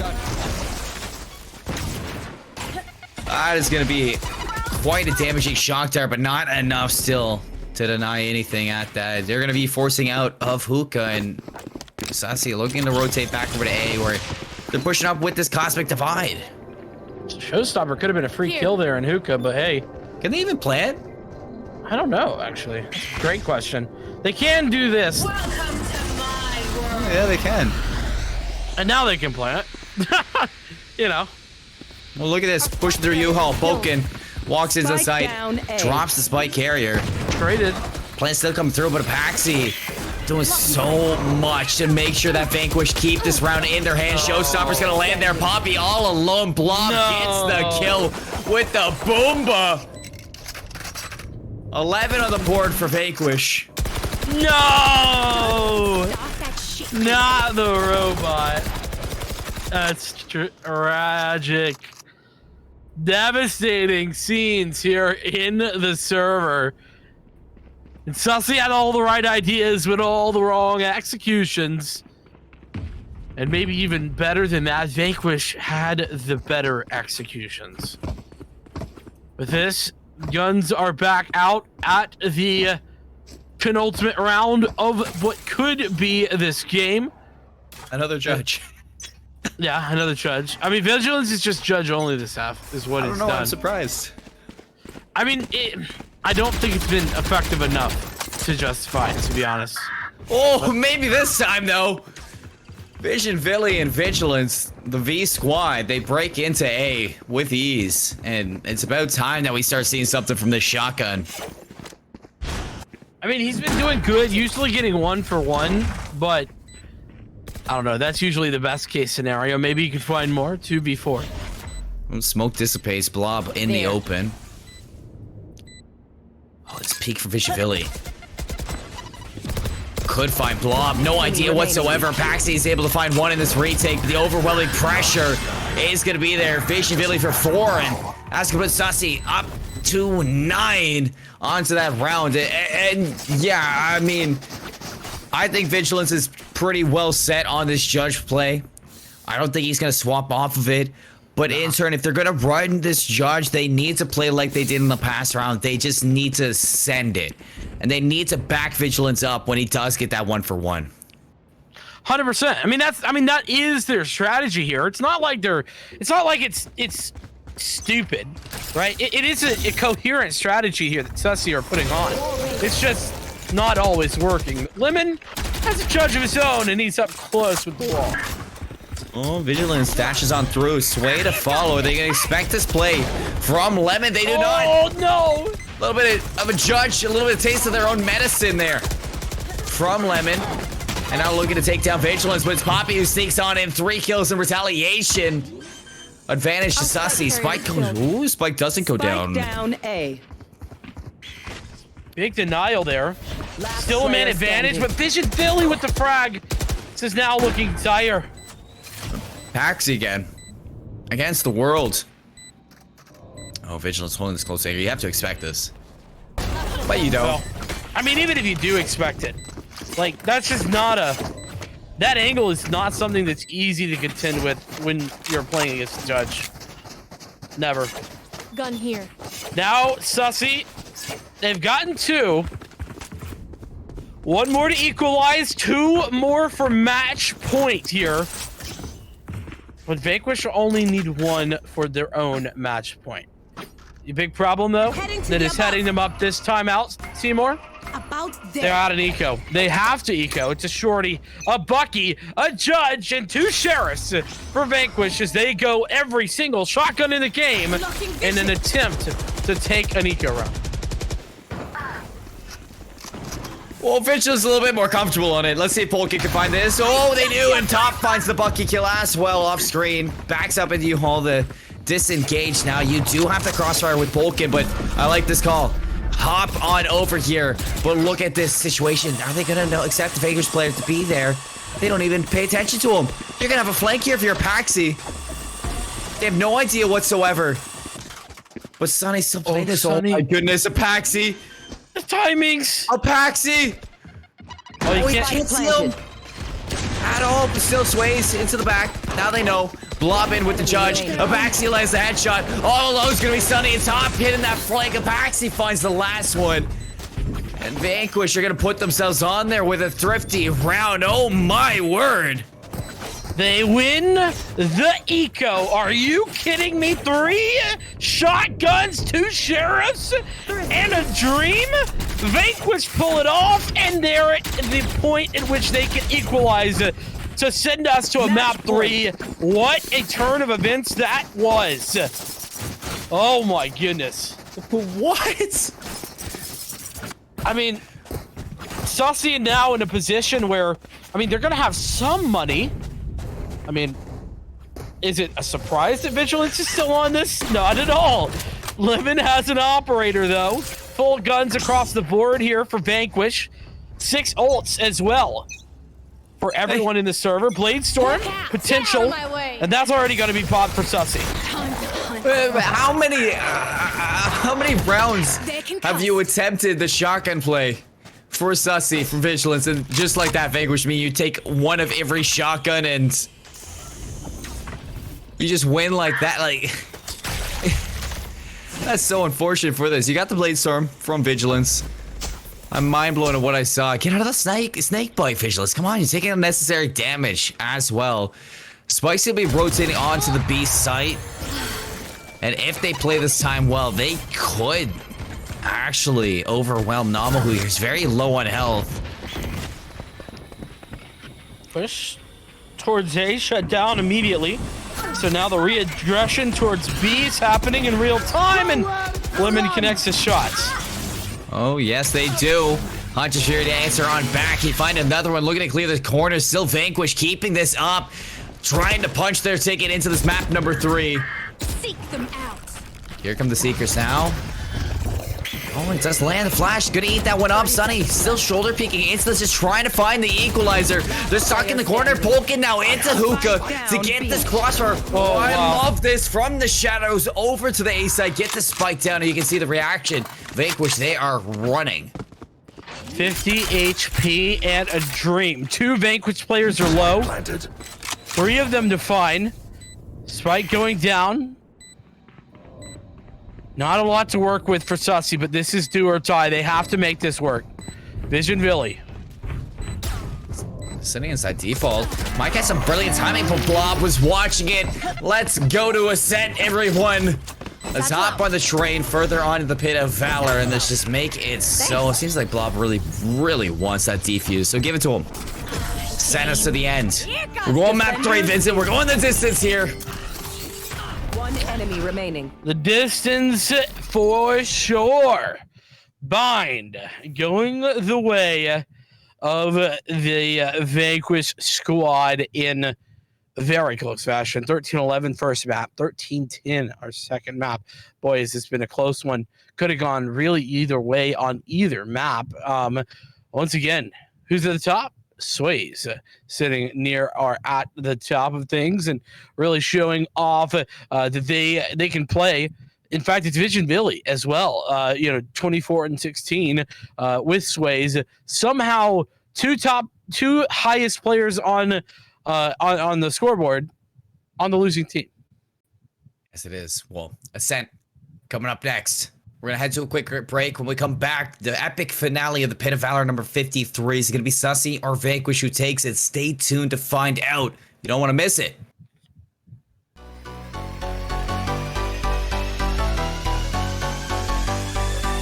Starting to heat up a little bit here. Over the wall, and Bond gets 2. Make it 3. Oh, that's the opening you want. Every single time they've gotten aggressive, they've caught one out. Are you kidding me? Lazy. He's got a 2-for-1 deal. At this stage, we don't really have to worry about funds all that much because Dynamic has that Blade Storm. He doesn't need to worry about anything else. He's going to get a pick on Kermie because, I mean, he's built like that. Put crack in this dude's cereal. I mean, goodness gracious. It needs to be cracked. I mean, look at it. Oh my God! Look at it! What? You can see Benevolence doesn't even get distracted by the Trailblazer. Connects on 3. Oh my goodness, Benevolence. Don't pick it again. Okay. Give him another. Okay. Give him another. Oh no! Baby, yes! He's able to open up a flank angle, so that forces Stealthy to take the heavy aggression to the forward angle. Is able to get 4. Can he find that ace? Giza is tagged very low. They know exactly where he is, so matter of time before Giza walks into it. Has no idea. Stealthy is tucked away into the corner. Peeks out for the ace and a big round for Recon 5.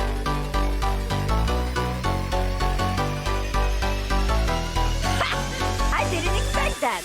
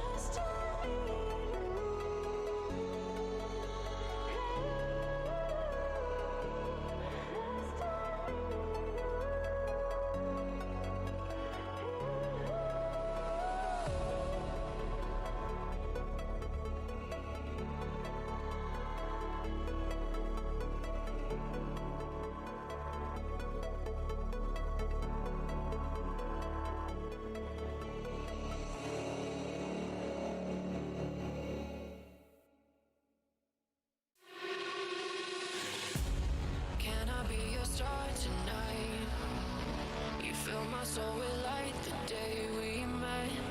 I don't wanna leave your side. Have me by your side when the sun sets. Let's leave for an eternity. We'll sail across the lights beyond the sky. I'll be with you eternally. I'm an addict for your love, it keeps me high.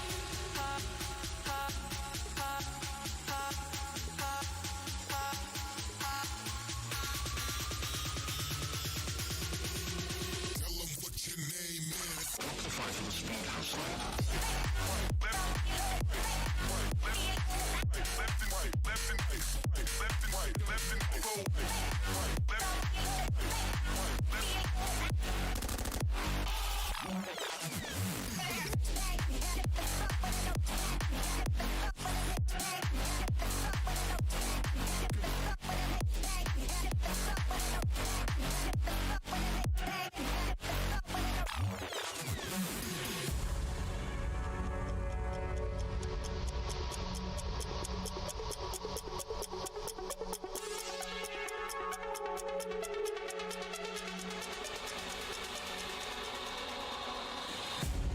Can I be your star tonight?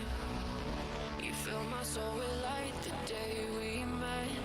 I don't wanna leave your side. Have me by your side when the sun sets. Let's leave for an eternity. We'll sail across the lights beyond the sky. I'll be with you eternally. I'm an addict for your love, it keeps me high.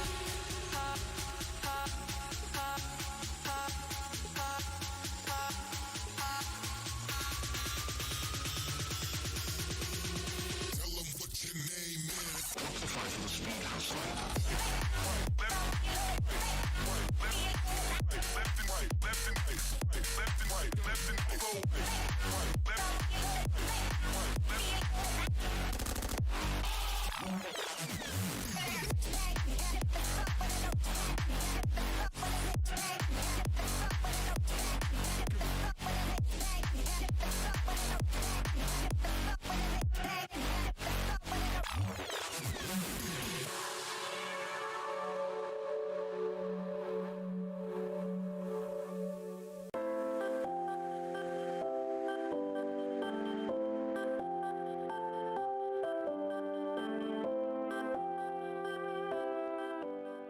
And welcome back to the Pit of Valor Grand Finals. Map number 3, we go the distance.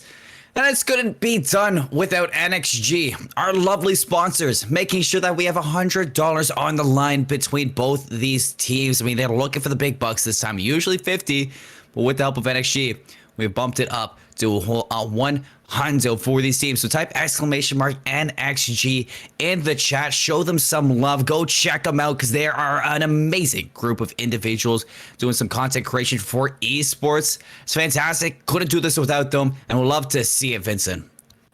Yeah, I entirely love to see that. And well, the other good news is that, well, maybe you can get involved with a GLG club membership. Yeah, you. Just $10 a month will get you free entry into tournaments and select events. You get priority entrance as well. Make sure that you get involved. That is, for example, the $2,000 players tournament coming up. That open qualifier is happening this Saturday. So !PZ in chat if you want to know more about that. If you are a GLG club member, then you can have priority interest into that, for example. So make sure that you do that. Only one of your teammates needs to be a member in order to get all the perks of GLG club membership. So make sure to do that. And of course, tune in to the Player Zone 2K tournament coming up this Saturday. That is, of course, the just the open qualifier happening this Saturday. So we love to see that. Make sure you're here. And well, map 3, Seymour, getting underway. We're going to Ascent. Let's get down and dirty, Vincent. We've already been through 2 of them. They went the distance as well. So talk to me a little bit. What has really been the difference makers between both of these games? The reason why both of these teams have one under their belt. Well, you kind of hit the nail on the coffin with map number 1. It was all about opening picks. That really defined the storyline, right? Now, Bind, that's a little bit different. It really was about the offense and whether or not the team was able to effectively take sites, and it was ultimately the little bit slower, more methodical style that Vanquish were putting on that gave them the edge in that matchup. Sussy tried to get aggressive, tried to play fast and loose, especially with Vigilance, playing with that shotgun, playing with the Judge, and it had some limited success, but it just wasn't nearly enough success. So we get into Ascent. I don't know what it'll be. I tend to think that opening duels are going to become more important because of the nature of Ascent. Once again, Bind, of course, a lot more closed in. It's all about those takes, but we are getting all the agent selections locked in, and they are indeed locked in. What are your initial thoughts as you see these selections? Well, Vishvili, it's not going to be playing Omen this time, and Poppy's not going to be playing Viper. Instead, Vision's going to hop over to the Phoenix, and Poppy's going to hop on that Omen train. We got Killjoys on either side, but I'm curious about the swaps. I mean, Nominal goes back to the Jet. That was having success on Icebox, but it seemed like he was pretty comfortable on that Sage role. Sage is not needed on Ascent, so I understand why they're swapping Blob back to the Sky role. So, I mean, we get transitions from agents all around. We have seen that some of these players, they have a lot of dynamic to them, and they have a deep agent pool as well. So I'm not too surprised that I'm seeing change-ups in the compositions. The only factor that I'm really surprised about is that Vision Villy is hopping off the smokes and onto the duelist role. Well, the other key to note here for Sussy in particular is it Sways, who's been top fragging the entire game, the entire series, by the way. Had more frags than anyone in the server in the first game, and was top of the leaderboard in the second game, is now over onto the KJ. So no longer playing that duelist role could be a differentiating factor for Sussy, not in a good way either. Not at all. Polkin looks like he wants to get down and dirty. Right through there. Nominal taking the aggression into this through the courtyard. Finds for the opening pick. And now has potential for this flank, but it looks like Sussy in retaliation are just going to hit fire with fire and take a fast approach to the site of their own Blob. Looking for one to put this out of position, but instead it's going to be Sunny who finds that pick on back. They're trapped. I mean, Sussy are trapped. Spike down A. Yeah, they are absolutely in a tough spot. Lemon here in the back line is getting pushed out, though. Keeps missing shots. Not good. And he finally gets dispatched by Vigilance on the other side. So it's ultimately a 3-on-3 Seymour. As Vanquish are able to rotate around one player here at the B site to contend with Sussy's push. Well, now you know top is here. You got both nanoswarms actually destroyed. 30 seconds left. Vigilance gonna walk on in here. Top, looking for the right clicks, not gonna land, only gonna deal a little bit of damage. Hops on. Whoa, what? What was that disgusting flick? And takes another one as well. Top.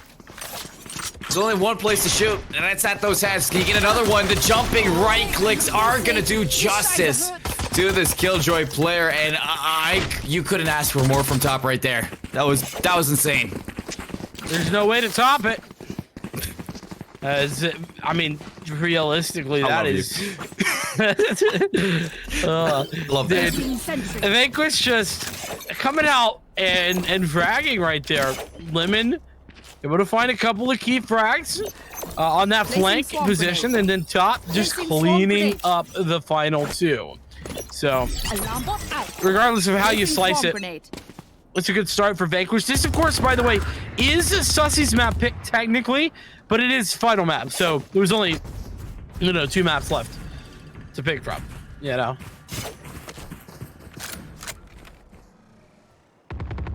You got the upgraded riflery for Vanquish, but still, a few players on Sussy want to make sure that they can keep this even. Top eliminates the turret. Outside of that, notices that the aggression's not there. Blob finds Sunny. Where'd that pick come from? Oh my! Look at where Blob is.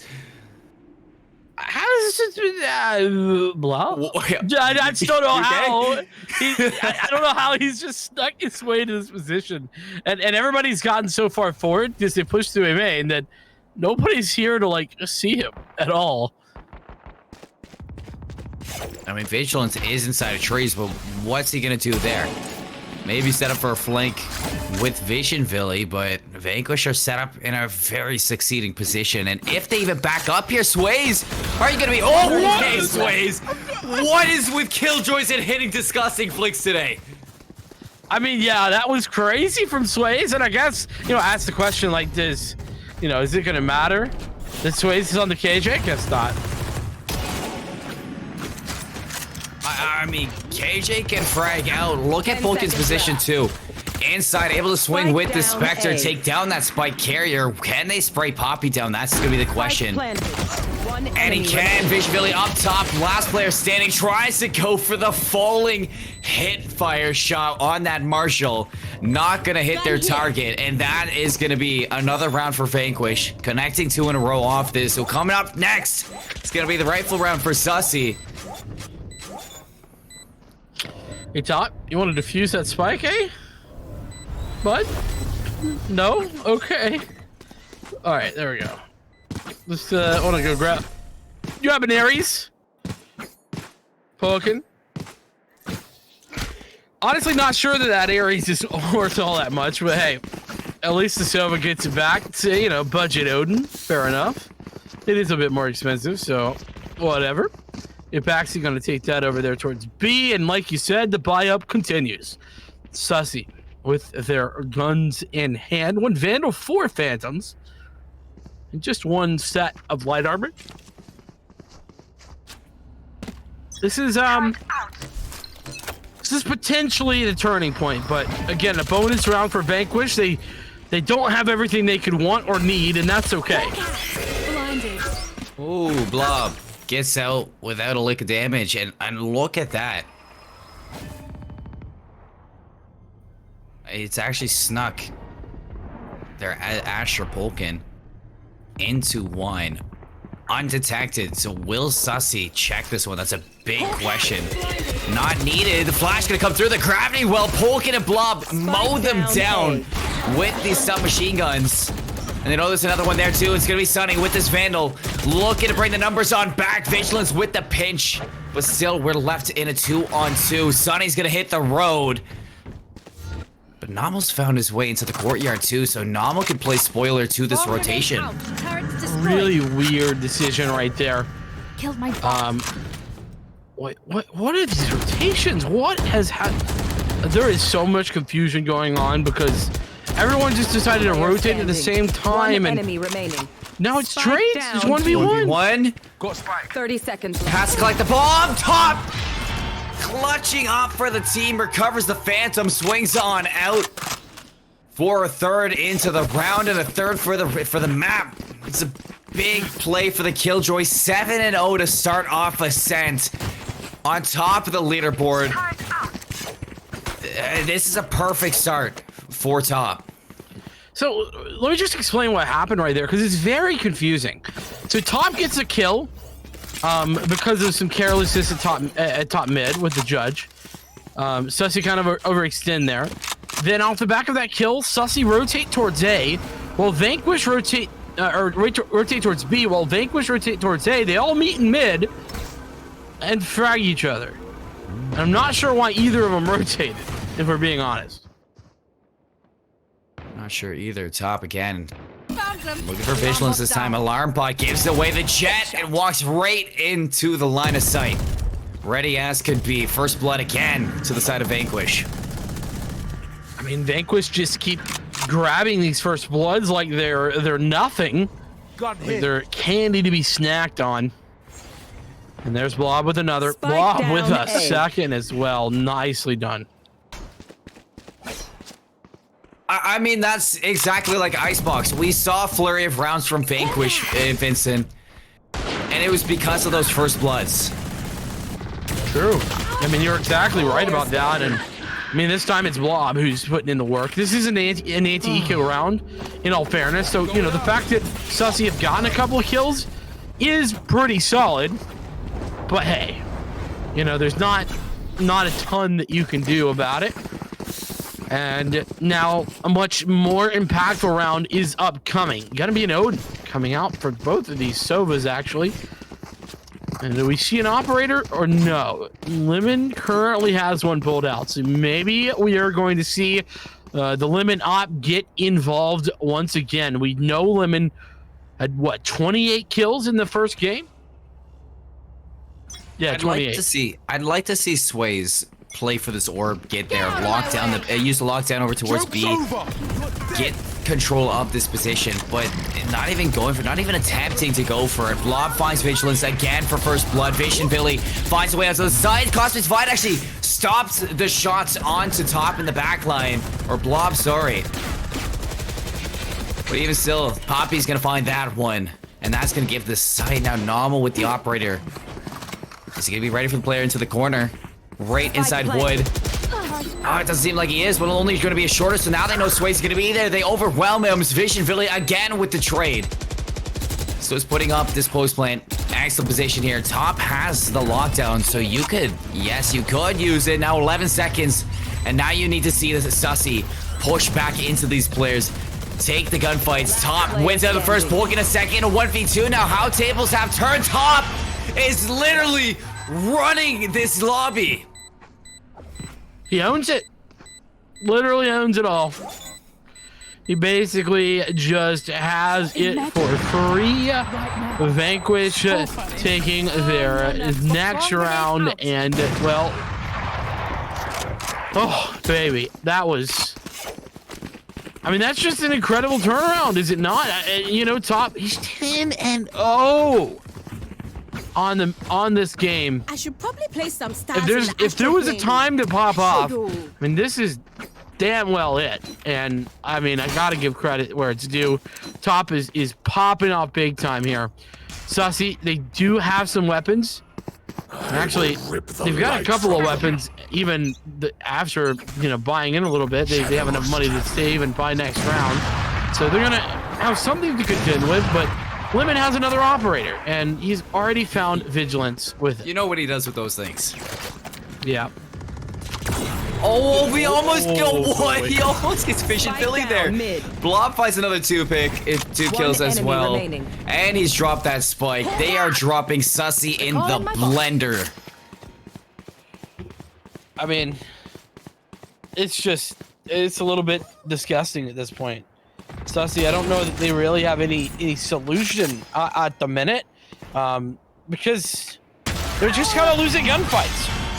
It's not that their strategies are poor at the moment, that though they aren't really blowing anyone away. They're basic enough, but they should work well. But Vanquish is just winning whenever they see each other.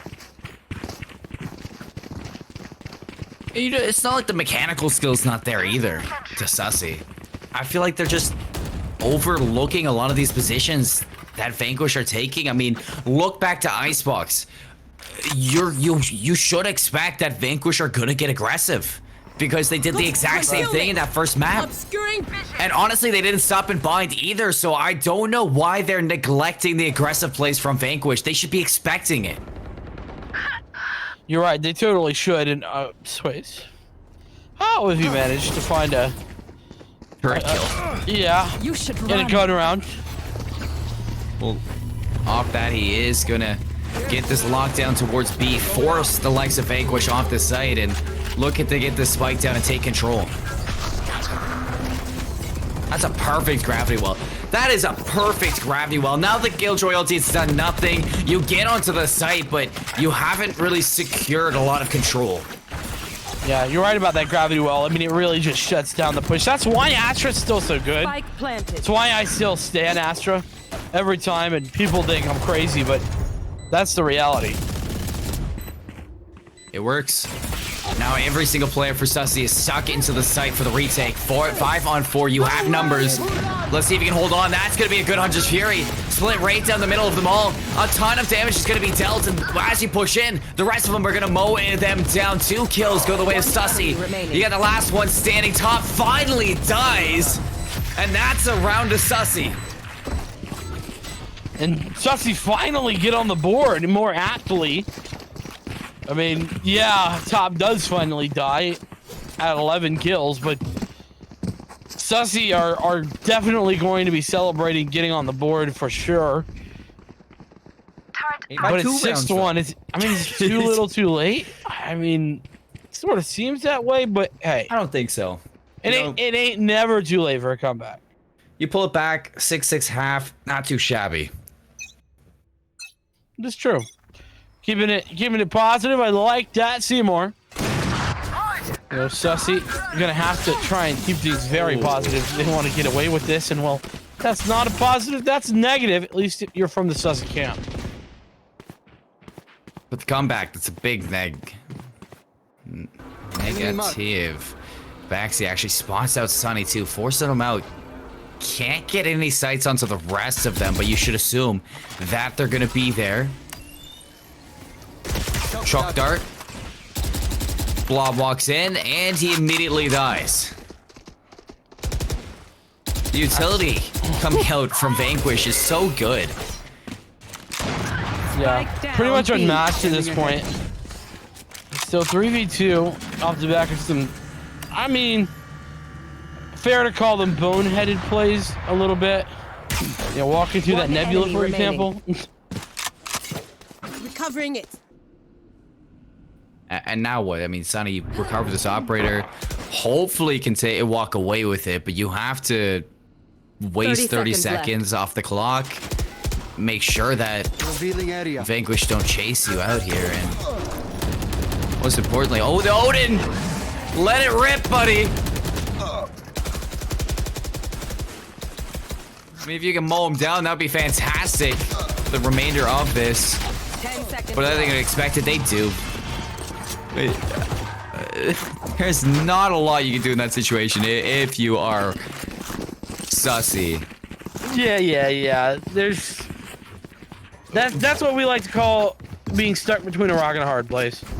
You know? But Zach, I mean, if you're looking at it, if that Odin just rips through him, there was a chance. And in my head, I was thinking that if anybody would do it, it would be Sussy. I mean, you're right about that. That's certainly the case, but hey, this time it doesn't happen. It's now 7-1. Gun still here for Sussy based on their loss bonus. It's not ideal, but hey, it's better than nothing. Aggression happening once again here for Vanquish. This time it's Cat and a little bit of mid presence. This aggression has been their downfall so far. But it looks like Vanquish aren't going to be taking it head on. This time they're going to drop the door and just try to trap the aggression in the middle of the map. Try. That's going to be the operative word, but hey. With everybody coming this B direction, maybe, just maybe, this is going to be very doable. Well, let's see. A little bit of a dance to the B site, if I may. Smokes out from Poppy. And the Seekers to keep him in there. The Seeker's actually going to land as well. Not able to find it. Nominal takes down Facial, so no flank presence at all from the likes of Sussy anymore. Into the site. Nominal looks for another one, but it's going to be Blob to take that one. Trace back and forth. Keep numbers in the hands of Vanquish. The spike still needs to be planted here. Doesn't seem like it's going to be the case. Blob going to eat that alarm bot. And you have to force the aggression into her. Sunny tries to get up and personal, but it is going to be Vulcan to take that gunfight. They know exactly where this Sways player is. They overwhelm him with numbers, and that's going to be 8 onto the board. And the lockdown, too, just to make it so. Vanquish are demolishing here. Absolutely just showing Sussy who's boss. Should I play some stars in this reality? And honestly, I just don't see how there's a stop to it. Here, Seymour, you know, Sussy, they're in this consistent, you know, buy save sort of factor at this point. Not ever able to really win a round or two at once. They got one round, but at this point, you call it a fluke. And you know, even Ultimate seemed like a bit of a a hard sell to pull them out of the rut that they're in. They do have a run it back, so maybe they can use that to success, but Lemon has an operator. Oh my goodness. You know what Lemon does with these things. And he can live into this. Go for another one. Do it. Do it to him. Just cause you can. Just cause you can, Lemon. Lemon, you are outrageous. That man just no-scoped him. Dude, like 180. Remaining. I think we broke it, Seymour. I'm broken as well, but I just cannot believe it. I mean, when Nama comes to play, he comes to play. What you're saying is, when it rains, it pours for Sussy. And it's pouring Nama Lane right now. It sure is, baby. And I mean, he's not even close to the top of the leaderboard here for Vanquish either. He's the crazy part. Show me again. I could watch this all day. Just give me more. Human reactions right there. Dude. Just dirty. Oh my goodness. Gotta catch my breath. Gotta, I don't know, do something different because I can't handle that anymore. That is just, that's just Vanquish things. Attacker's gonna drop a lockdown towards A this time. Top's playing close here. Run it back, not gonna amount to anything at all. And look at Top now. He's gonna push himself right into the mix, force his way through there, and takes 2 to the grave with him. Look at Novel filling the gaps from behind. A lot of damage down onto Sunny. This shock dart could put him out of commission, but instead splits the difference, makes it on in. A 3-on-3 spike looking to go down, but they're not planting just yet. Gives time for Vanquish to readjust. Nomal with the flank operator, by the way. Yeah. Whatever the hell that is. Has a Blade Storm in hand now. That's just normal things. Apaxi rushing in with the Odin. Both players trapped down here into hell. The spray and pray not going to be there. And chuck another round of the Sussy as Sways clutches up in the one-on-one. Hey, that's a nice round. Good trade there. You know, playing the double underneath heaven, that gives you a chance. You pick up a 9-3. This isn't entirely lost. But, well, I don't know. To me, 9-3, it's winnable. Placing alarm bot. 10-2, I really don't know that I, you know, Swarm grenade. I don't know that I have faith in the comeback. Put it that way. Tell me you're a non-believer. Chat, get a load of this guy. That's a nice shot. Blob this time not gonna pay off for the aggression. I mean, they open up, but it has been a good job from Sussy to retaliate in this round. Well, and they still got that Blade Storm, do Sussy, and the Hunter's Fury, so things are looking up. Like I said, 9-3, I think it's winnable for Sussy. 10-2, not so much. Polkin swings out, takes down Poppy. The the flick. Something sparked in this Vanquish team. They are built a little bit different on this end. Let me tell you, Polkin, a wonderful readjustment to take that down top. Hits that flank, now trapped between the whole likes of Vanquish is gonna be Sunny. And Apaxi is gonna walk up, take him from behind. 10-2. Just when things were looking healthy for Sussy. Vanquish, they put a pin in it. And that's a round that is kind of a bit of a good example of this map in general.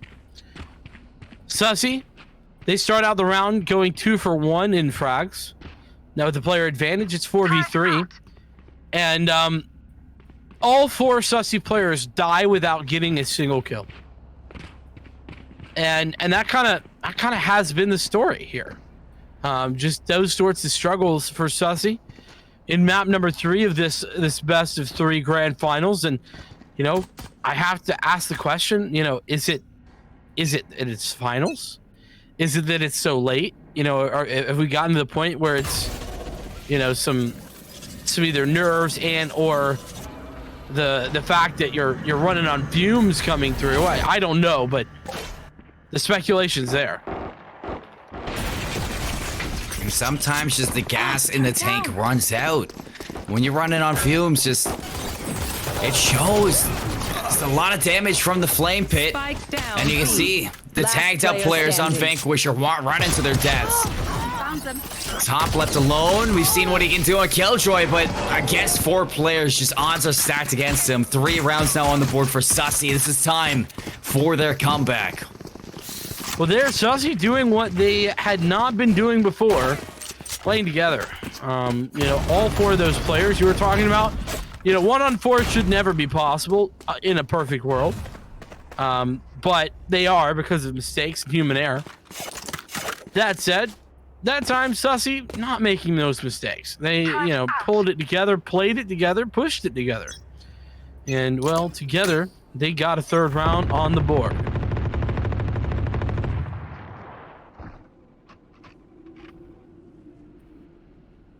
Low row here.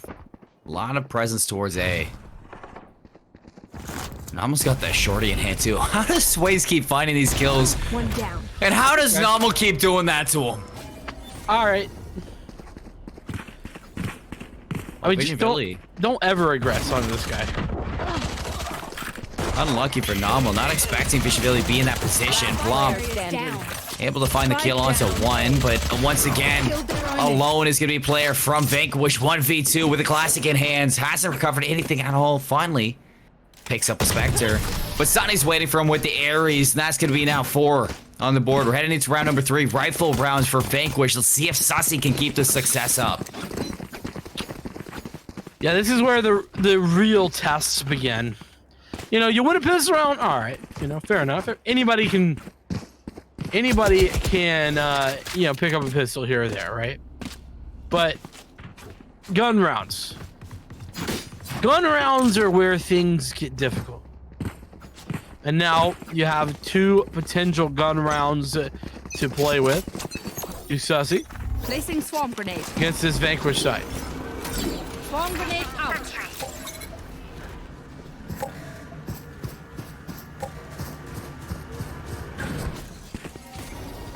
Oh, into mid we go. Vigilance can play spoiler to this.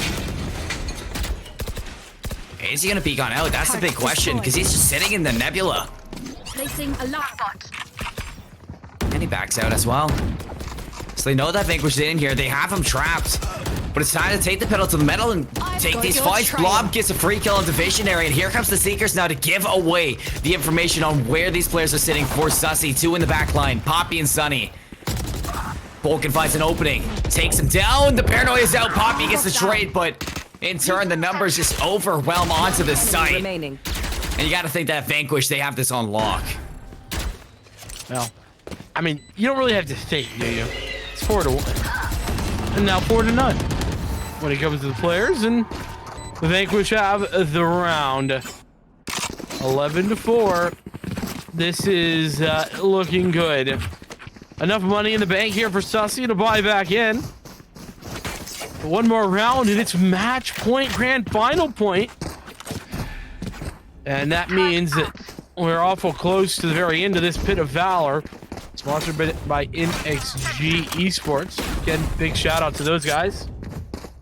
So we love that they are involved with us here at the Pit of Valor.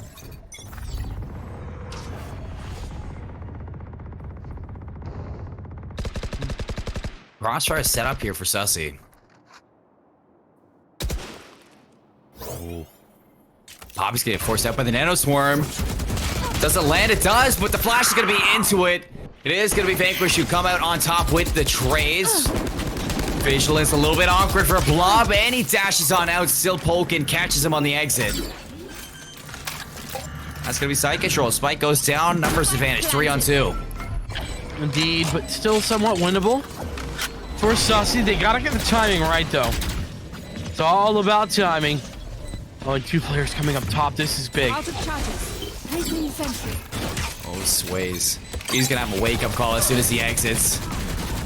Oh, top gets sprayed down. I'm surprised that they expected that. Polkin almost able to find them.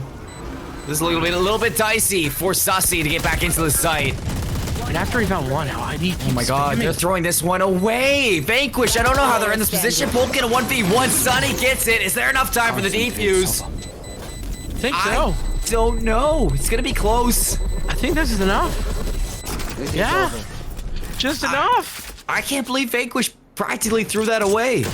Yeah, I'm with you there, Seymour. They did really throw that away.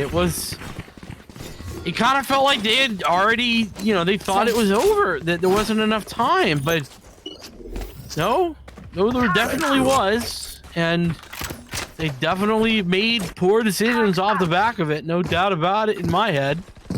So, hey, gotta live up to it. And, well, I mean, that just is gonna mean some frustration. Either way here, Vanquish got their money in a good spot. At least for the moment, they got enough money to buy into this next round. Though with one ghost instead of a rifle, that's not too bad of a trade out, all things considered.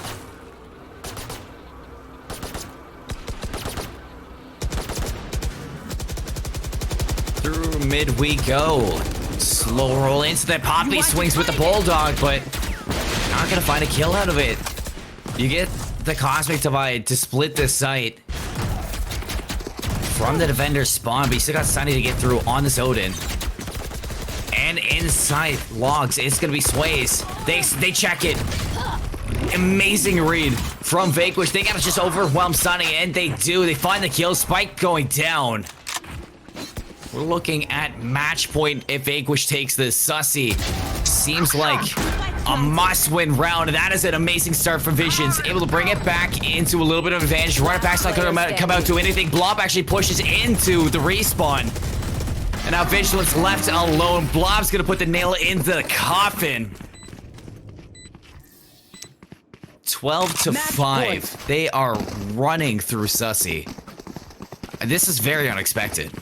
Yeah, I mean, they are, again, I think that based on how close those first two maps are, either Sussy's just terrible at Ascent, which I really don't. Is it possible? Yeah, but I just don't rate that as a theory, to be honest with you. Not with how good they are at everything else and how often players like to play Ascent. I just think that's a bit, unreasonable. But what I do find, more plausible is that, Sussy had some sort of, some sort of issue here, keeping it together. Blaze Storms. Oh man. Finds two already into the rounds.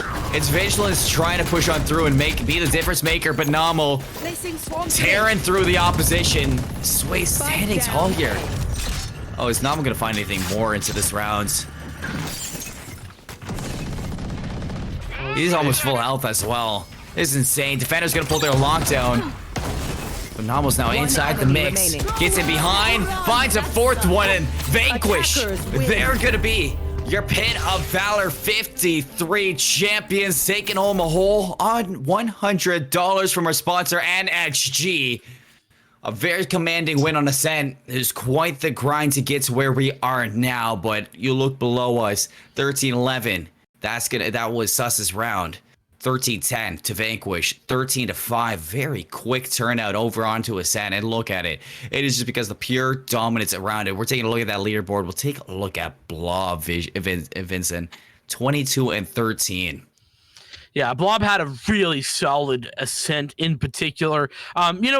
There's been this discussion, right, around Sky and how Sky is sort of begun to act as a act as sort of a faux duelist, and Blob really put that theory to the test here. Really showed what that looks like in a server, and really showed us why it looks so darn good when it does. Lemon as well had some incredible highlight rounds top getting involved, and it just seemed like whoever it was for this Vanquish side, they just had a pop-off moment or two in that last map that put themselves in that 13-5 scenario. Whereas over on Icebox, every single 1vx or 2vx was going the way of Sussy. This time, it all went the way of Vanquish. All went away, Vanquish and beyond. Folks, before we tune out, I just want to shout out NXG one last time. Go show them some love. Exclamation mark NXG in chat to get all of their information that you need to find out more about them. They're not just sponsoring this week, but they're also sponsoring next week in the Pit of Valor. And between that, to split the odds, GLG is going to be throwing that Player Zone 2K Open qualifier. So if you hit exclamation mark PZ in chat, you can hop over to the registration, sign up, $2,000 on the line, and a whole 128 teams to run through this gauntlet. It's going to be insane. I hope to see you there this weekend. On Saturday is when we're going to be seeing it at 1 p.m. Eastern time, so don't miss out on it right here on GLG. I want to say so long for tonight, and I can't wait to see you later.